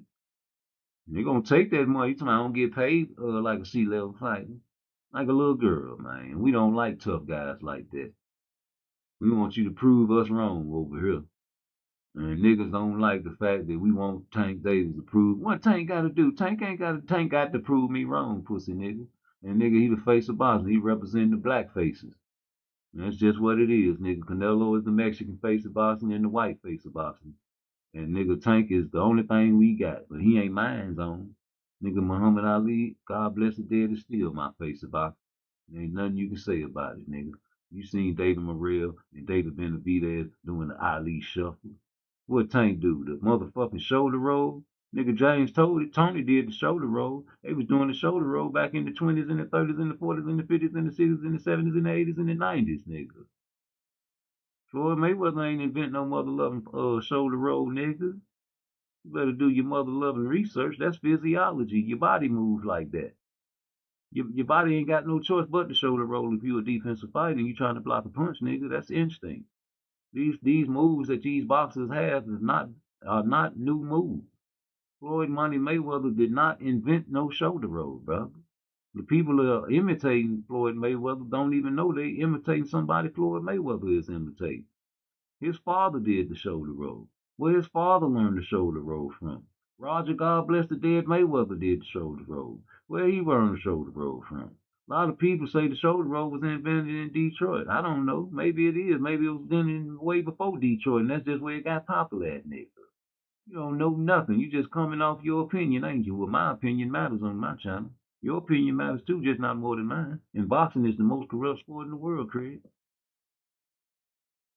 Ain't nothing you can tell me, nigga. Hit that like button for me. Rewind that motherfucking track, nigga, for these niggas to hear everything I say on my video, nigga. Take the volume off that shit and run that bitch, boy. We finna cook.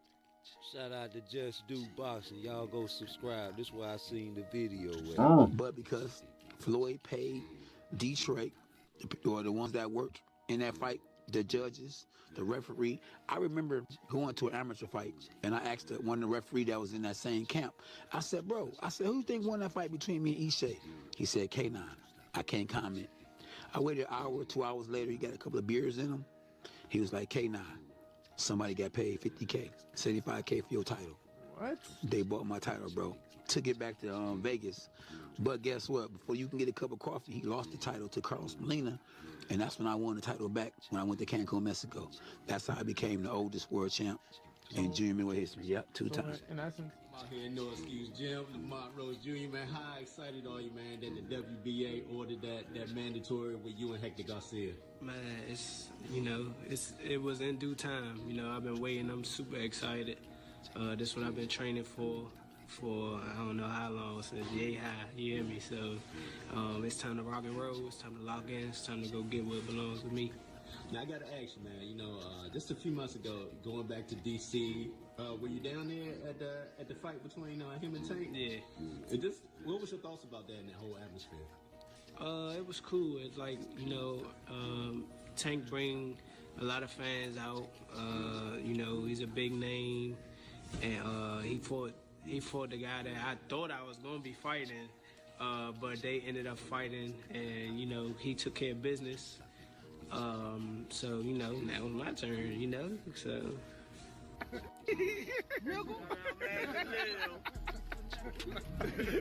Hey baby, what's up, baby?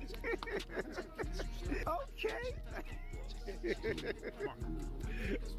He said, "You miss me?" Got that bag, baby. How you doing, baby boy? Got that bag, baby. I know. It's just very, very suspicious. Y'all wanted to keep everything in-house, Floyd, Al, Leonard. Win that fight. I already spoke to Todd DeBuff from Top Rank. We look forward to Adrian Broner. We look forward to Gervonta Tank Davis fighting Lomachenko after this fight. We know Tank fights in April. Lomachenko fights in May.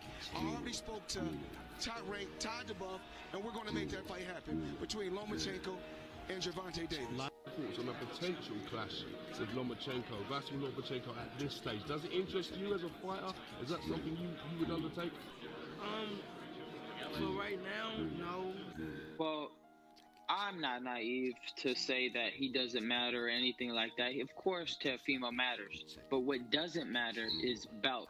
I wear this belt because it looked good. Look how good it looked. Doesn't it look beautiful? It makes me look good. It does look good. It makes me look good. It does make me look good. But what's the truth is, There's too many bouts. There's too many champions. You don't know Only who the got a true belt. champion No, he is. had a belt. Teofimo, if he wants to hold that crown the way he wants to hold it, that's fine. I know the truth. The truth is you're not the champ till you beat the toughest people in your division. You give what the people want. I'm trying to be the people's champ. I'm taking on the best fights as soon as possible because that's how I stand for. And I'm always going to stand for that.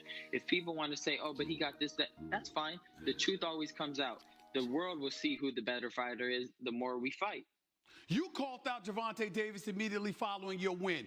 Clearly you want him. Do you believe he wants you? Man, honestly, we just have to see with time. You know I will KO Gervonta Davis in 2 rounds. 144 maybe. That. And he can sense it. That's why he said, "Oh, hold it, pause. Wait, hold Did up. you just say 2 rounds? Okay. You just said 2 rounds. You would knock Tank Davis out in 2 rounds? And I'm being generous. The Dang. first round, I might let him survive just so I could It's on fulfill ESPN. my promise." Oh my goodness. And you know what? You know how I know he's scared? He's saying that I'm on steroids. That shows you're really scared. Come on now, I don't need anything. All I need is God. God bless the dead. Pernell Sweet Pea Whitaker. Look at that. Hit and not get hit, or just don't get hit. It's still beautiful because it's all a part of the sport of boxing. Boxing is the most corrupt sport in the world, Craig.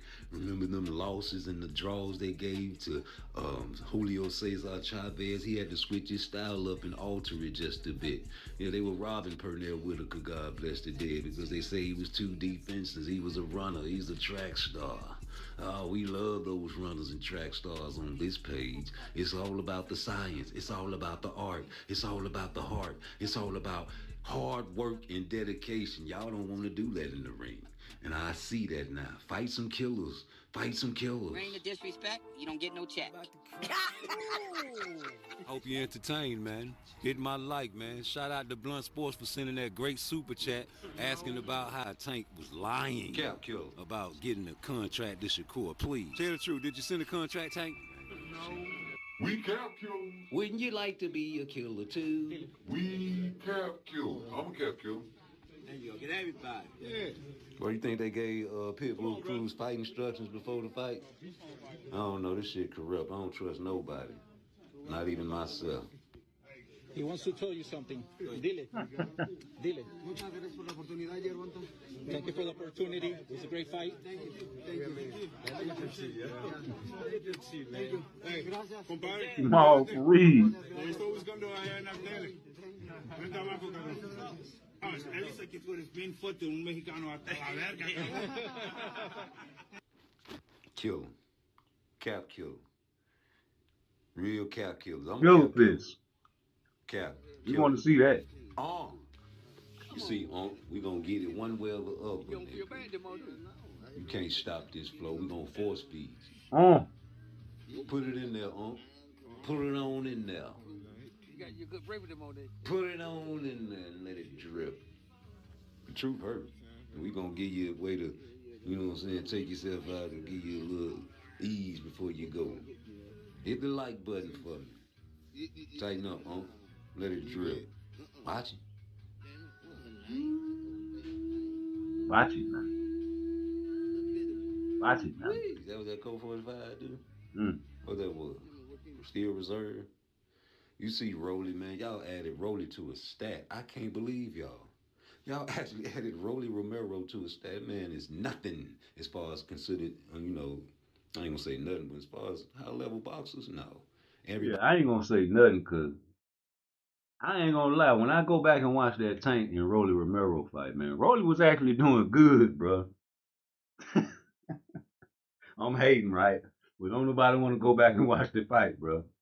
Don't nobody want to go and see how Tank tackled that nigga when he caught him. And then after he caught him with that and the nigga tackled him, my nigga, you know he ain't got no footwork. That nigga would have failed right there, bro. He caught him clean, nigga. And I slowed it down just to see if that shit really landed, nigga. That shit landed flush. And then he feinted him with the right when he was on the long rope, and Tank bit on the feint, right? And you know y'all say it, y'all be like, Rolly got power. You see, Tank felt that because that motherfucker finally he bit and he caught him with that left clean. I'm talking about clean. That shit staggered that nigga. That nigga started running for deal. That nigga was running the whole 6 rounds till he figured out how to throw that punch and landed. He was throwing that one left hook, that winging hook, and he caught his ass with it finally. The first time he threw it, it was early in the fight, right? I think round 1 or 2. And he really whipped that bitch. And Rolly had him on the ropes, and he whipped it. And I think in the same exact place he got knocked out, bro. Go back and I was putting timestamps on my live, and if I go back and listen to my live, I can go back and go exactly to that point where he threw that same shit that he knocked him out with, bro.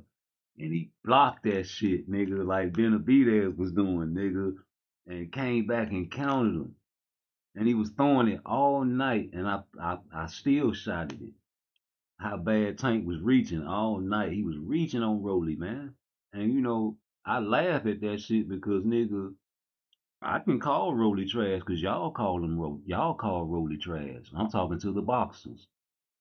I ain't talking to no fight fans. I ain't talking to no YouTube pages. I'm talking to you boxers, especially Tank. Yeah, niggas, you seen him in that Mayweather gym on the couch that day, remember? When you called him trash. Yes, you did. Yeah, I played a video with Shakur Stevenson over there with at the Garcia gym with the brother, and they called Rolly trash, and the trainer agreed with him. Yeah. I hear a lot of people call Rolly trash. I remember when Rolly got in trouble. Y'all waited till he got out of trouble just to fight that boy.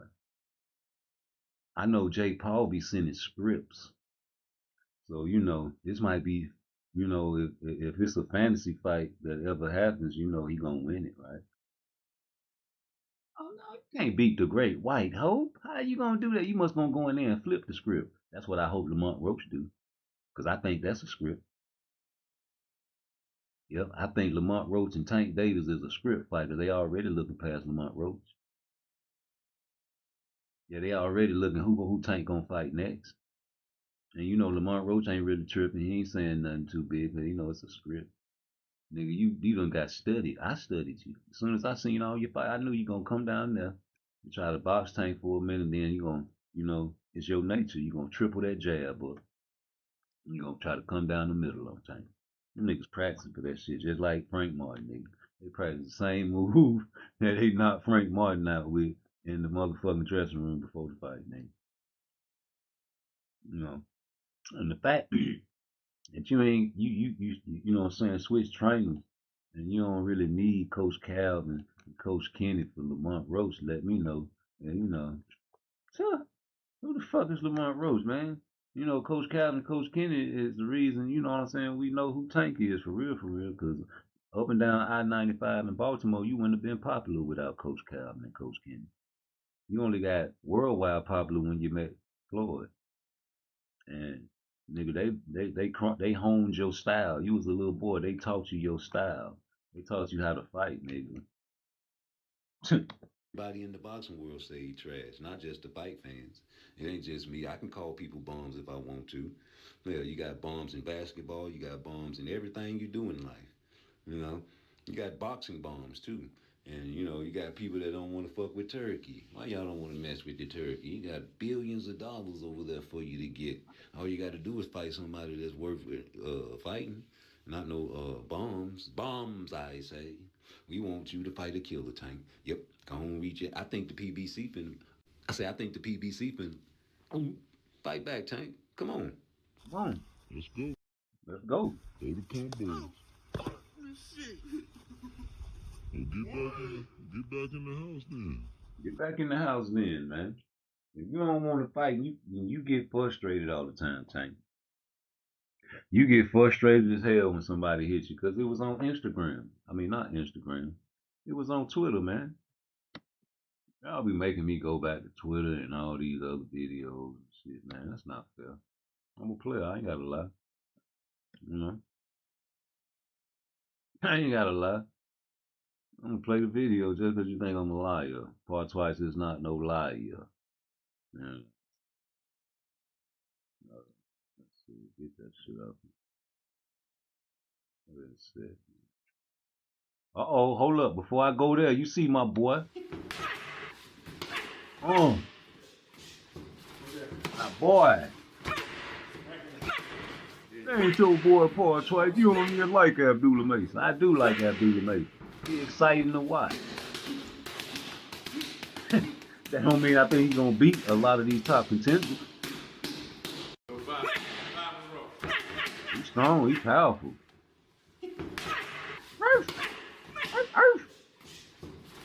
Hey man, he a grown ass man. And I don't think he gonna take the advice that Shakur Stevenson gave him after that Johan fight. You know, the same fighter, I think that's his name. Don't you know what I'm saying, don't quote me, but I think his name was Johan. Because he fought Ohan the first time. Now he fighting Johan.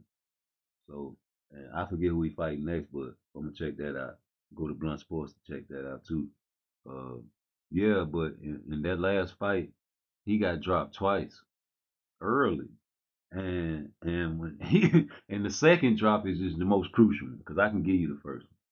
Just like when Schofield got the flash knock down, he got back up and handled his business. But you know, this one right here, you got the guy out of there. But the fact that he had one leg is disturbing me. And you know, yeah, man, you motherfucker with one leg ain't supposed to be dropping nobody. Yeah, I tell the kids like when they fight, and you know, this is survival shit, bro. And I learned this in the penitentiary. A lot of people fight and then they man get, you know, on the ground and they like to stump for the head. Nope. You stump their knees out. If a motherfucker ever fall on the ground, you stump them motherfucking knees out and break their fucking knees so if they do get back up, nigga. Yeah, they limping, just like Johan was against Abdullah Mason. That's a little secret tip right there for a street fight. It's crucial because I feel the same way about Jaleel Hackett. I like Jaleel Hackett more than I like Abdullah Mason though, because I feel like he has better discipline. I feel like he gonna gas out though. He a fat boy. I feel like he struggled to make that weight for that last fight. And he was working out the day before the fight at the hotel, and the announcer said it in the fight. They predicted he was gonna fall off in the later rounds, bro. And y'all already got the scorecard read. You falling right into their trap, brother. You know, you did good though. You know, I thought you won the fight. You know, and I also thought you lost the fight. And I like Jaleel because, you know, that's his name now on this channel. Keep it real, Jaleel. He kept it real. You know, I said in True Media chat, you know, this nigga was trying to lose weight the day before the fight at the hotel. And he liked it, my comment, and I think he put it on the board. And he asked the nigga, he like, man, you had trouble making 147? He was like, yeah, to tell the truth, yeah. You know, it is what it is, man. You know, we're gonna keep on going, baby. You know, so that let me know y'all ain't gonna get on Jaleel like y'all get on Devin Haney, though. Man, fuck no, man. Y'all ain't gonna call that man no weight bully. Fuck no. Because y'all like him and he's from the area. Where's that one fucking communist reporter? Is he still in here? I gotta fight that motherfucker. Rude exposure. Like, at least you could ask me a fun question, dude. Ask me about, like... Why do you have a racist cop's mustache? Bro, there we go, my man. Let's go, you gay fucking pirate. Know how much shit I got from that, dude, when I made fun of Transformers? I mean, I know I look like I should be going to a Klan meeting with Bryce Mitchell, but you, sir, are a whore. Free Luigi. Let's get Mario out here. All you need is a 3D printer and a suppressor, and you could change the fucking world. Are there any Africans in here? As I didn't even go to elementary school. You're a fucking liberal. Look at you, dude. I'm gonna put that retard back on a short bus, and I'm gonna send him to fucking preschool. My first girlfriend ever was a Jew. Fuck you guys, right, you idiots? I'm the most fucking miserable. How many of the 9/11 hijackers are Saudi? Let me tell you guys something. You know, you guys are probably, a lot of you guys are poor. How do you get a fucking blowjob while you drive? Is UFC made in America? I know the roster's not, but like if she was a fucking man, I'd have to shoot her. If I haven't got better, I don't know, man. I need to take more fucking steroids. If there's ever a fucking revolutionary war, civil war, I will lead this motherfucker. Did you hear that, man? If it was a revolutionary war, revolution, you know I'm big on that revolution shit. He said he'll lead it. Would you lead yours? Would you be a leader? Would you have that spirit? If you've seen this video and never seen him say one word, would you go to a bar with him and kick it with him? Look like he's a fun guy while he ain't saying nothing. You know what I'm saying? You'll go to the gym and work out with them. You probably work with them at your job. You know, these type of people I like.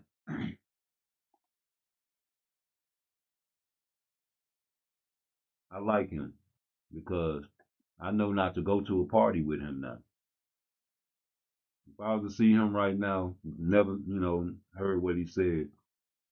When we was at work, we like, dude, he bringing me weed to work all the time. I'm like, dude, man, smoke this shit, man. I started buying weed from him. Like, man, come out to my house, man. We got a cabin out there, man. We be doing the bonfire and everything, man. You know what I'm saying? I'm like, all right, bet. He subscribed to my boxing channel. He do MMA. You know what I'm saying? That's perfect for me. I go out there, kick it with him a few times, drink beer. You know. And then the next time I see him, you know what I'm talking about? We go out, you know what I'm saying, probably to another one of them little country spots. And they out there got the shooting range. We shooting all kind of different guns them good old boys got. Yeah. They get drunk. And they partners don't like me though. But that they grew up together. You think they gonna take your side? They got you out there in the woods, boy. When they do something to you, there ain't nothing you can do about it. But help them get rid of the body. But if you know how he feels, you'll never go out there to the woods with him, would you? Teofimo Lopez, Ryan Garcia, same thing. Tank Davis, same thing. I like that shit, nigga. I just don't like what you're doing for boxing, nigga. Be you. You come out the closet, be you. Teofimo wear a wig, be you. You ain't hiding, nigga. We know what you is. A lot of these niggas hiding that shit. I respect them for that shit. I make fun of it because, nigga, I made fun of it when I was little. And that's funny to me. It's not right. But, nigga, that's you. At least you ain't like these niggas in the closet. You don't make fun of Sexy Red. You know.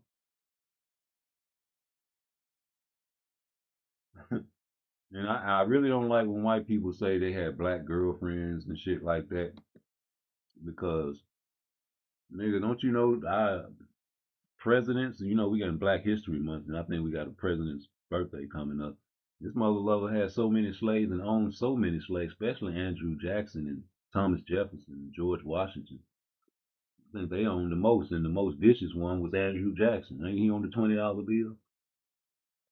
We got presidents, dead presidents in our pocket that really owned us. They still own us to this day.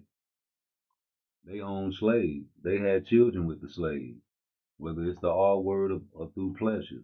Some of the slave girls, thought it was better to submit to the master instead of the nigga on the plantation because you get the privileges, And the nigga on the plantation can't protect you. That's why they do the buck breaking. Till 2005 and till beyond, nigga, buck breaking don't stop. If you a killer, I'm talking to all the killers out there now, all the so-called street niggas. You got a couple bodies, like King Von, perfect example, God bless the dead. How many times you done seen his mug shot? I'm the same way. I got about the same many mug shots as King Von. God bless the dead. And fuck a nigga up in a heartbeat. But guess what? When the police say freeze, you can be in front of your children, your wife, and they gonna see you put your hands up and surrender. But you don't do that to the niggas on the street. Never. Please. Please. You know the song I made back in the 90s. You better kill me before I kill you. Quick on the trigger, I'm busting, that's what I'm gonna do.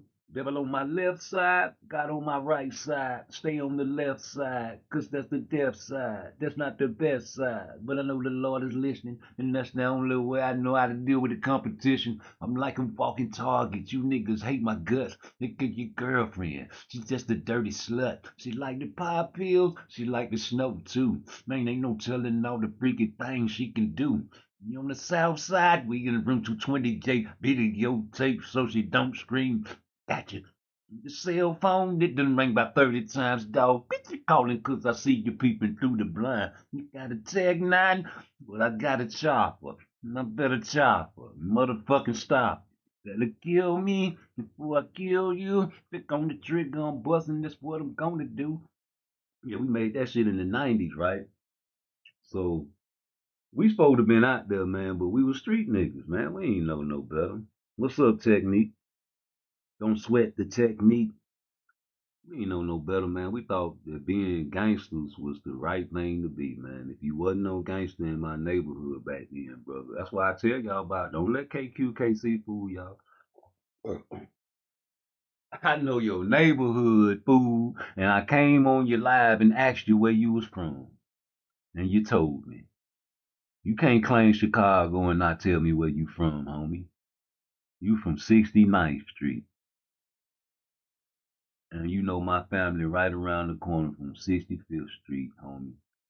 And you know I know your neighborhood, especially in the 80s and the 90s. I know the 90s more than the 80s. You know the 80s more than me because you my OG. And you ain't fooling me, homie. That's why I ain't go too rough on you on my diss track, G. G, you know what I'm saying? But we know what it is, man. This is like Leonard Ellerby said, man. It's all about the market value. Same with the YouTubers, man. You don't understand the market value. Tank fans spend the most money.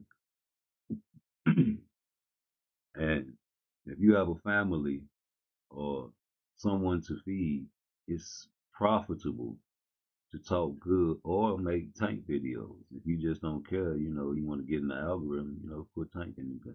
But if you are actual tank page, you don't have to talk about tank every day because the tank fans will gravitate towards you because they need a soft place to land right now.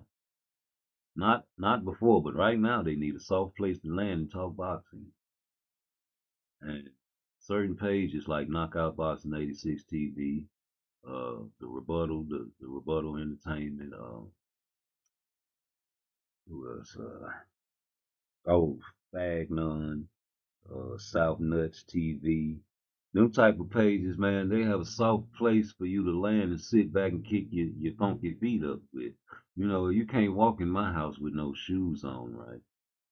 So if you got funky feet and holes in your sock, you might not want to come to me house. Oh, rude exposure. You got all the shiny clothes on, the new J's on and everything, man, but your drawers and your socks is 2, 3 days old. You living out your car, ain't you, boy? You trying to impress me, ain't you, boy? And I done told you to take your shoes off, and you don't want to take your little shoes off. Why you don't want to take your shoes off? 'Cause they funky. It's getting funky, it's getting funky. Ooh. Well, you know, that's what we do over here, man. Take your wig off, baby. If you want me to wife you, take your wig off. Is that a hard demand for a woman to answer to a black man today in 2025? I gotta see you without the wig and the makeup before I make my decision, right? Just like you want me to let you know and be honest if I got another woman in my life. Yes, I do, baby. I got a couple of ladies that I'm dating right now. One I'm having sex with, the other two we're just dating, but I've known the one I'm having sex with the longest. You know, I don't know if she's the right one.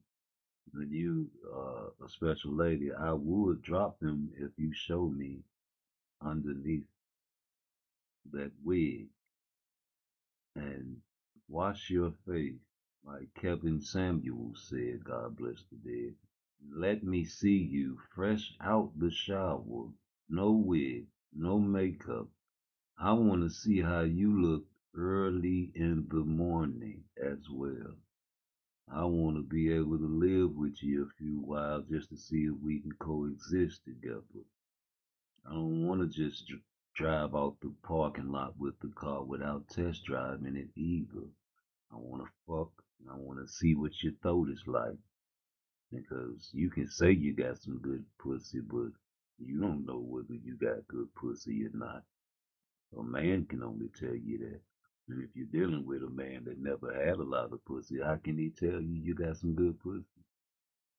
Just because it's wet don't mean it's that. You got the gushers, the squirters. Some niggas don't like the squirter. You think you all that 'cause you can pee on me?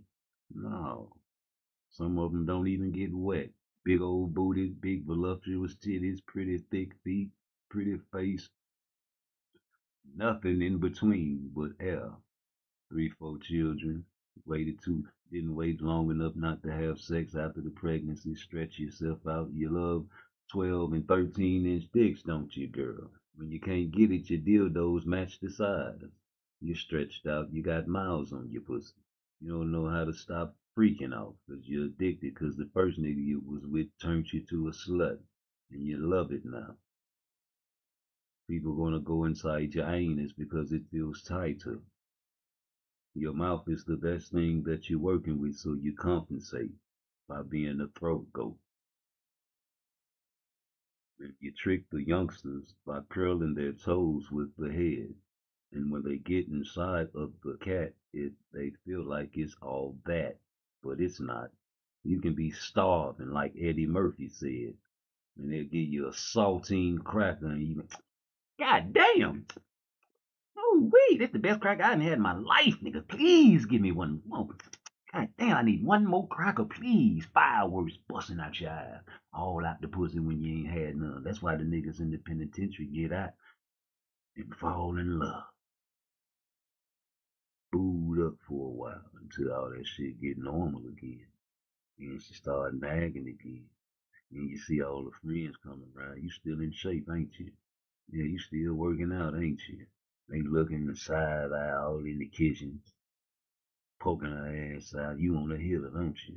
You in the penitentiary all these years looking at magazines and on the cell phone at porno, just thinking about all kind of ways you gonna freak them hoes when you get out, ain't you, boy? I know, 'cause I did. Oh, nigga, I got out and turned into a goddamn porn star. Yeah, I couldn't help myself, nigga. Every thick, black, sexy bitch, boy, I was trying to get her when I got out. I couldn't help myself. I'm a man that's been gone away for over a decade. Y'all niggas was living fine while I was doing time. Yeah, man, we supposed to been on motherfucking spotlight, but the feds took me away. But I'm back. Oh yeah, I'm back and I ain't ashamed to spit my game just like this brother ain't ashamed to spit his game. You know what I'm saying? He might be a racist or whatever you feel like he is, but we know not to go to his party. We know not to go to a party with Teofimo Lopez. We know not to go to a party with mother loving Ryan Garcia. And we know not to go to a party with Tank Davis, don't we? Because them guys speak their mind, they're coming out the closet, they're letting it known, letting it be known how it is. You know, so I don't even want to hear what he got to say no more, but you heard what he said. You know, he's a Hitler type of guy. If you see him talk without the noise, man, you would think he's a friend. Don't let these people fool you, man. You know, Floyd out here smiling in jury stores, you'll think he's a nice guy. One and only Benny the Jeweler. Benny, tell the people what you sold me today. All right. You see what's going on? We got the Eye of the Tiger factory on a full pave bracelet. And tell the people about this, please. We got the white tag with it too. That's an extra 20,000 from what he told me. Yes, sir. From what he told you. The white tee. Money made, and y'all know the rest. Benny, talk to him. You know what's going on. Big money out here. Big factory out here. And we got more shit on the way. Stay tuned. Let's go. Stay tuned, nigga. Huh? This nigga Benny the Jeweler, man, that's endorsement, man. That's what I be telling y'all about Tank. Floyd Mayweather going to that jeweler, endorse Benny the Jeweler. That's like a commercial, and you paying this man. How much he said? That's $20. That's $20 extra $1,000 from what he told me. Ain't that what he said? The money man is back. I'm here in New York City with the one and only Benny the Jeweler. Benny, tell the people what you sold me today. All right. You see what's going on? We got the Eye of the Tiger factory on a full pave bracelet. And tell the people about this, please. We got the white tag with it too. That's an extra 20,000 from Hold up. From what, Floyd? what he told me. Yes, sir. He told you it's an extra $20,000, man. And you believe him. and telling people about this, please? We got the white tag with it too. That's an extra 20,000 from what he told me. It don't matter. You got it. Money made, and y'all know the rest. Benny, talk to him. Please. What's going on? Big money out here, big factory out here, and we got more shit on the way. More shit. Let's go. Let's go. Hey, man. That's when you a boss, homie, right? When you a boss, you do shit like that, right? Hey, man, you see guys living beyond their means, man. You seen Frank Martin at the jewelry store, man. I guess he got it like that, huh? Yeah, you better get you a couple more fights, man. Look at my boy. They trying to frame my boy like he a gunk or something, dog. Pop, pop, pop, pop. That big old punk got on his ass, though. That nigga voice got deep as hell. You see that? Did you care about that when you were trying to kiss me? Aaron. Bro, how you know that ain't no man?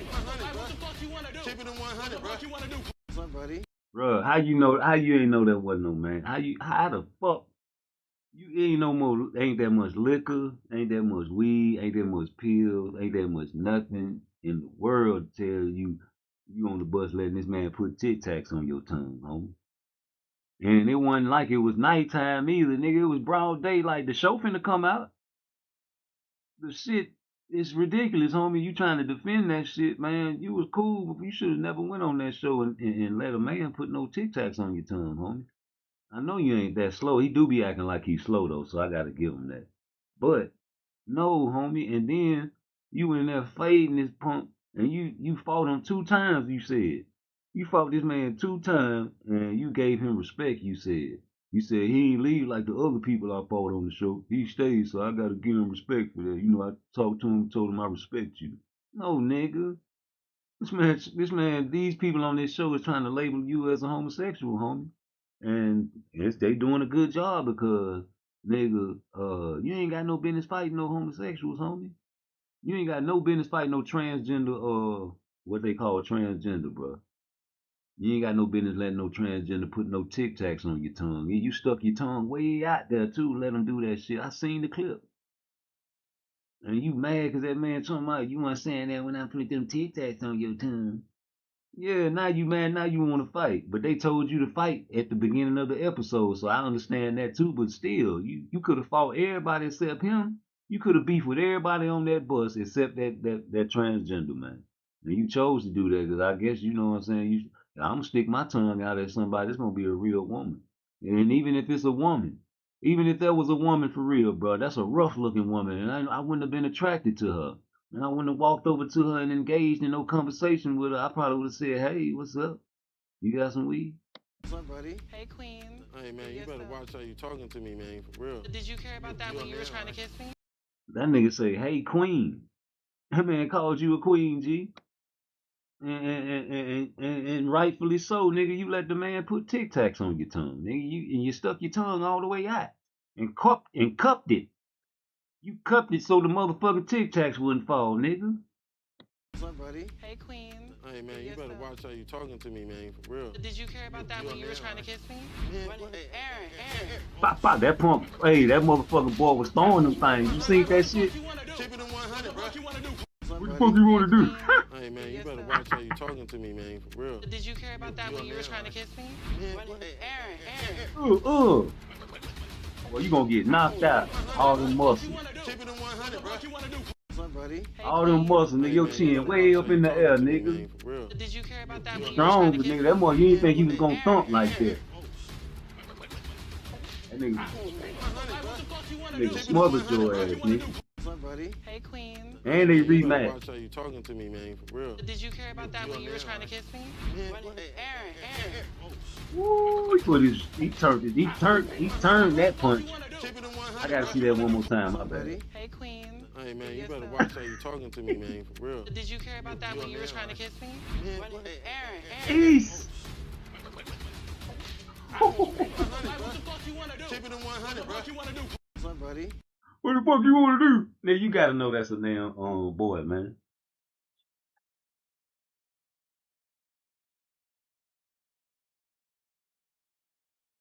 Man, you gotta know. Ain't no way in the world I'm gonna be in the house or a bus with a nigga or a female that big and rough looking. You know what I'm saying? And be trying to holler at them. All sitting next to her and being lovey-dovey, sticking my tongue out at them. Because I want to be fake then. All these plethora of women on this bus. You got about 6, 7, 8, 9, 10 women on the bus, man. With some clown ass niggas on there. And you a star already. You was the star of the show, they say. Nigga, you can pick the baddest bitch. You ain't have to talk to the ugliest. Man, even if it was a woman. I'm sorry. You ain't supposed to be hollering at her and you a celebrity, nigga. You supposed to be out there trying to get Erica or the baddest bitches on the bus. And you over there snitching on the niggas that's fucking the bitches on the bus. You know, I was trying to show Erica that I was in love. I was trying to fight for her love. So when them guys was at the hotel, they were having sex with the other girls on the bus. I told Erica. But she like that shit, man. She's a Diddy party type of girl, homie. You lame. You slow, man. You tough and you went to prison, man. But you was one of them niggas in prison that worked out all the time and was slow. You buy a lot of fish, a lot of tuna, a lot of mackerels, and you got a bag full of fish, and you always working out, and you be helping people work out in prison, homie. You one of them niggas that, you know, you get in their car and you try to work a nigga to death, and niggas start working out with you after about 2 or 3 weeks.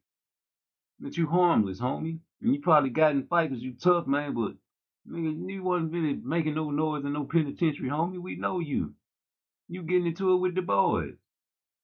I don't know your resume behind the walls, but we don't fight with boys behind the walls, homie. There was a boy from DC named Popeye. That nigga, and nigga, he was undefeated like Popeye. Nigga, that motherfucker didn't lose no fight. You remember the old saying that Popeye was a sissy? Yeah, Popeye kick ass. They still men.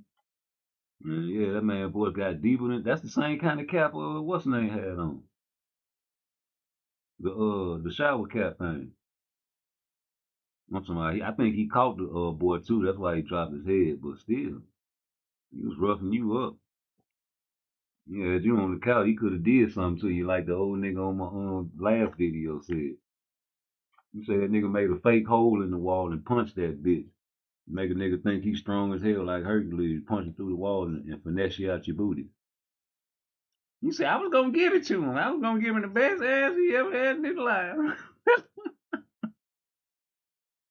You sis ass nigga. As soon as you came in the room and you seen what time of fire it was, you supposed to got out the room. He wasn't even supposed to get a chance to trick you.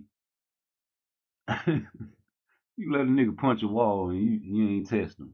You was supposed to test him before he got to that point. He wearing drawers with his shit hanging out. You don't live with niggas like that. You don't even get down like that, nigga. You wanted that shit. You just didn't want him to take it like that. You wanted him to finesse you and buy you some commissary. And he probably ain't had no money. He probably was a gorilla pimp. You know, the gorilla pimps take shit. They beat their girls and all that shit. You ain't got my money. Oh, damn, I'm sorry. No finesse pimp. You know what I'm saying? Damn, bitch, get out there and get my money and be riding around watching me. And don't give you no dick for about a month or two. You know, and you be mad because he paying attention to all the other girls, doing brain manipulation things to, you know, get his girl to get in check instead of physical, you know. Oh, yeah. You see Clarissa. Papoose say it's official, nigga. I'm finna go and come out and let y'all know it's the boo. Y'all better stop hating on that baby, man. I just wish she'd fuck with Jake Paul. But Jake Paul doing big things for female boxing. Whether y'all like it or not. You know.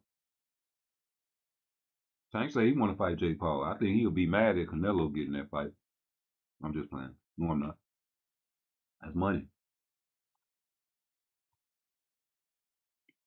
They seen how much money Tyson made and Jake Paul made. They want some of them. They want to fight on Netflix too. Don't think they don't. If Tank could fight in Saudi, but fight who he want to fight, he'll fight. For sure. But now I think it's going to be a point where he ain't got no choice. But if back in the early days when Turkey first came out, I mean, he could have fought Ryan Garcia or, you know what I'm saying, some type of fighter like that, or Lamont Roach in Saudi. Oh, he would have did that. You got how much? I'm finna fight Lamont Road? Oh, shit. Hell yeah. Saudi, here I come. Yeah. I bet you. I can't prove it, but I bet you it's true. I'm not the one here to sit here and make my opinions into facts. I feel like that that boy that was fighting in the Olympics, and they said he was really a man now. If you gonna fight a man, Clarissa, fight him. And Turkey Al Sheik need to come pull that shit together. I don't think he'll do it because he's against that. But Jay Paul will. And you don't fuck with Jay Paul.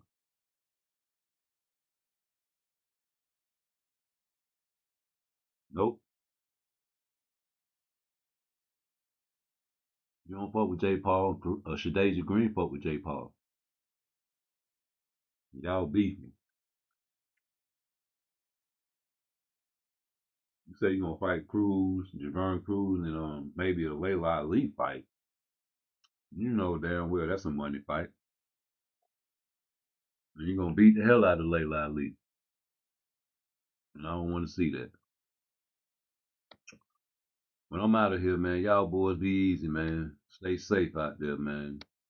How to survive 2025. The place where the boxers can't hide. Come on, Tank. You know what I'm saying? Uncross your feet, nigga. And y'all niggas, please uncross your nuts.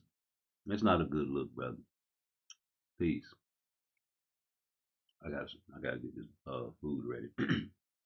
Roll another hangy pack.